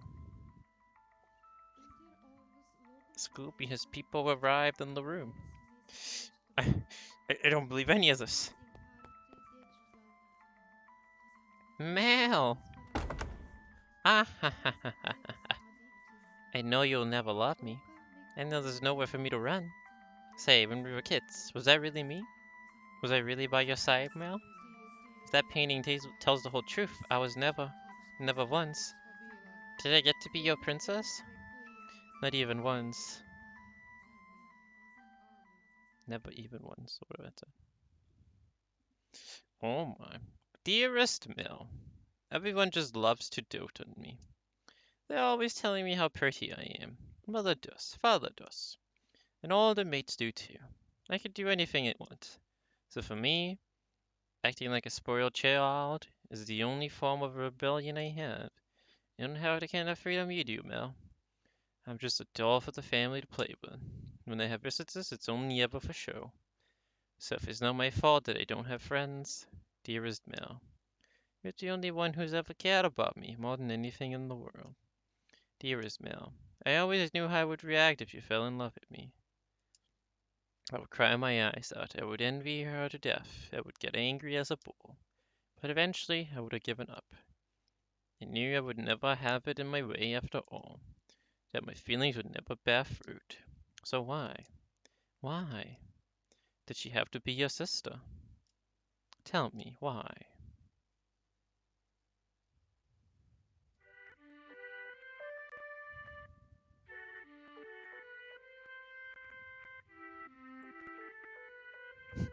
We're back here.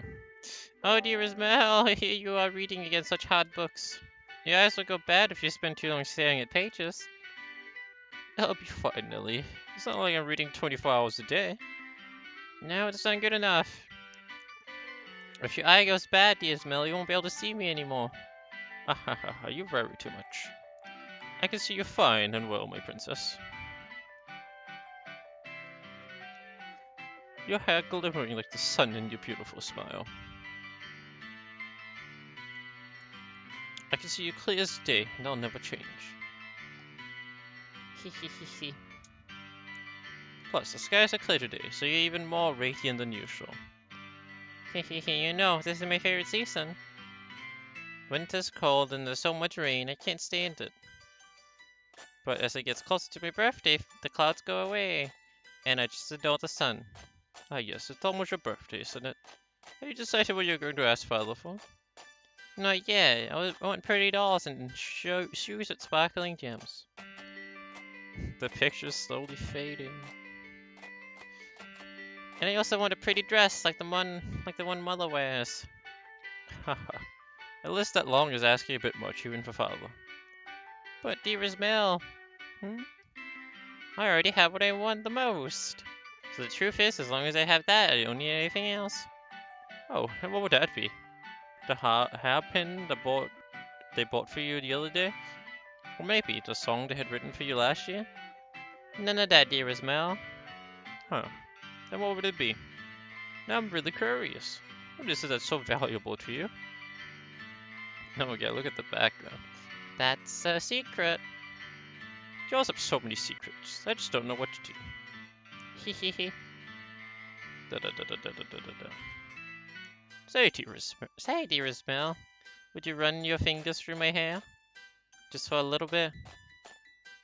The fuck was that? What's getting into you, Nelly? Why are you so hungry for attention all of a sudden? Please, dearest Mel. What is that? Monka? Monka jump scare. Oh, Nelly, what am I going to do with you? Come over here. Hehehehe. And I want to sit on your lap. Yes, as you wish, my beautiful, beautiful little princess. Say, dearest Mel, what is this time, really? Right now, I'm so incredibly happy. Happy.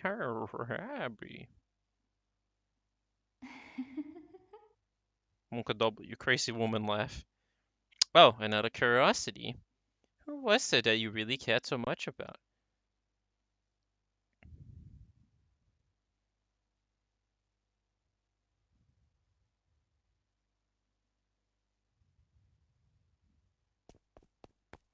Ha, ha, ha.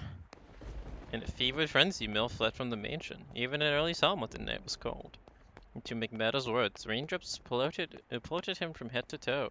But that caused him little discomfort, for a far greater maelstrom of pain rampaged within his breast. At night, the town took on a different appearance. Not simply for lack of illumination, but the people active within it as well. It wasn't a suitable place for a young aristocratic man to go wandering unattended. The darkness is not only the daub of devils, but of beggars, thieves, criminals, and all manner of things undesirable. Da da da da! Exclamation mark! But despite that, he continued to run, knowing not where he was to head. He simply went where his feet took him, and where he arrived was the church. Father, Father! God, God should help me be able to offer me counsel to answer all my questions about that painting, about her, about Nellie's feelings. Not her lies, but the truth. Please open the door. Exclamation mark. Open the door! But as you might expect, the door was locked, and the priest showed no sign of responding to his calls. The sound of the pouring rain drowned out everything else. His head dropped feebly. He looked like a helpless little calf who had wandered alone onto a dark, precocious mountain path with no end in sight. Why won't anyone tell me the truth? All I want is for someone to tell me it's not true. Have I sinned? No, I didn't know anything. I didn't know. No, none of it is true. So I haven't done anything wrong. I'm not at fault, am I? Nevertheless, his sister's claims and her laughs continued to echo within his head. If he truly believed it to be false, he would have gone to look at the painting. Then he could not. That he could not was an indication that uncertainty had a stronger grip on him. Fragmented images of a white-haired painter fluttered through the back of his mind, but he desperately shoved them aside. What good is the church? What good is the technology? What good is God? What? Something moved near the boy. It stood immediately behind him and grasped his lighted dressing gown. He had been so consumed in his own world that he had not noticed the person's presence until they were close enough to touch him. What? Who are you? Standing there was a beggar dressed in a tattered rags. He's still begging at the church? The hooded beggar tenderly extended his hand toward Mill, pleading for relief with sad, slender fingers. Were he a generous young maid, Mel would have given the beggar something. Were he generous, of course. Lord, get your filthy hands off of me. I don't have a damn thing to give you right now. Don't you dare touch me. Suddenly, the beggar's hand turned upward. My eyes catch the beggar's. Her hood fell back, revealing a hairless head. And a pair of red eyes gazing bitterly, though with a familiar distinctive glimmer at Mel. Red eye? Wait, what? She immediately covered her face and turned to run. It can't be! The beggar that's always been here was, But you said yourself that they would not survive much longer. How could you be certain she was that same beggar? Wait for me! Perhaps, as someone with such high social standing, all beggars appear the same to you. Perhaps you want to believe your meager generosity made a difference, that you did something of value. I will not say it is wrong to think so. Wait for me! What the fuck is happening? This is really getting spicy. I chase after the fleeing girl. Though I shout for her to stop, she continues to run. The rain is so heavy, I'm afraid I might lose her. I'm terrified, but But I didn't do anything wrong, did I? I'm begging you, please. Please stop. I just want to talk. She comes to a stop at a corner. Please do not go around this corner.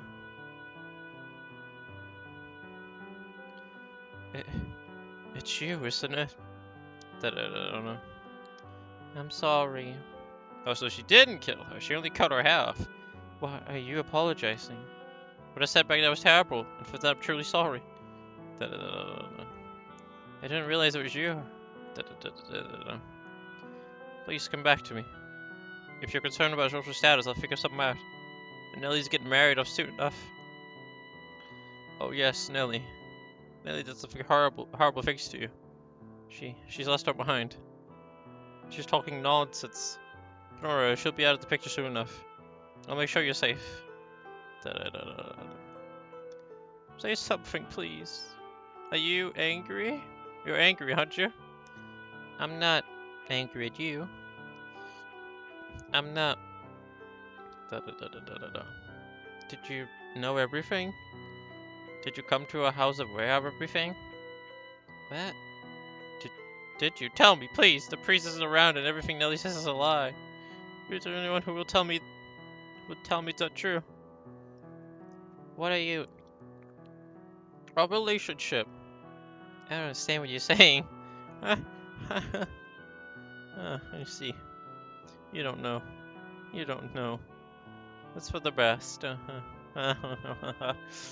He's also going insane now. Nellie's the only one who knows. She'll be gone before long. Everything will be alright. Lord Mel. It'll all be alright. Let's go back. I'll make sure you never put in danger again. I'm begging you, stay with me. My appearance is no longer suitable to stand at your side. You saw how unsightly I am back at the church, did you not? I could grow back. That's not a problem. Now I truly look the part of the hideous witch. But I am to blame. It was a sin for me to find happiness in your kindness. What are you talking about? My sin was falling in love with you. Not what happened to my father, nor how we had to spend our days. There was no sin in that. We have our whole lives ahead of us, don't we? With enough time, this whole tragic mess will be behind us. Things will only get better from here. I'll be your prince. I'll be your prince. Like the one who took the girl to see the outside world. So please, give me your hand. Come to me. Don't leave me all alone. I need you by my side. Please. I extend my hand around the corner. I sense her hesitation beyond the bend. I'm begging you. I can't see what's on the other side, but a vision. No, I can't see what's on the other side, but a vision of her reaching out to put her hand in mine wells up in my mind. But that story never had an ending. What? She doesn't take my hand. I doubt the girl ever wrote that letter.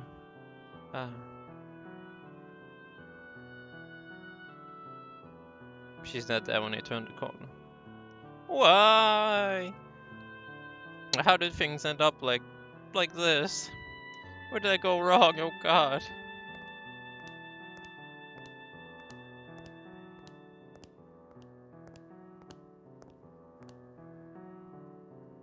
Your error was likely your kindness. Thoughtfully, haphazardly speaking your generosity. What is the mate doing? But that generosity came from your own desire to avoid pain, for your own happiness. What should I have done? I can't take this. Everyone was happy. Nellie used to laugh and smile. She once meant the world to me. How did things end up like this? It's not my fault. I didn't do anything wrong. If you pretend like nothing happened, then perhaps I can go on smiling in your head. But regardless, you must follow the path you tread. It is your path alone. The path you chose when, in that moment, you decided to run. Make the wrong choice in those moments, and you shall find yourself on the road to ruin. I would have been better off not knowing. Better off in the dark. I just wanted those tranquil days to last. They were supposed to last forever.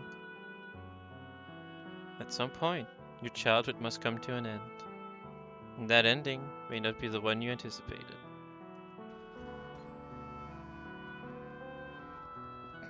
Thank you. That's a random boat on. Thank you, Langrid, for popping the good old boat on. I can't stand this world. Why is that so quiet? That needs to be buffed too. Yeah, it's been a while since I've heard the boat on. Been a while. Maybe that's why it's getting so quiet. You yearn for a world that would treat you with kindness. What should I do? What should I have done? Someone, please help me. You should return now. If you spend too long out here, you are liable to catch a cold. You're liable to catch a cold. Now let's return to our own time.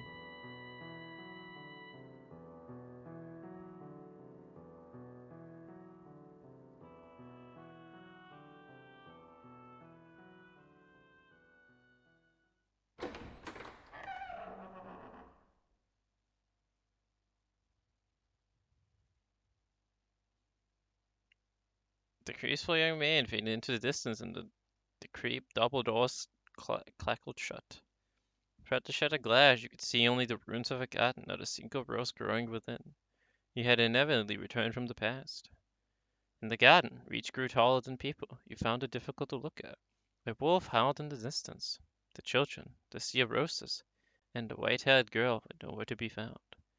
You and the maid, who called you master, were the only people present in the mansion. What happened to them next? Oh, master, you would know better than I. He he he. My, you cannot remember? It seems this is quite serious then. Worry not. My loyalty lies with you, master. The mansion has witnessed more yet. Let us make our way to the second door. Nope, let's not do that. Let's stop here, shall we? No more.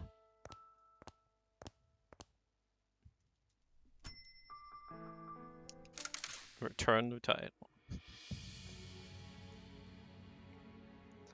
Let's stop that for now. For this game, god damn, fuck, what a story that first one had. God damn, poor guy. Random lady shows up out of nowhere. He falls in love with her, but she turns out to be his half sister. And then at the same time, his actual sister is deeply in love with him. Then the sister goes completely insane and cuts the hair off the other's half sister, and then Jesus, what a mess. Poor guy. It was bad, man. What a good story, though. I liked it. It was good, and a whole lot of dot dot dot dot dot dot dot dot dot. God damn. What is this? Inspect your memories. We don't have anything. We don't have any memories apparently. Jesus Christ. What a story in that first door. But yeah, we should do more tomorrow of this. That'll be it for today though of this. No more reading. I'm liking it so far though. It's enjoyable, I'm digging it. I'm excited for tomorrow, for the next story.